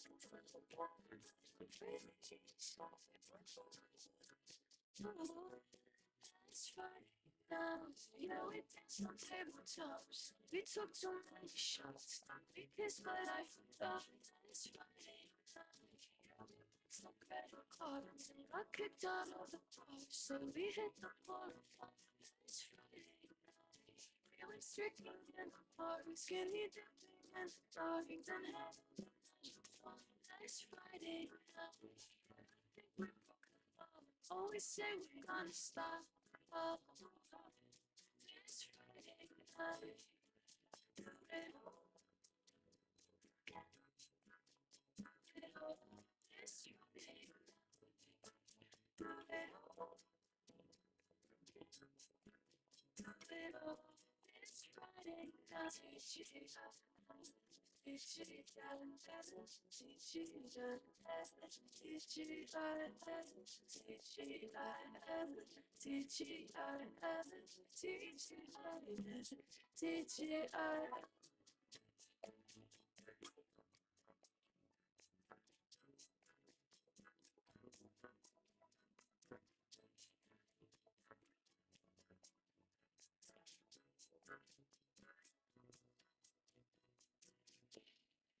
Do it all again.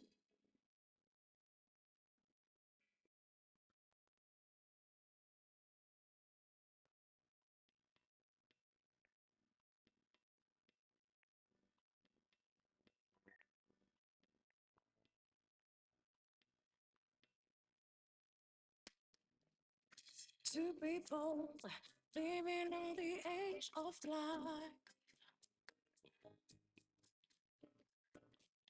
Our people running out of dreams and time. I can hear it when you tell me so. I can feel it, but I can't let go. People gotta stick together and love one another. Save it for a rainy day. Some people gotta stay wherever and give one another shelter on a rainy day.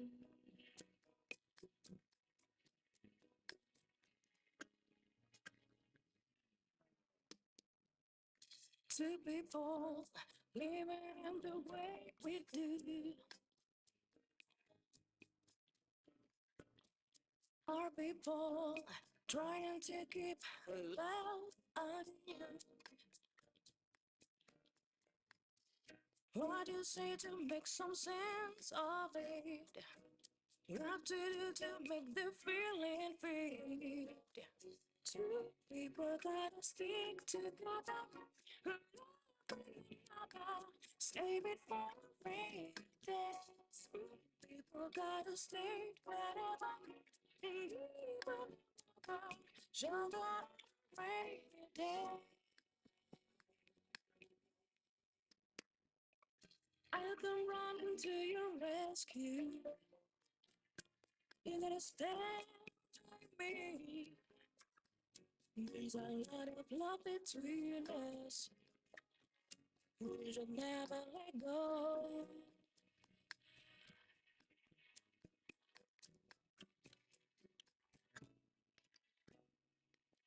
Two people gotta stick together. Save it for the rainy days. Two people gotta stay wherever. Shelter rainy days. Stay together. To people, shelter from the rain. People, stay together. To people, shelter from the rain.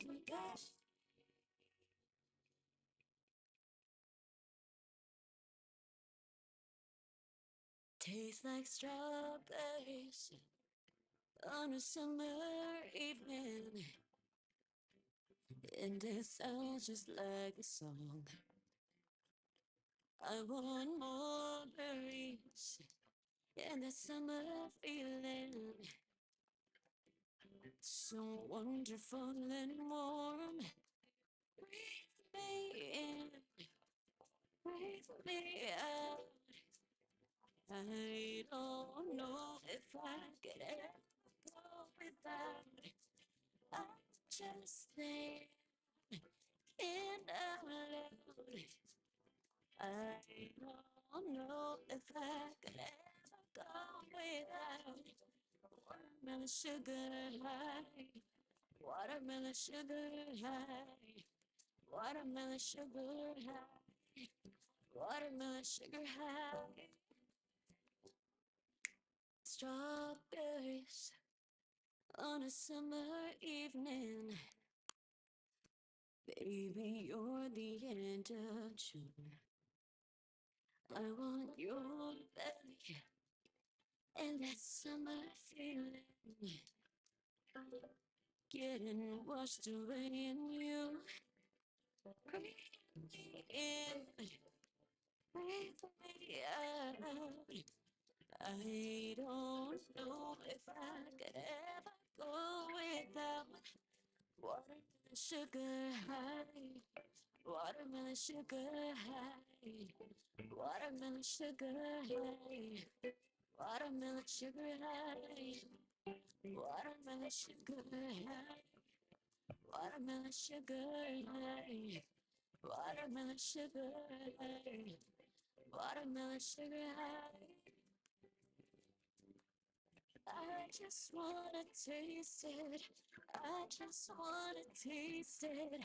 Watermelon sugar high. Tastes like strawberries on a summer evening, and it sounds just like a song. I want your belly in a summer feeling. I don't know if I could ever go without watermelon sugar high, watermelon sugar high, watermelon sugar high, watermelon sugar high, watermelon sugar high, watermelon sugar high, watermelon sugar high, watermelon sugar high. I just wanna taste it. I just wanna taste it. Watermelon sugar high, watermelon sugar high, high, watermelon sugar high.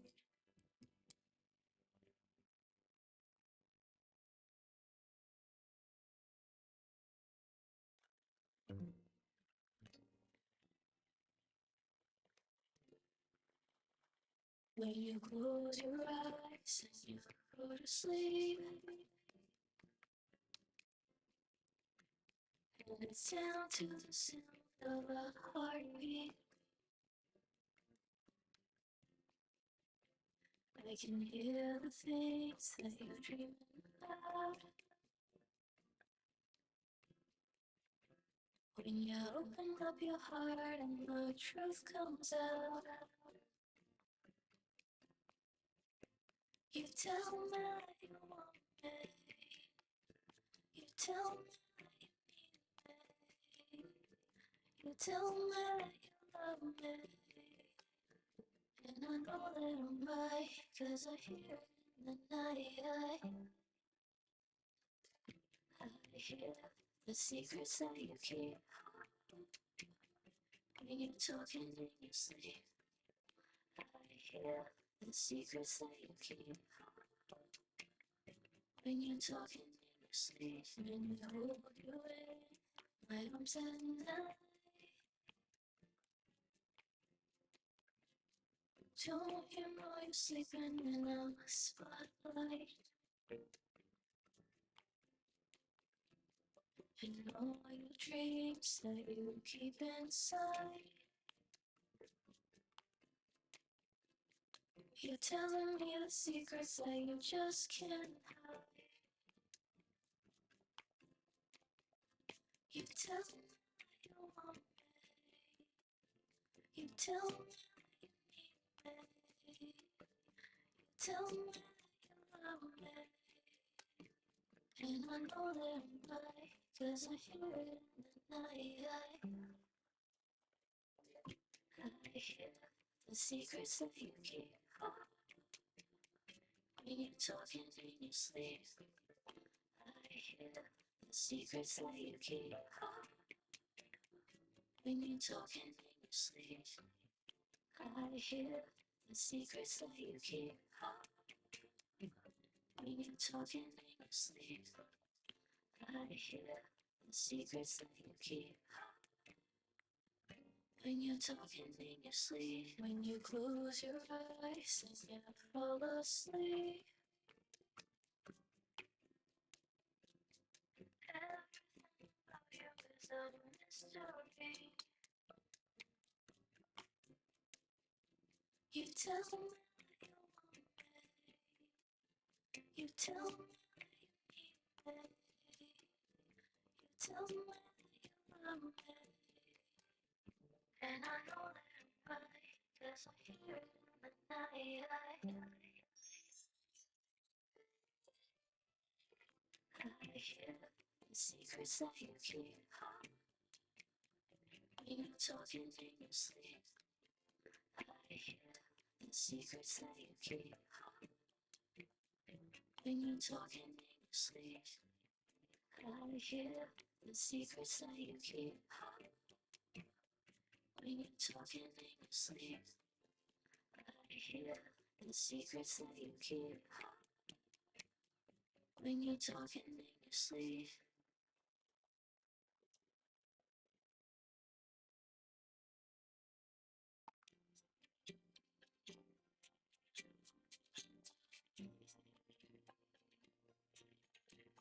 Oh, baby, dig into me. Winter city side, crystal bits of snowflakes all around, hitting the wind.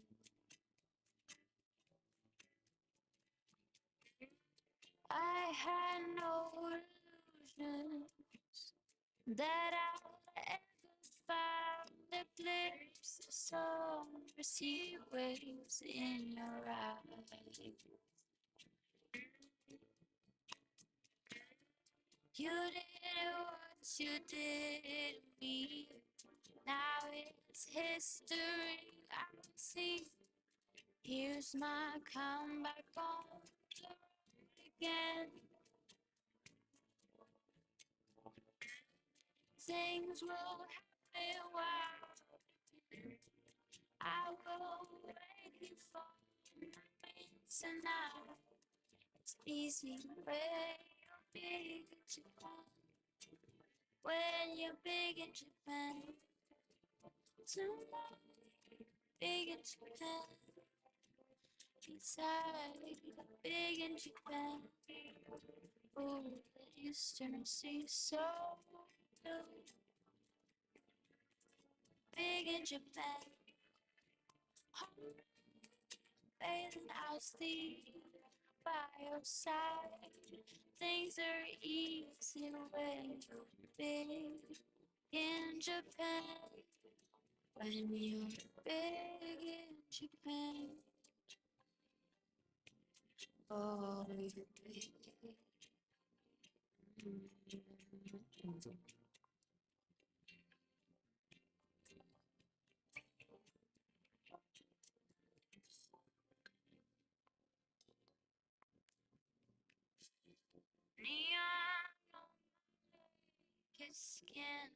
Passing silhouettes of strange illuminated mannequins.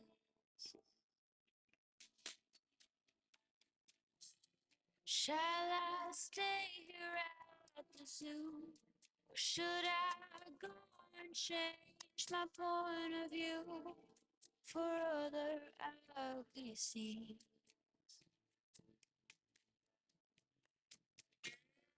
You did what you did to me.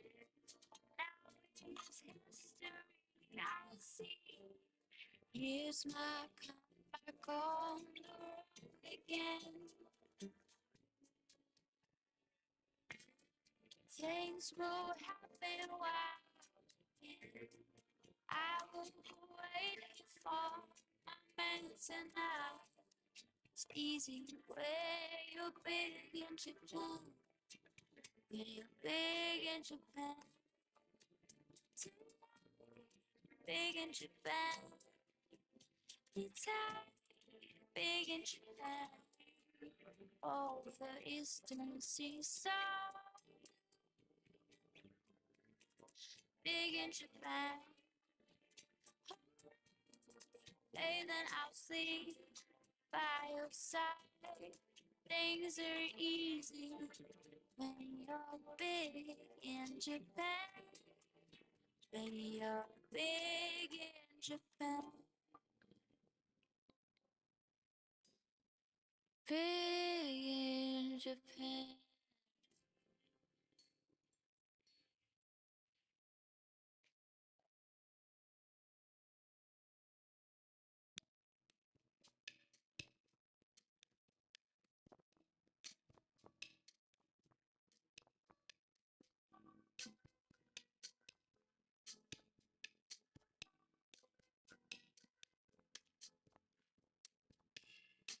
It's like you got superpowers.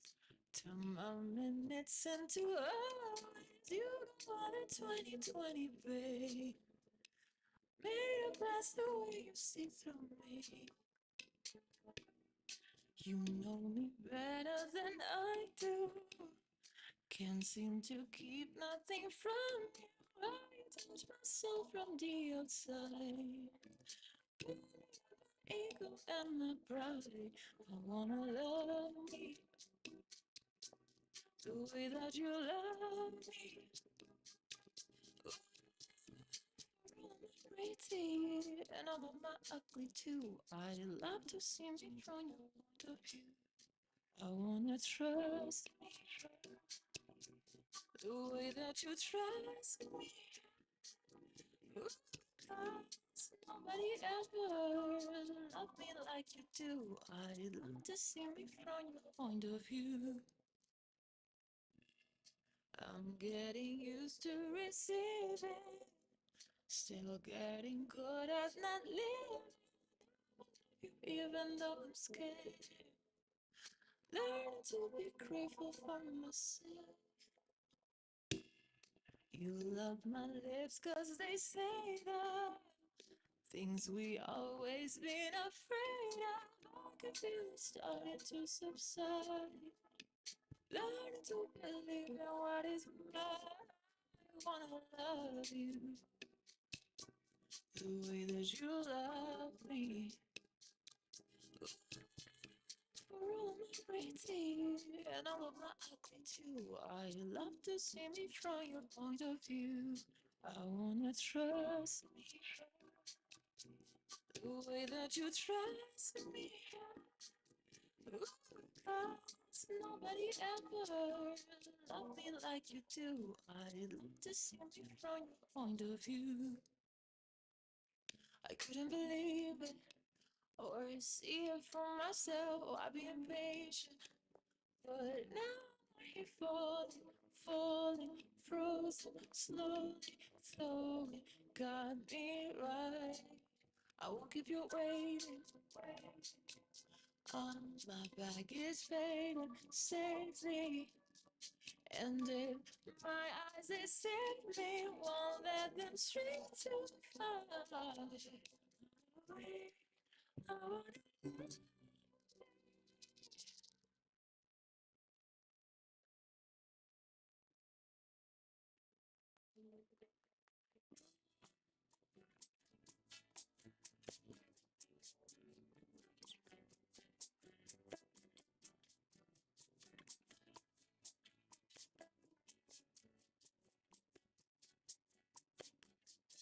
I'm the girl in your other phone, lighting up inside your drawer at home, all alone. Pushing 40 in the friend zone. We talk and then you walk away every day. Ooh, you think twice about me. Maybe you're right to doubt me, but if you give me just one night, you're gonna see me in a new light.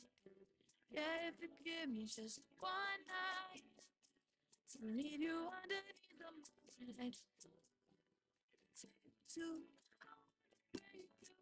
I wanna know the real thing about you, so I can see you in a new light. Take a ride up to Malibu. I just wanna sit and look at you, look at you. What would it matter if your friends knew? Who cares what other people say anyway?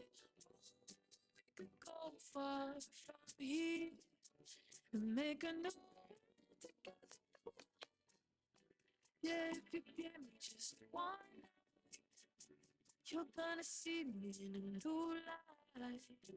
Oh, if you give me just one night to meet you underneath the moonlight. Take two, I wanna know the real thing about you, so I can see you in a new light.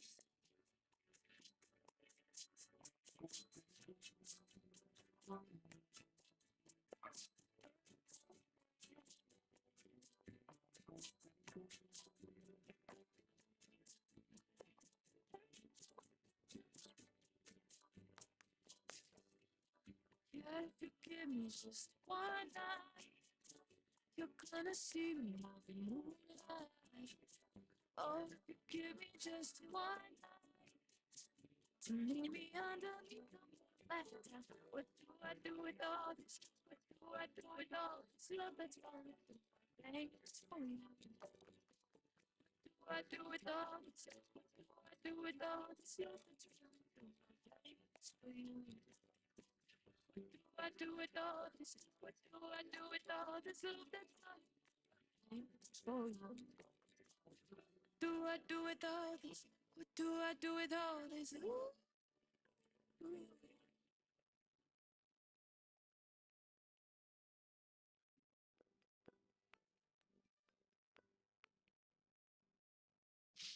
On starry winter night in Portugal, where the ocean kissed the sun shore. There a dream I never thought would come to pass. Came and went like time's been through an hourglass.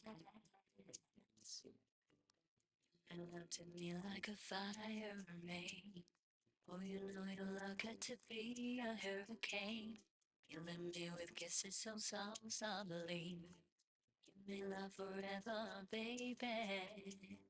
You may love forever. Oh, I ain't gonna let you go that easy. You got to say you love me too. I ain't gonna let you go that easy. I'm gonna give it all to you. Portuguese in love. Won't you say it to me, say it to me, say it to me, babe. Portuguese in love. Won't you say it to me, say it to me, say it to me, babe. Portuguese love. How the nights we made love till the morning star. Then you crooned a song to me on your guitar. Was it so familiar calling soft my name? Sunlight dancing slowly through love's window pane. You made love to me like a sugar and spice. Hush my broken heart, this must be paradise. Killing me with kisses so, so tenderly. You may love forever, baby.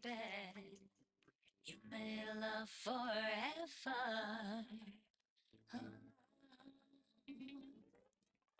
I ain't gonna let you go that easy. You got to say you love me too. I ain't gonna let you go that easy. I'm gonna give it all to you.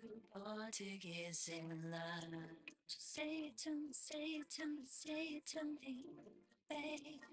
Portuguese in love. Just say it to me, say it to me, say it to me, baby. Portuguese love. Say it to me, say it to me, say it to me, baby. Portuguese love. Say it to me, say it to me, say it to me.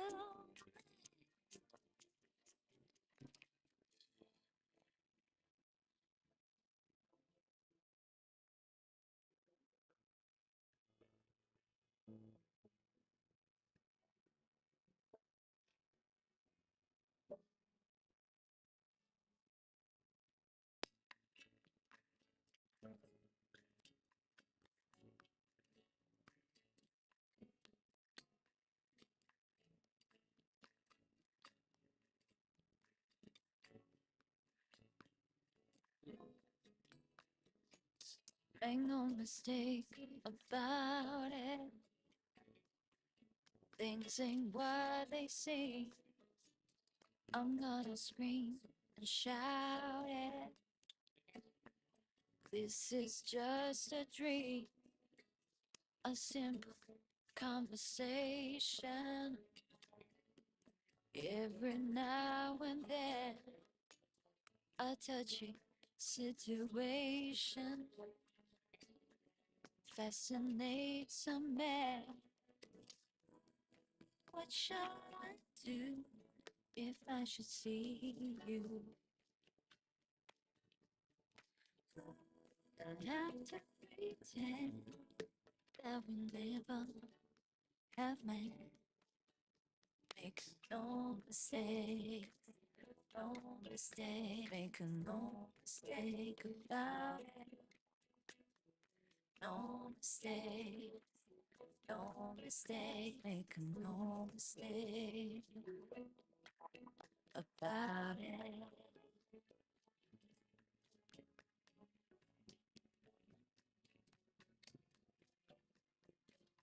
It's not a cheap sensation, no. When you touch me with your hand, a little complication can hypnotize a man. What shall I say to hide it, baby? No words can convey. Your lips are melting into my. Make no mistake, no mistake, no mistake about it. No mistake, no mistake, no mistake, make no Ok, buenas mistake. tardes a todos. Good afternoon, everyone. Hopefully, everybody was able to have lunch. If anyone hasn't had lunch, please do not leave without lunch because there is a lot of food for everyone to be comfortable in this last session.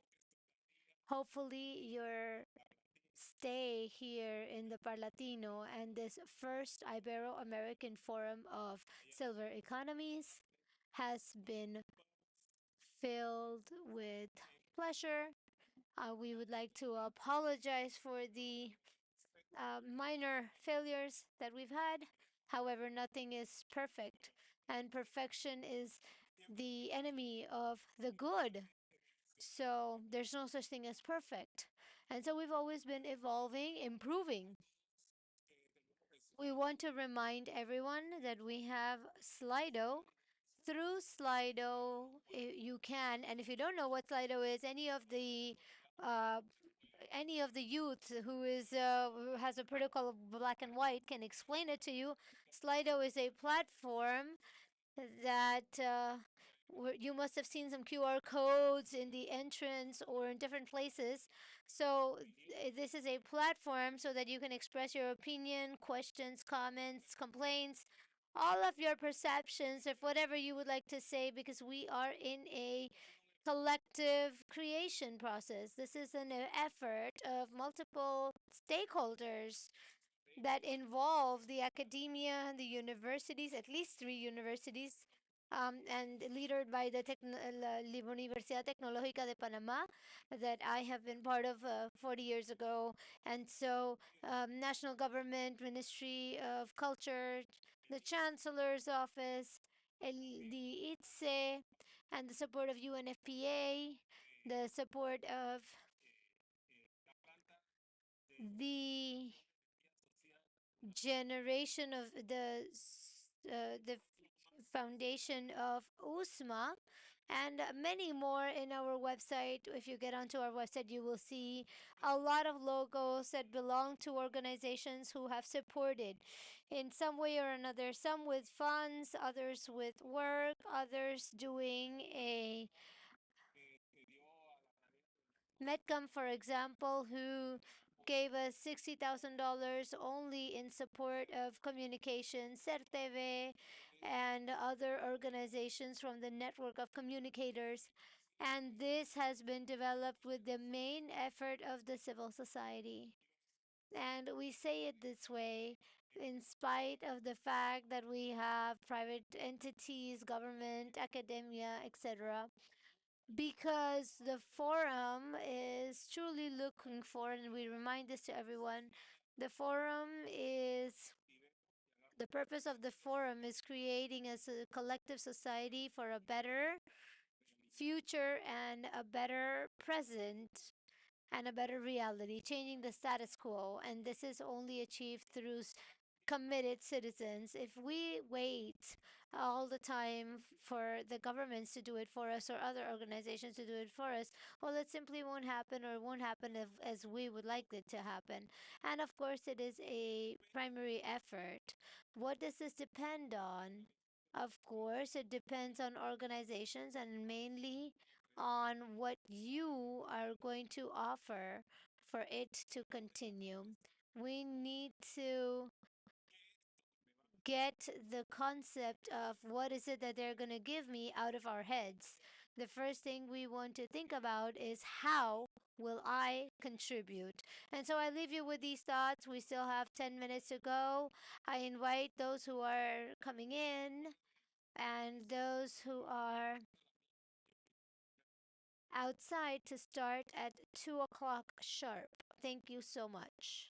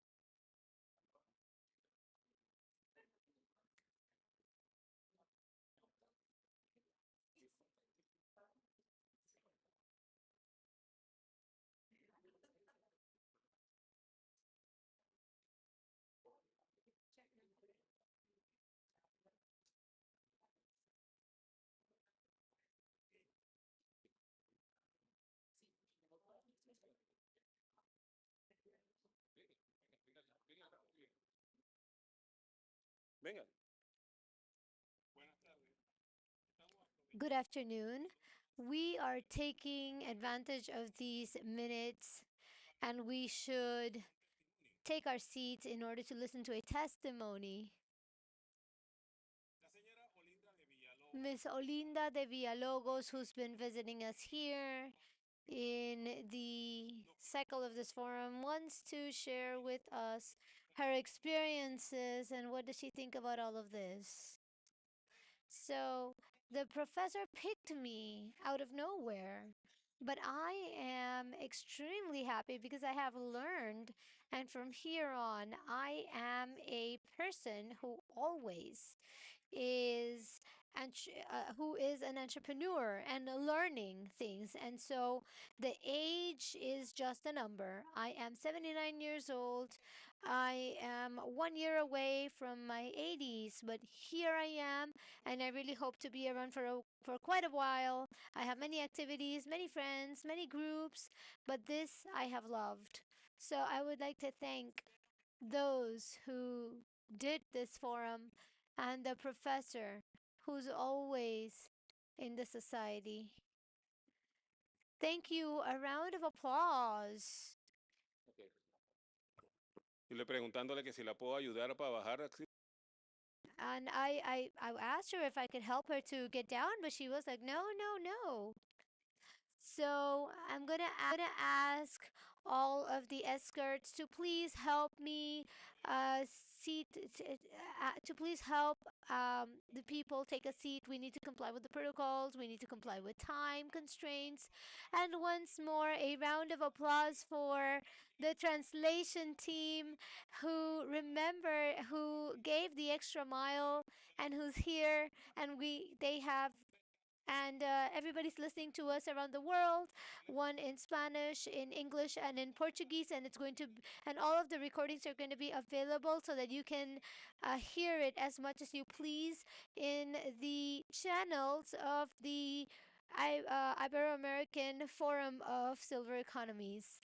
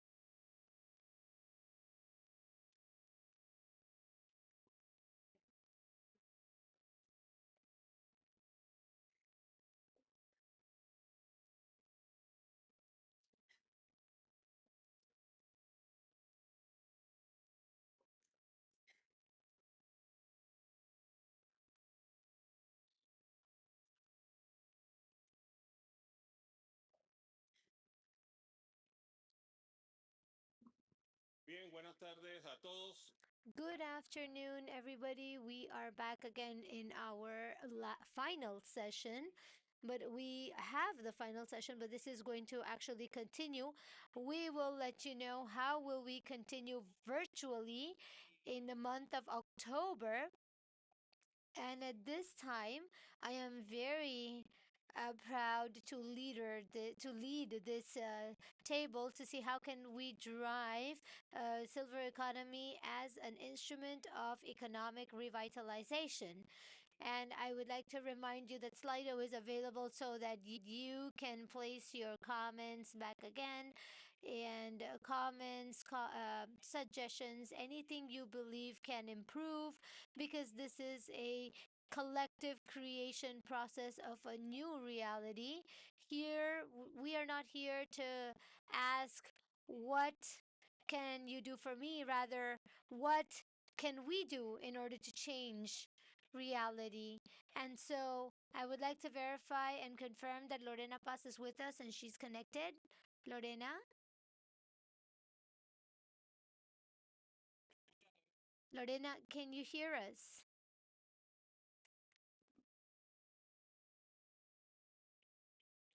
The microphone is off, Lorena, in order for us to begin. Hello, everyone. Do we have Lorena's presentation ready? Oh, okay, there's no presentation. We do not hear you. We cannot hear you. One moment, please. We are adjusting.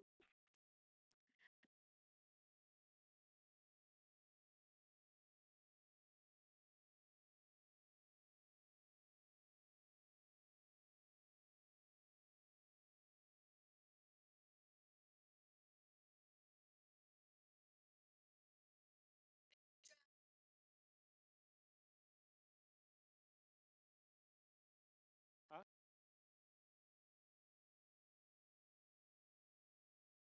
no se oye, colegas. Colleagues, we cannot hear her. Please, colleagues of the control center, can you help us out? Please change the configuration or the settings.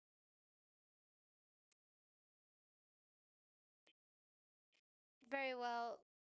In the meantime, as we get an audio for Lorena, we would like to tell you that Lorena Paz is the from the lab of testing and co-creation for diverse adulthood, EDATEC, and she is going to be talking to us regarding the collective impact of the silver economy through social digital inclusion, from the vindication of their knowledge to their financial inclusion, which I find extremely appropriate, because it's not only talking about health, but how we along with us can create entrepreneurship.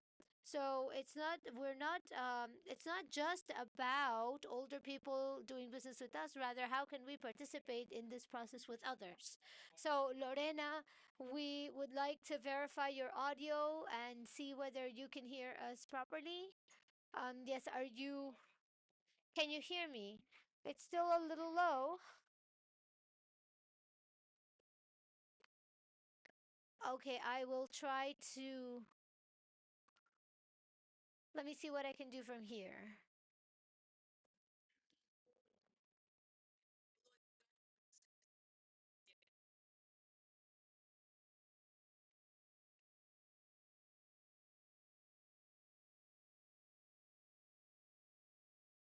Ok, sí, sal. All right, can you just close Zoom and open it again? In the meantime, we would like to remind everybody to contribute to Slido with your ideas and comments, because all of this is going to be taken into consideration in order to create a virtual version of the forum that's going to continue in a couple of days. We will give you the instructions at the end of the day as to how to establish a virtual platform and you will be receiving virtual tables throughout the entire month of October, which will be guided by the Universidad Tecnológica of Panama along with the consultant Patricio Espejo Lopez, with the purpose of extending this forum and to be able to continue contributing and in order to establish guides and concrete plans of actions in reference to the most important topics that we have over here for these dialogues to happen. And it is very important to work in order to drive silver economy for a economic revitalization. Hello, can you hear me? Well, we still need to improve. The volume needs to increase. Uh, can you hear us? Well, yes, we can hear you. Is it why? Perfect. Yes, we can hear you.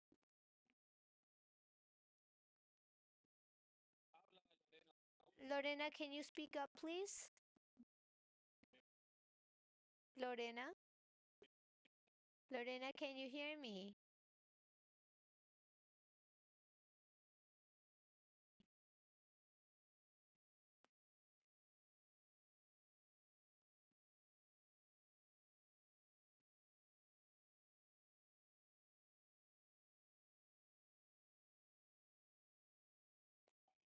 Hello, Lorena, can you hear me?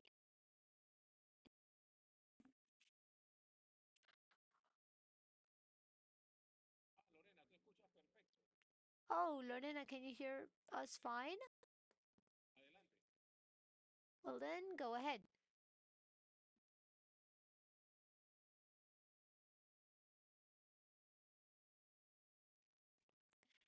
Bien, los que seguimos aquí, All right, so as we continue here,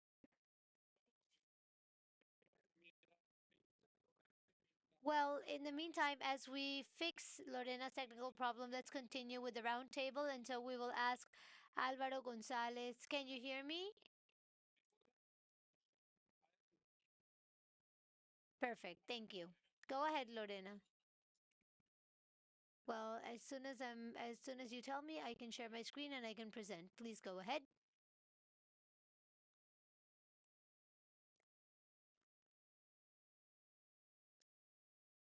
Lorena, Lorena.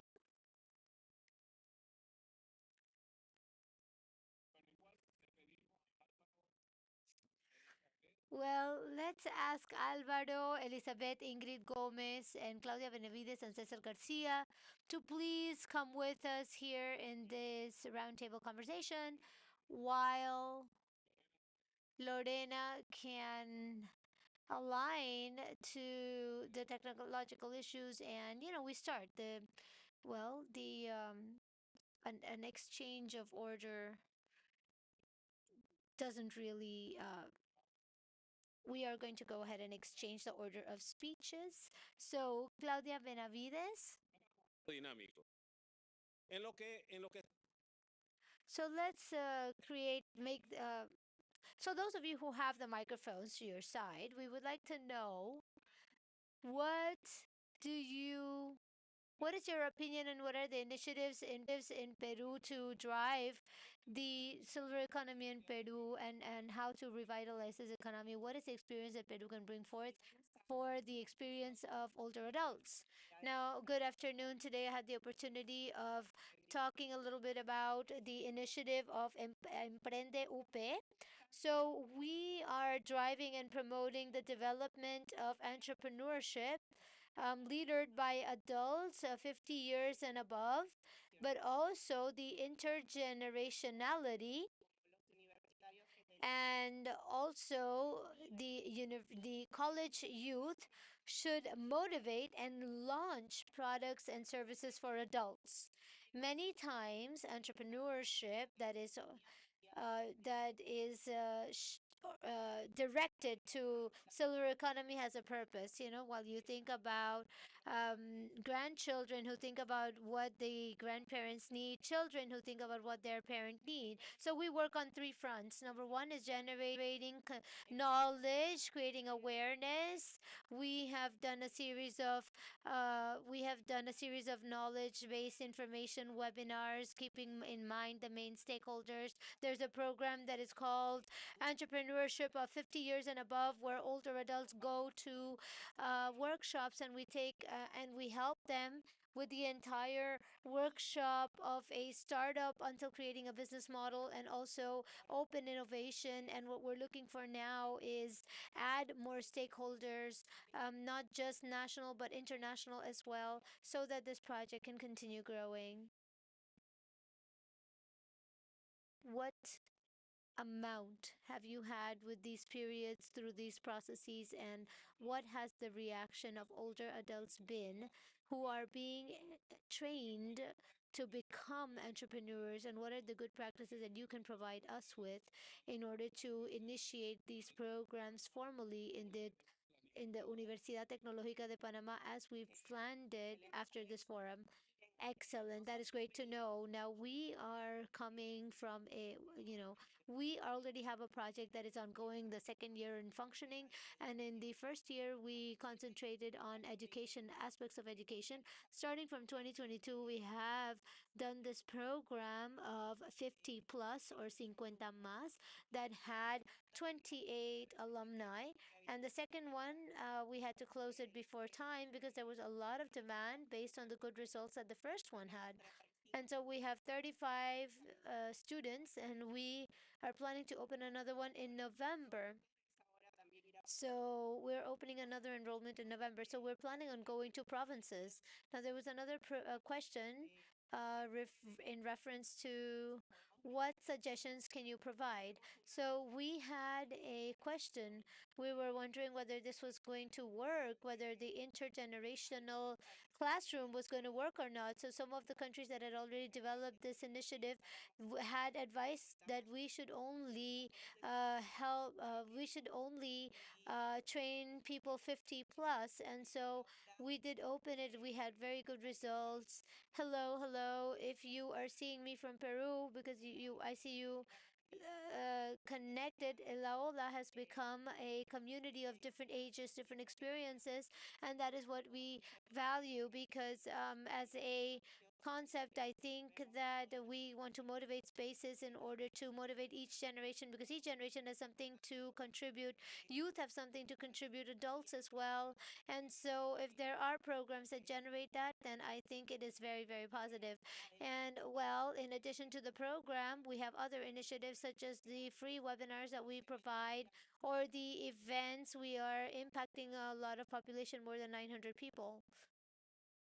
Well, I think it is extremely important. I would like to mention that the youth that you see in black and white, they are all my students. All of them are doing intergenerational entrepreneurship of silver economy, where they are working along with the people over the age of 50, implementing technologies based on the needs that an older adult tells them. Now, of course, the older adult that is working with them, and I ask all of you who are sitting here to comment and please share your experiences, they are part of the team. It is not about doing something for the elderly person, it is about the fact that the older person should have an entrepreneurship along with the youth. So, along with the directorate of the University Tecnológica, they are looking into a training program for older adults where the first ones to receive a scholarship are those from Betania, and it's going to start in 1 month. And I wanted to notify this so that we are completely sure that this forum and this process is going to continue, and it's going to continue despite the fact of what other people think. And so, Alvaro, you came from Spain, Madrid, just yesterday. Was it today? Today. And so, how do you see the economic activation along with a intergenerational companionship with older adults? Hello, good afternoon.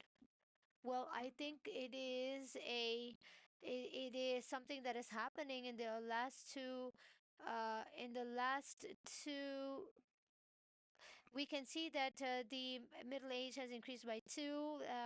The diseases that were killing people has been solved. The increase in medicine that has happened in has been used to solve uh, other types of diseases, like for example when women would give birth to children, the child would die along with the mother who was birthing the child. And so now we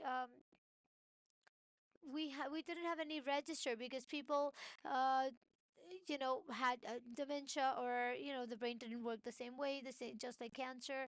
When the same thing happens when we have a uh or cerebrovascular diseases, which means that we need more investment in these type of developments and solutions. We estimate that this year the growth that we've had in digital solutions, the growth that is applied in this silver economy has increased, and it will continue increasing for 2027, around $7 million.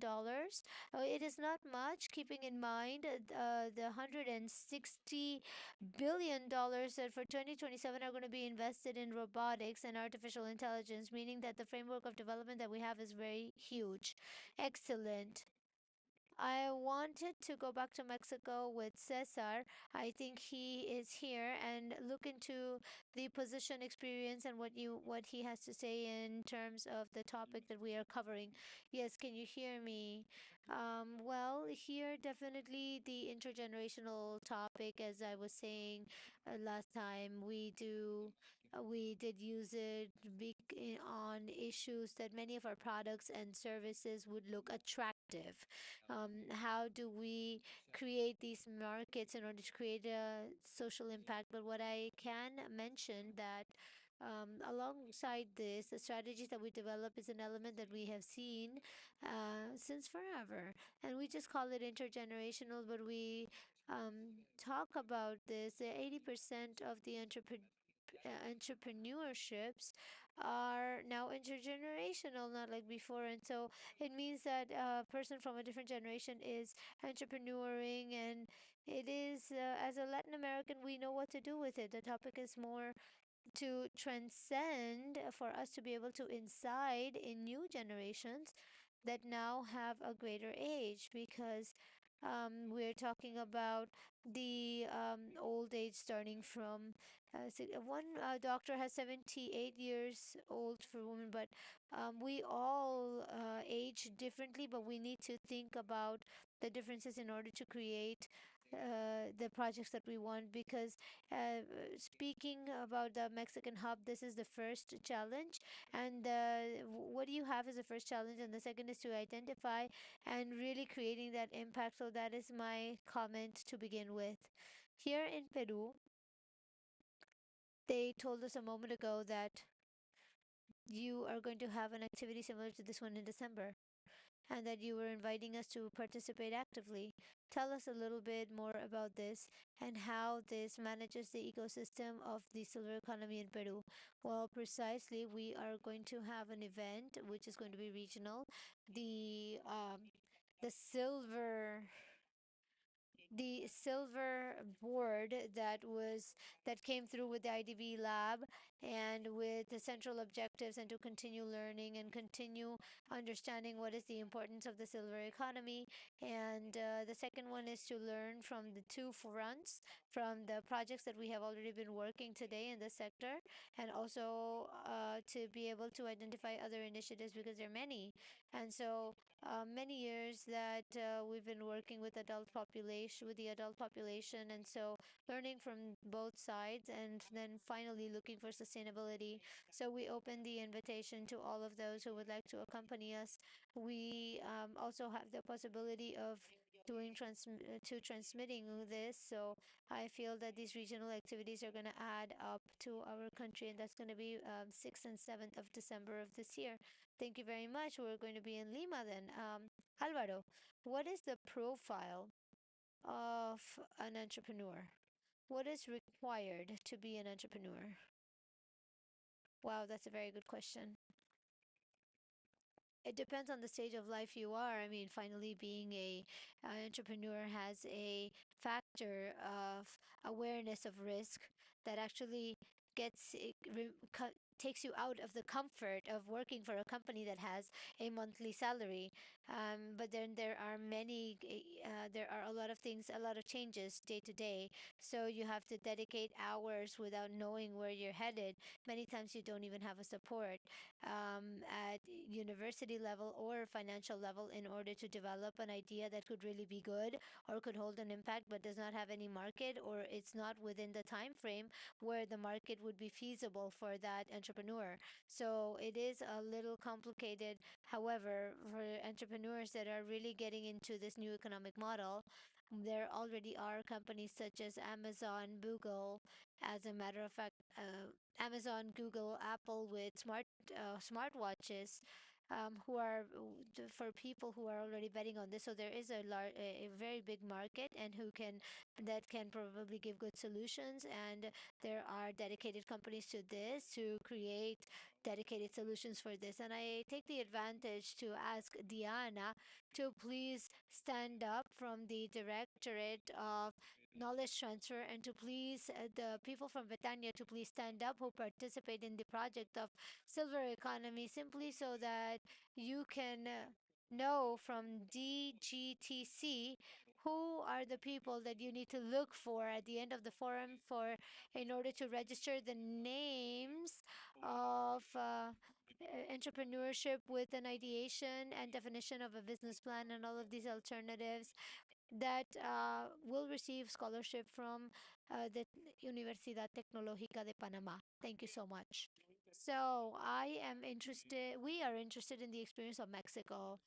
How does an elderly person react? I suppose they do. How does an elderly person react when you tell them you can be an entrepreneur, your life continues? And I'm not saying those who are here, I mean, I'm 64 and I'm doing all the entrepreneurship I am. So how do you see this process of transformation, breaking changing the paradigm, and telling the elderly person that okay, you can be an entrepreneur? How do you see the change in paradigm in the youth, where you say okay, this older adult has knowledge?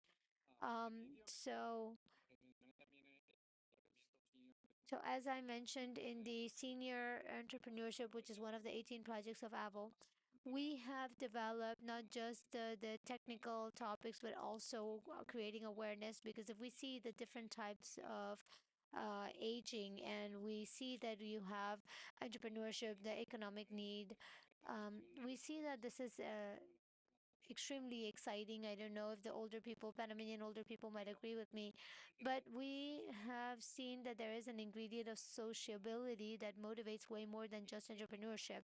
In Mexico, I cannot see the Panamanian statistic, but 72% of older adults in Mexico are isolated. We are the second country most obese in the world, and that has some characteristics that, in addition to isolation, definitely block sociability of the older people. And we have seen that from the Mexican experience, that the entrepreneurship is not just an economic drive, but also a drive for friendship. The word friendship is the one that truly comes out in feedback for Mexican entrepreneurs who are the age of 60 or older. So they are ready. To generate more friends, to take away to as a takeaway for the program, because also the technical part of the program, of course, the creation, the companies, micro companies are definitely small companies, excuse me, are going to be there as a motor, as a development motor, but finally it's going to be a social motor. And I really hope that this leaves a lot to speak about in Panama regarding the program. So of course, Cesar, Alvaro, you spoke about artificial intelligence. How do you see artificial intelligence supporting intergenerational entrepreneurship? What ideas surge from this? So, well, artificial intelligence nowadays is trending. Um, you don't need great algorithms to give solutions, though, but Also, this, especially the facial recognition, constant analysis, all of this at the end of the day is AI, and through training, you can solve the and get possible solutions.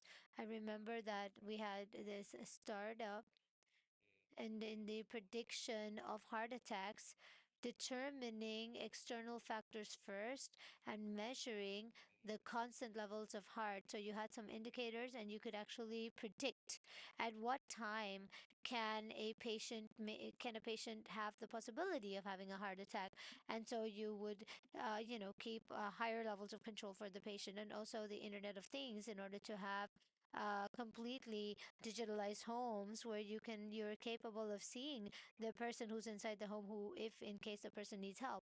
I remember that my dear grandmother at some point started having dementia, and as she was cooking something, she left the stove on. And so at that time there was a camera where the person may not react in the same speed and the same capacity before a risk. And so this type of technology actually helps us to avoid any problems and any drama. Perfect. I can tell you the case of Betania, um, where now formally we're going to start with the training in entrepreneurship, that which during the last 8 months we have initiated precisely what Cesar was saying.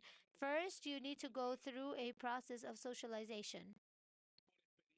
By experience, I can tell you that it is not easy to take two populations, which one is 16 to 20 years of age, and the other one, which is over the age of 60, and placing them within a single space and putting them to work without the cosmovisions and experiences from one side and another might interrupt the issues in relation to ageism. So who has that young boy, what would he teach me? And so, if you first want to go through a silver entrepreneurship, first you need to start by a digital learning. If people do not know, if for example, if there is entrepreneurship can be something technological, so you need uh, digital literacy. And so the older adult needs to be an entrepreneur, not that if we want them to be, they should want to be. So we have a financial advisor. Alexander, please stand up. He's part of Betania, and he's been reevaluating after 70 years, reactivating his consultation in finances. And how does he do that? He's getting support from the youth. And this requires a process where the youth must understand that the older adult is the one who has the heritage of the intellectual knowledge and wisdom. And the older adult also needs to understand that the youth has force, and thus through youth they can improve their activity. And so we have Luis Rivera, who participated, and he is one of the first monitors of digital literacy, something that's very important, that people are starting to think along with older people, that they're going to be investors, how to put up a school of digital literacy for the older adults, where investors and capitalists are going to be the older adults who have the risk capital, and those who are going to execute are the ones are my students, first and second year students.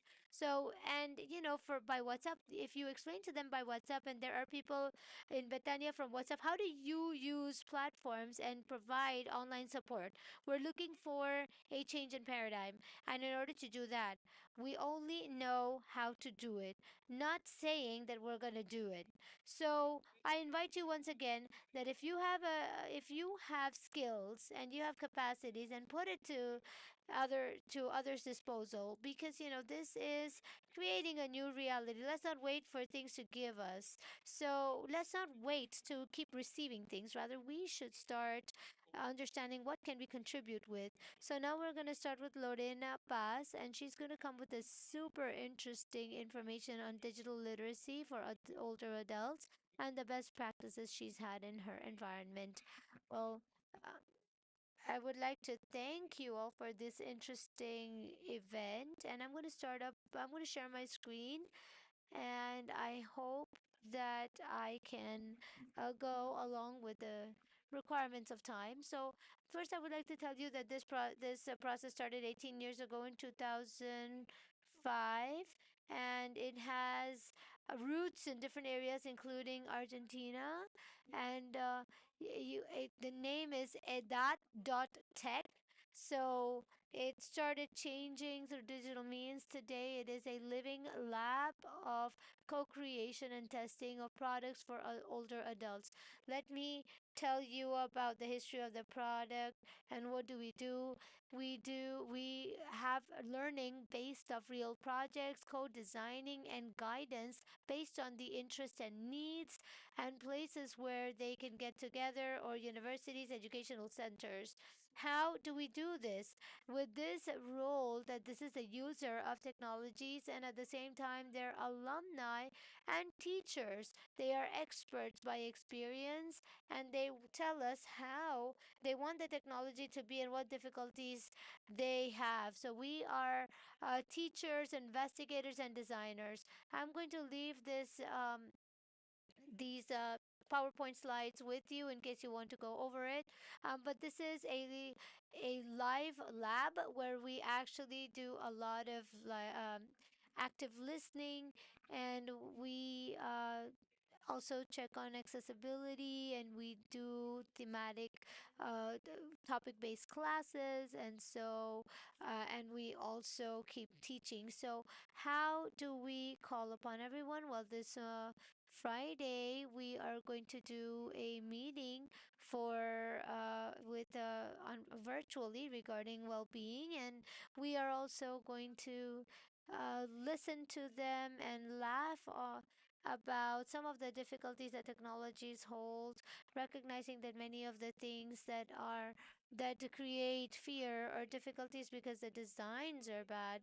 We have a code of ethics because we are informing permanently, we are investigating permanently, we show the results of investigations, and so we have some questions, startup questions.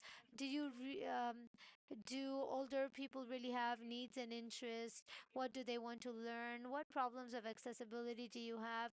How are the what are the problems of accessibility that you have? So the first thing I want to put forward on the debate is the following. The older adult is uh, telling them older adult is a lot, and we have different dimensions of analysis that are very big, and all of us see the world differently, especially when it talks about the diversity of people and also the different types of devices they hold. So the first day we eliminate that black box, which is a cell phone, and what we do is we actually deep dive into it, and we actually show them the different types of technologies that they are holding for their own knowledge. Many of our workshops are along with children, and we also create we talk about a lot of the emerging technologies, the latest technology, in order to and also work with ceramics. And so what do we do as a live lab and investigation? As I said, we report problems of interaction. We also try to differentiate what are the problems. As the people come up, we share the different types of different traits that help us deal with technology, which is the memory and fine motor skills. And so, also throughout the years, we have seen that these are the four things that we really need in technology. And so, what are the problems that we carry on, and what are the problems that are created due to bad designing of technology? So, first and foremost, we ask them what are the cell phones that they are holding.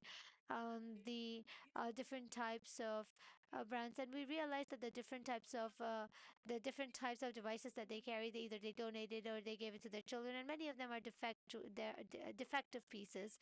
So what we have discovered here is that they need the recognition to draw, because this is basically a scientific device, and so they help us draw in order to, and the problems that they have. So one of them was recognition of icons. So when um, we gave them a class that formed part of a joint learning in order to analyze all of the icons. And so as we investigated, we are permanently recording, and we asked them what can we see in in their drawings, and we see a lot of non-compliance in terms of accessibility. So we do talk about this old technology that still are in the homes, and we try to analyze and recognize what happens with these new generation that study through emails and internet, and then we start debating on the societies and the contemporary form of living, because older adults are also subject to contemporary forms of living, and so what they can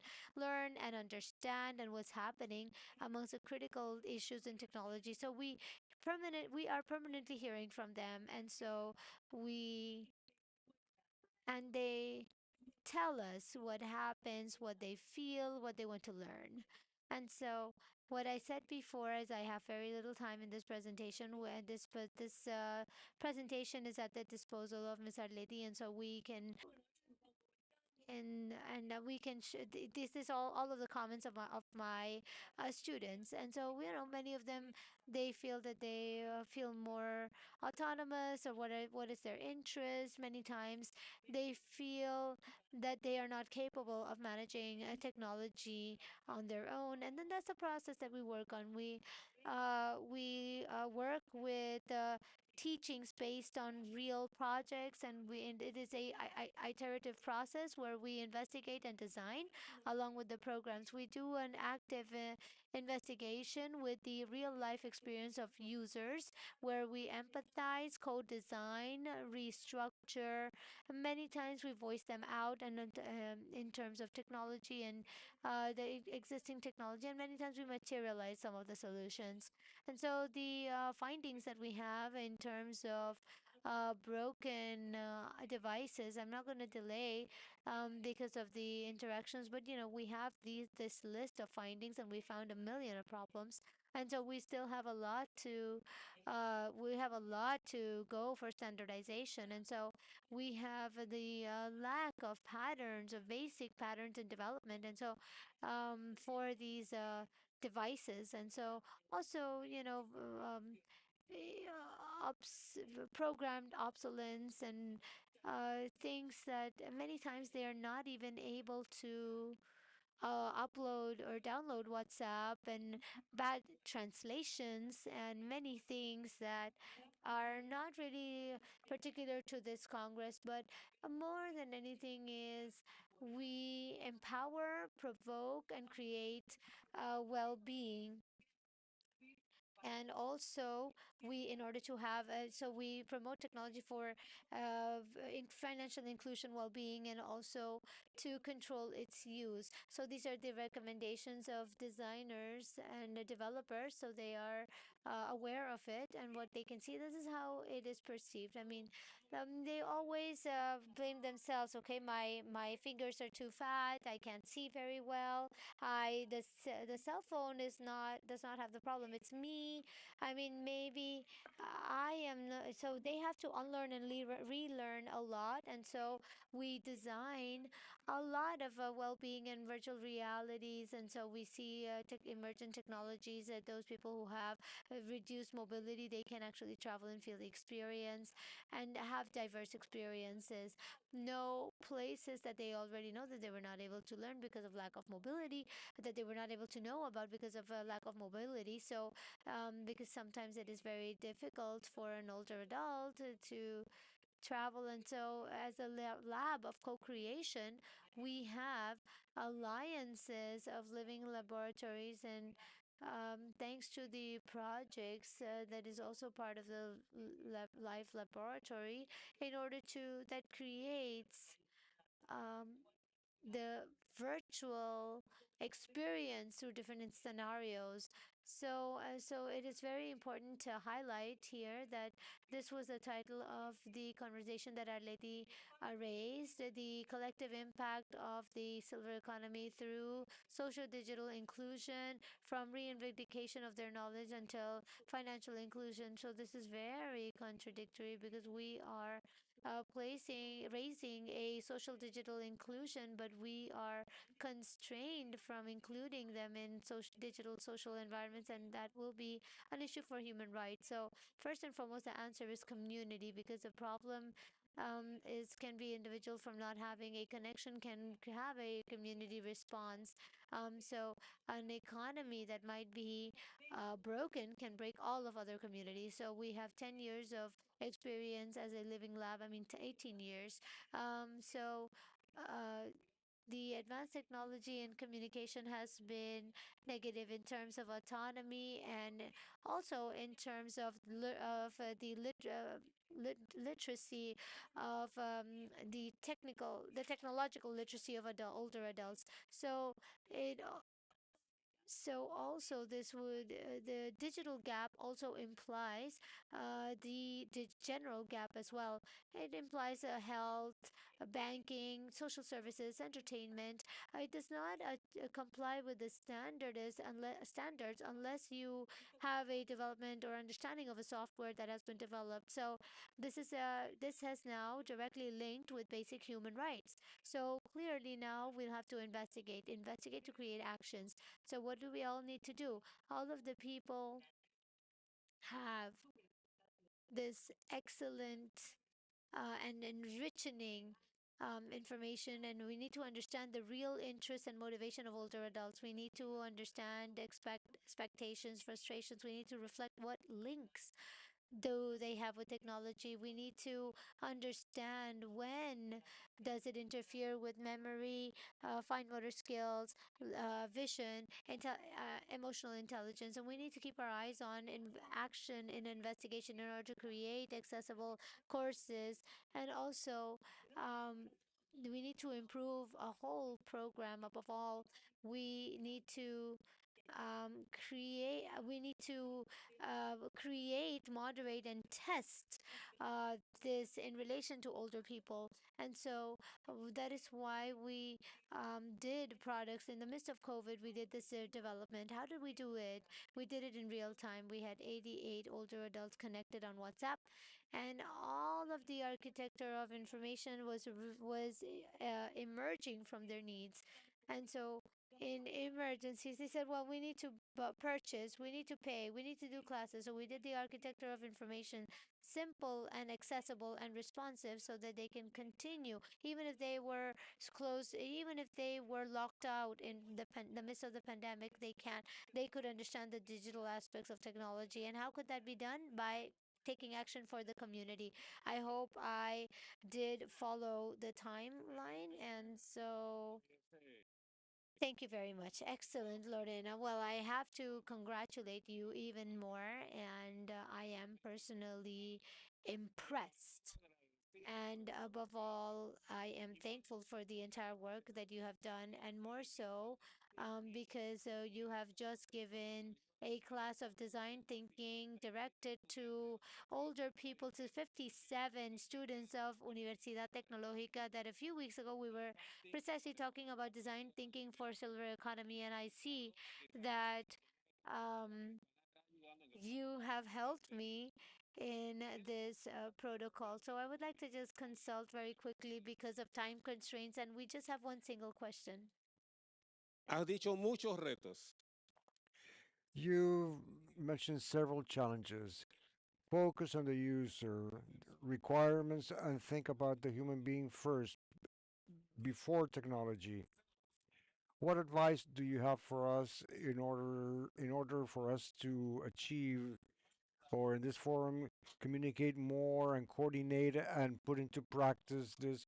Because this is a forum that is not a Panamanian forum, it's the Latin American forum. What best practices to make sure that we focus on persons and forget about technology first?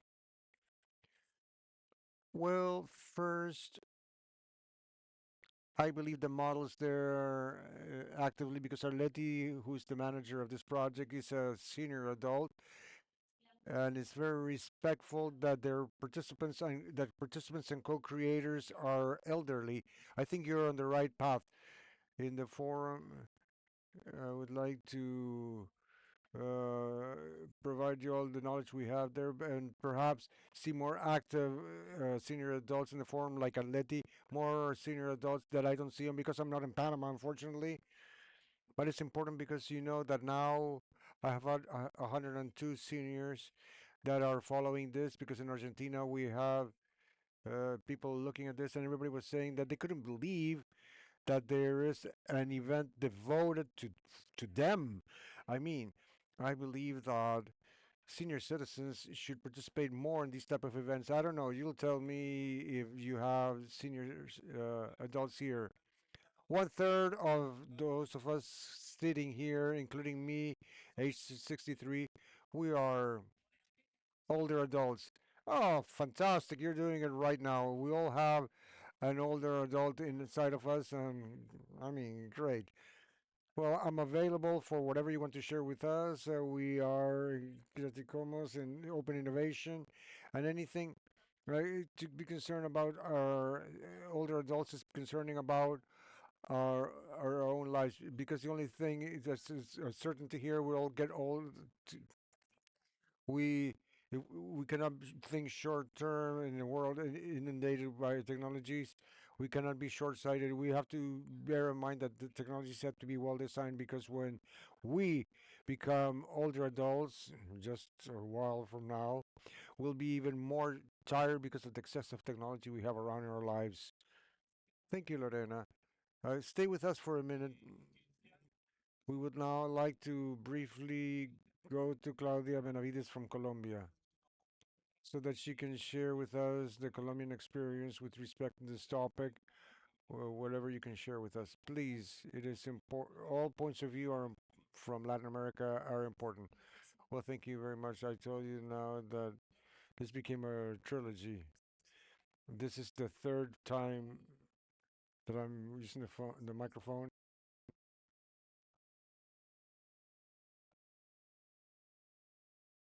This is I mean, live in an intermediate city that is known as an elderly friendly city, and from there we're generating a great amount of challenges. This is what Lorena was explaining. The challenges are part of the dynamic of the entrepreneurial process. And on the other hand, we have a learning ecosystem with a methodological model. And now I want to go to the point. The model is an adventure builder that is basically a venture study that is focused uh, to company entrepreneurs from corporate to investments. It's a link model that doesn't leave the entrepreneur on their own, but that is accompanying the person through the entrepreneurship. It's an iterative process to continue making progress with great emphasis on the development of products. And the other great emphasis is in the global vision to connect with the ecosystems. And the first case we mentioned, because it's a very strong communication topic, is that we're going to show that we have the capacity to solve problems anywhere in the world. So, precisely the first challenge was not ours, knowing that we had a diagnosis, a city diagnosis. And the challenge that we so that we work on is from a corporate and from Spain, the Be Blue group, that is a group devoted to the well-being of senior citizens, and it's a challenge to identify better products and services for the elderly as of data collection and close the digital gap. So we took up the challenge and we came up with 11 companies, rather projects, and those 11 projects, out of the 11 projects, we selected eight and two are looking for international investment. So the exercise is all together. It's a combination in terms of intergenerational because it's including new entrepreneurs along with the older adults as part of the validation of the team, a global vision from an intermediate sized city where technology and connections don't have any borders, and the entrepreneurship dynamics, you have to have global problems with global solutions. And third, in the application processes for startups and agile methodologies, you can do this in accelerated fashion. So in 1 year, let's say that's where you deploy all the strategy towards silver economy. We in 4 months we already have two companies that are going international. So it's been quite interesting, and in this case now, the thing is to sustain the strategy and continue with the replication process. And when it's coming down the pipeline, is to take advantage of it for our own city. And then the next challenges are ours, the ones that arise from the analysis of the friendly city and become a lab city. Very interesting a question, the funding. How have you worked around that? We have, in principle, Colombia has a law which is a science, technology, and innovation law where 10% of the resources coming from mineral and hydrocarbon production goes to this fund, which is the fund of the General Royalty Fund. This is the first fund we got, approximately $1 million for the implementation process. And at this time, the deployments, still looking for grants, but also the link directly towards the entrepreneurs. In other words, this is a process to link with the BCs, with the, well, angel investor network. So the companies get, let's say that there's a mix, given that, for example, Incubar is a nonprofit and the other partners are universities. So this combination of different legal figures facilitates strategies. And in the future, well, towards the end, in a year and a half from now, we'll have a private accelerator, which is the one that will work with the companies and they will have their own fund. Very well. In the case of Mexico, if you have something similar in funding, how do you coordinate it or how do you carry out your programs? Of course, yes, well, precisely here, we saw have a brief presentation to deal with the topic more graphically. And you can see we have a strategy called Silver Aware, all for the topic, of course, of funding investment for those who have projects, or precisely the elderly persons that are here today, which are two-thirds or four-fifths of the audience. You'll see there are many products and services that can come from your voices to the different decision makers to this end. So if you could give me I'll take 3 minutes to explain how we do it in Avu. Here we can see that here we have an interesting term, the topic of H banking, and this transformed to the topic of gerontology because here we put this concept of gerontology because everybody in the world believed that the gerontologist is a geriatric physician. So in all my meetings that even with elderly persons and banks, etc., we ask the question, what's the difference between gerontology and geriatrics? Because gerontologist is the expert from the political, social, and economic side of the elderly persons, and this part transformed to a part of H banking and silver economies where the money truly comes from and impacted. And here, of course, you know me a little bit, but I wanted to get to the slide that is a little bit complex, but I will not explain the whole thing. It's somewhat the ecosystem of how IAP works. We're a coordinator. We promote the autonomy of elderly persons, which means in sexuality. That I would like to go more into that, but the relevance and where we can get to with that topic, and also from the financial inclusion side. That is where we'll end up with this presentation. That precisely, Clava will also be talking about some topics here. And here I continue with the explanation because we arrived at a self-employment model through this target of autonomy. And we, at the end, create several projects from volunteering, gerontological entrepreneur projects, because I'm glad because I see some Panamanian gerontological entrepreneurs through programs that we promoted from Mexico. But there are also topics for SMEs and for entrepreneurs and the startups that we've talked about in full communities for startup topics. And these are economic engines because at the moment that we present these projects to the banks, insurance companies, and companies, this translates into sustainability. So there are great partners are, of course, the topic of the chambers of commerce are the great how, the financiers for all its initiatives, and of course different companies. Here I'll arrive at the topic of economy from the social side and the financial services that are the engine, okay?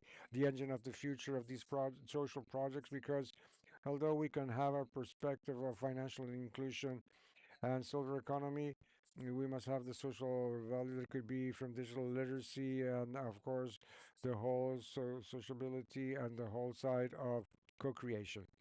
A great how is a topic from coordination, the value, the age management, the age banking, and the change in perception. And here I wanted to arrive to explain a little bit on the topic of the thrust of the silver economy through a Mexican perspective. We want create a gerontological business incubator, and it's a comprehensive program, of course, for the sustainable and scalable projects. This word is very important because we know that our challenges are in the millions, and it's not as useless to have projects for the impact 100, 200 persons. We needed to scale and implement the rest of Latin America. Now we have some tools. Well, the summit that you just created is magnificent. We precisely are planning to do this next year in Mexico.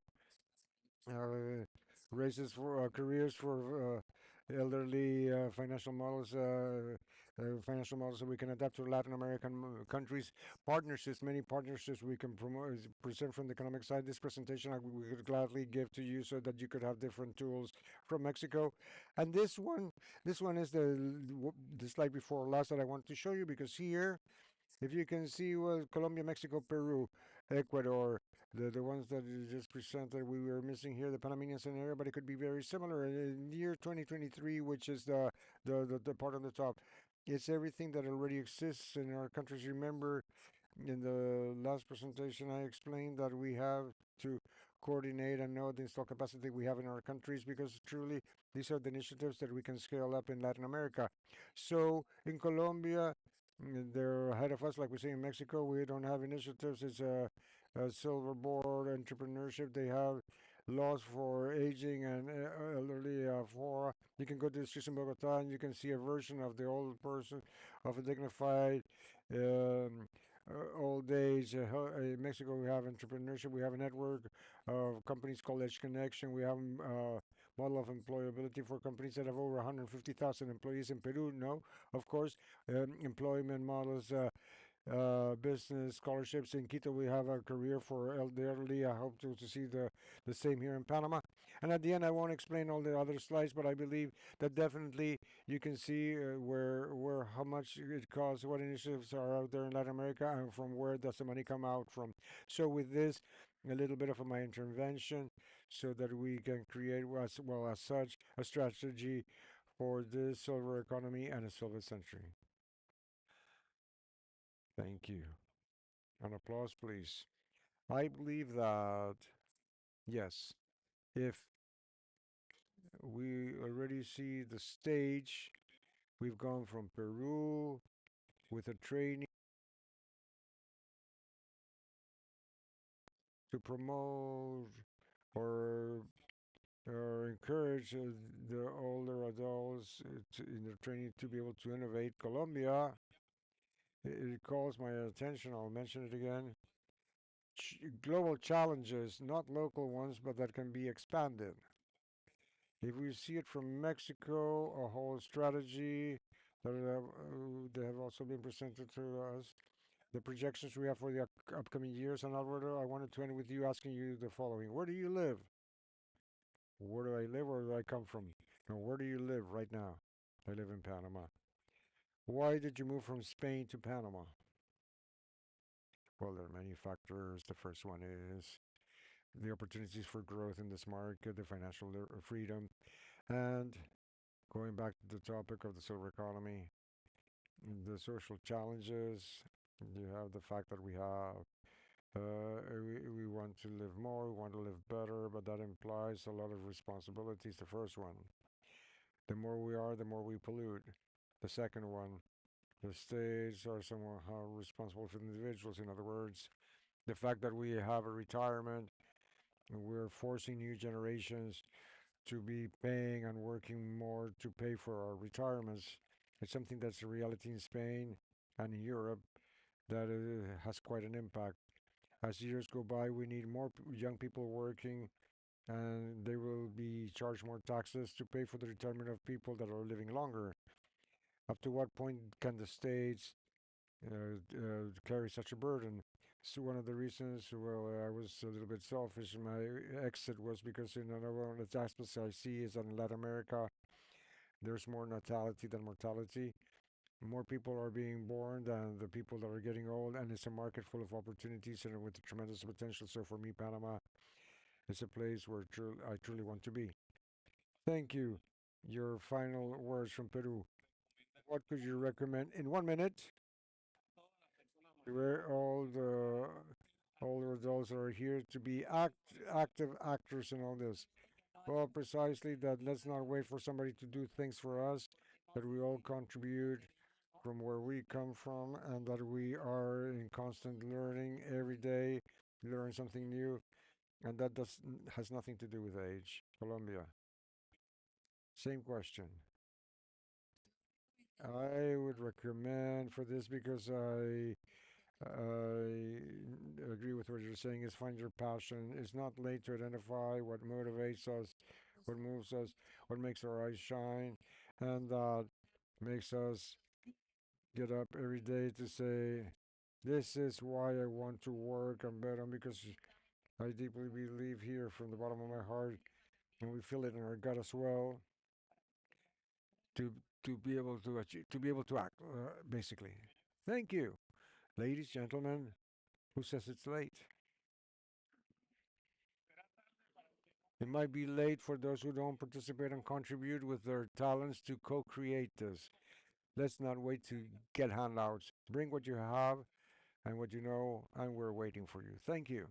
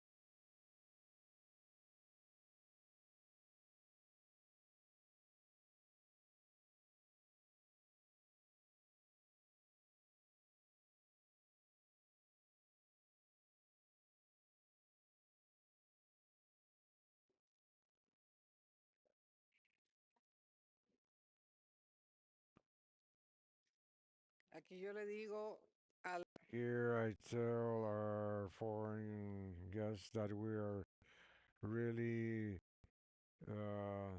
squeezing them. You came as guests, and we're including you in every forum. That's what happens when you have a lot to share. Well, we're in the final stretch, and the topic now is collaboration because obviously there are some people that say, that yes.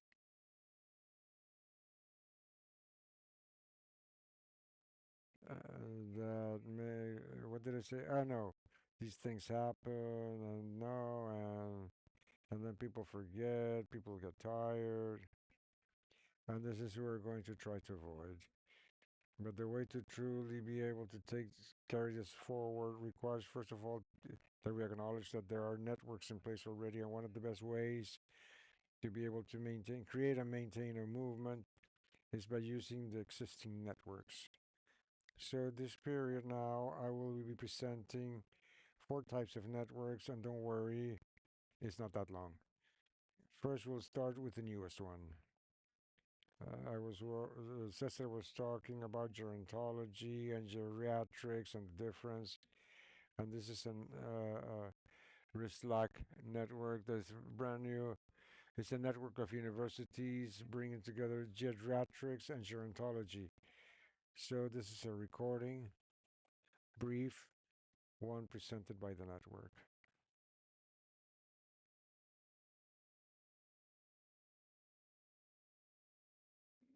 Hello, first of all, I would like to thank Dr. Arleti Pinel, who invited me to participate in the Inter-American Silver Economy Forum as coordinator of the Latin American and the Caribbean network of universities. This is the agenda that I will use. A brief context, you know the topic. The world population and Latin American one is getting older, and on the other hand, we find ourselves in the context of the beginning of the decade of healthy aging, and there we can ask ourselves, and what about the universities? Do they have any participation? Yes, of course. They count with members of the academia in all universities in Latin America and the Caribbean, which I believe that we can, and I think we should contribute. And within that context, we generate RIESLAC. RIESLAC was an idea of the CONLAC president, Dr. Robinson Cuadros, who proposed the idea. By the way, I lead a center network in Chile for all the state universities in Chile, and he proposed the idea of studying the possibility of generating a network at the Latin American and Caribbean network. And then after a while, a few months, we generated the network and we presented it in the Congress in Colombia last May. The following month in June, COMLAC approved unanimously the creation of a RIELAC. There's the minutes in the whereas and the agreement. Regarding the goals, the network attempts to promote the collaboration network among members of the academia and Latin American universities to strengthen research and the training of advanced human resources in the context, in the topics of aging and old age, and as a consequence of those environments, likewise relate to the environment through a link with the same, and ideally propose public policies that aim at improving the lives of the elderly. The specific goals are the ones you can read out here. Promote the creation of collaboration networks in Latin America among people that are devoted to the topic. Promote research in these networks, the training of human capital, the linkage with the environment, and the creation of public policies. The governance of this network is the one you can see here, a coordinator, myself, an deputy coordinator, Margarita Mujeres from Argentina. There's two area coordinators for gerontology and geriatrics, and a person in charge of the inter area, and each one has four micro networks or topics. Regarding the members, you can see at the time being, there's 140 members in the network coming from 83 universities that are in 17 countries, the ones that appear in this map from Latin America and the Caribbean. And the truth is that the genders are somewhat even, a little bit different between gerontology and geriatrics, but very close to 50-50. in each one of the branches here. There are people that are seniors, and there's also young people. Seniors, basically, in terms of research or fields of specialty, and on the other hand, we have a whole array of professions. Most of them have PhDs or masters or medical specialists. Here you can see the professions. Geriatrics, of course, most of them are physicians, but not exclusively. And the gerontology, the array of professions is a little bit broader. Regarding the outcomes, here we have them separate by specific goal. By the way, the first one aims at establishing networks and micro networks, and the second one to carry out research in all environments, seeking the corresponding funds, which is the most complex part of the topic. On the other hand, we aim at collaborating in the creation of advanced capital, human capital in different universities and the different masters and PhD programs. So the contribution of different universities and different countries in this training could be very important. Regarding the link to the environment, the idea is to generate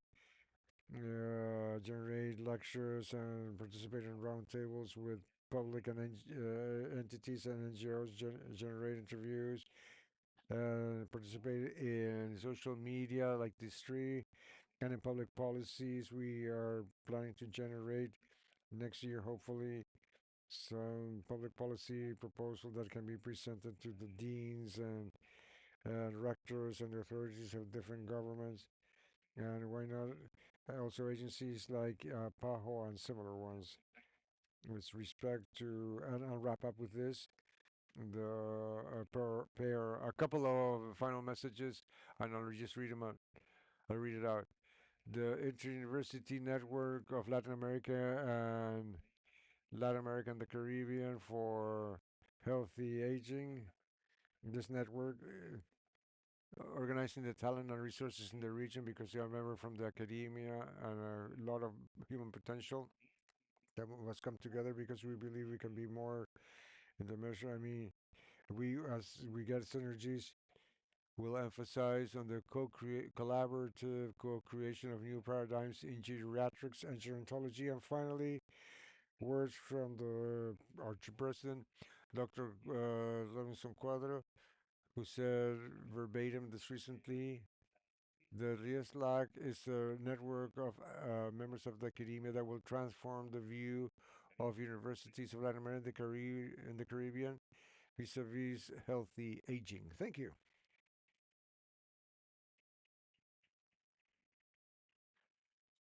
So we start with education, okay, and the importance of universities in order to truly start integrating knowledge and socialize it and truly together start finding the evidence that is necessary for action. Yesterday, towards the end, we were very tired and running around, and we had problems, communication problems, and we got cut off of the Hack Girls presentation. The collaborative project between the Osvaldo Cruz, Fio Cruz of Brazil, and Panamanian institutions. The UTP Elites, the Social Generation Plan, Global Genus, and that it's an ecosystem that starts now for bringing together girls from high schools, technical and higher education, and women older than 60 to co-create silver economy products. So now this we'll see the Panamanian side of Hack Girls to present what we have there prepared. Good afternoon, dear members. This afternoon, then, we're going to present an idea that we'll be copying from other places. One must copy the good things, right? The good things are the ones we should copy and the ones that we could use. This afternoon, we have engineer Marcela Paredes de Vasquez, professor from the Technological University of Panama, and engineer Jarisa Palma, who's the director for entrepreneurship of ISE, who will be talking about Hack Girls, Latin America, and the Caribbean, creating intergenerational solutions. This is a model that we will use that we've gotten thanks to the relations with Dr. Aleti of the Cruz project, which currently we're developing agreements and relations to achieve this project. We'll give the floor to engineer Marcela so she can talk about much, Lydia. Thank you very much, Arleti.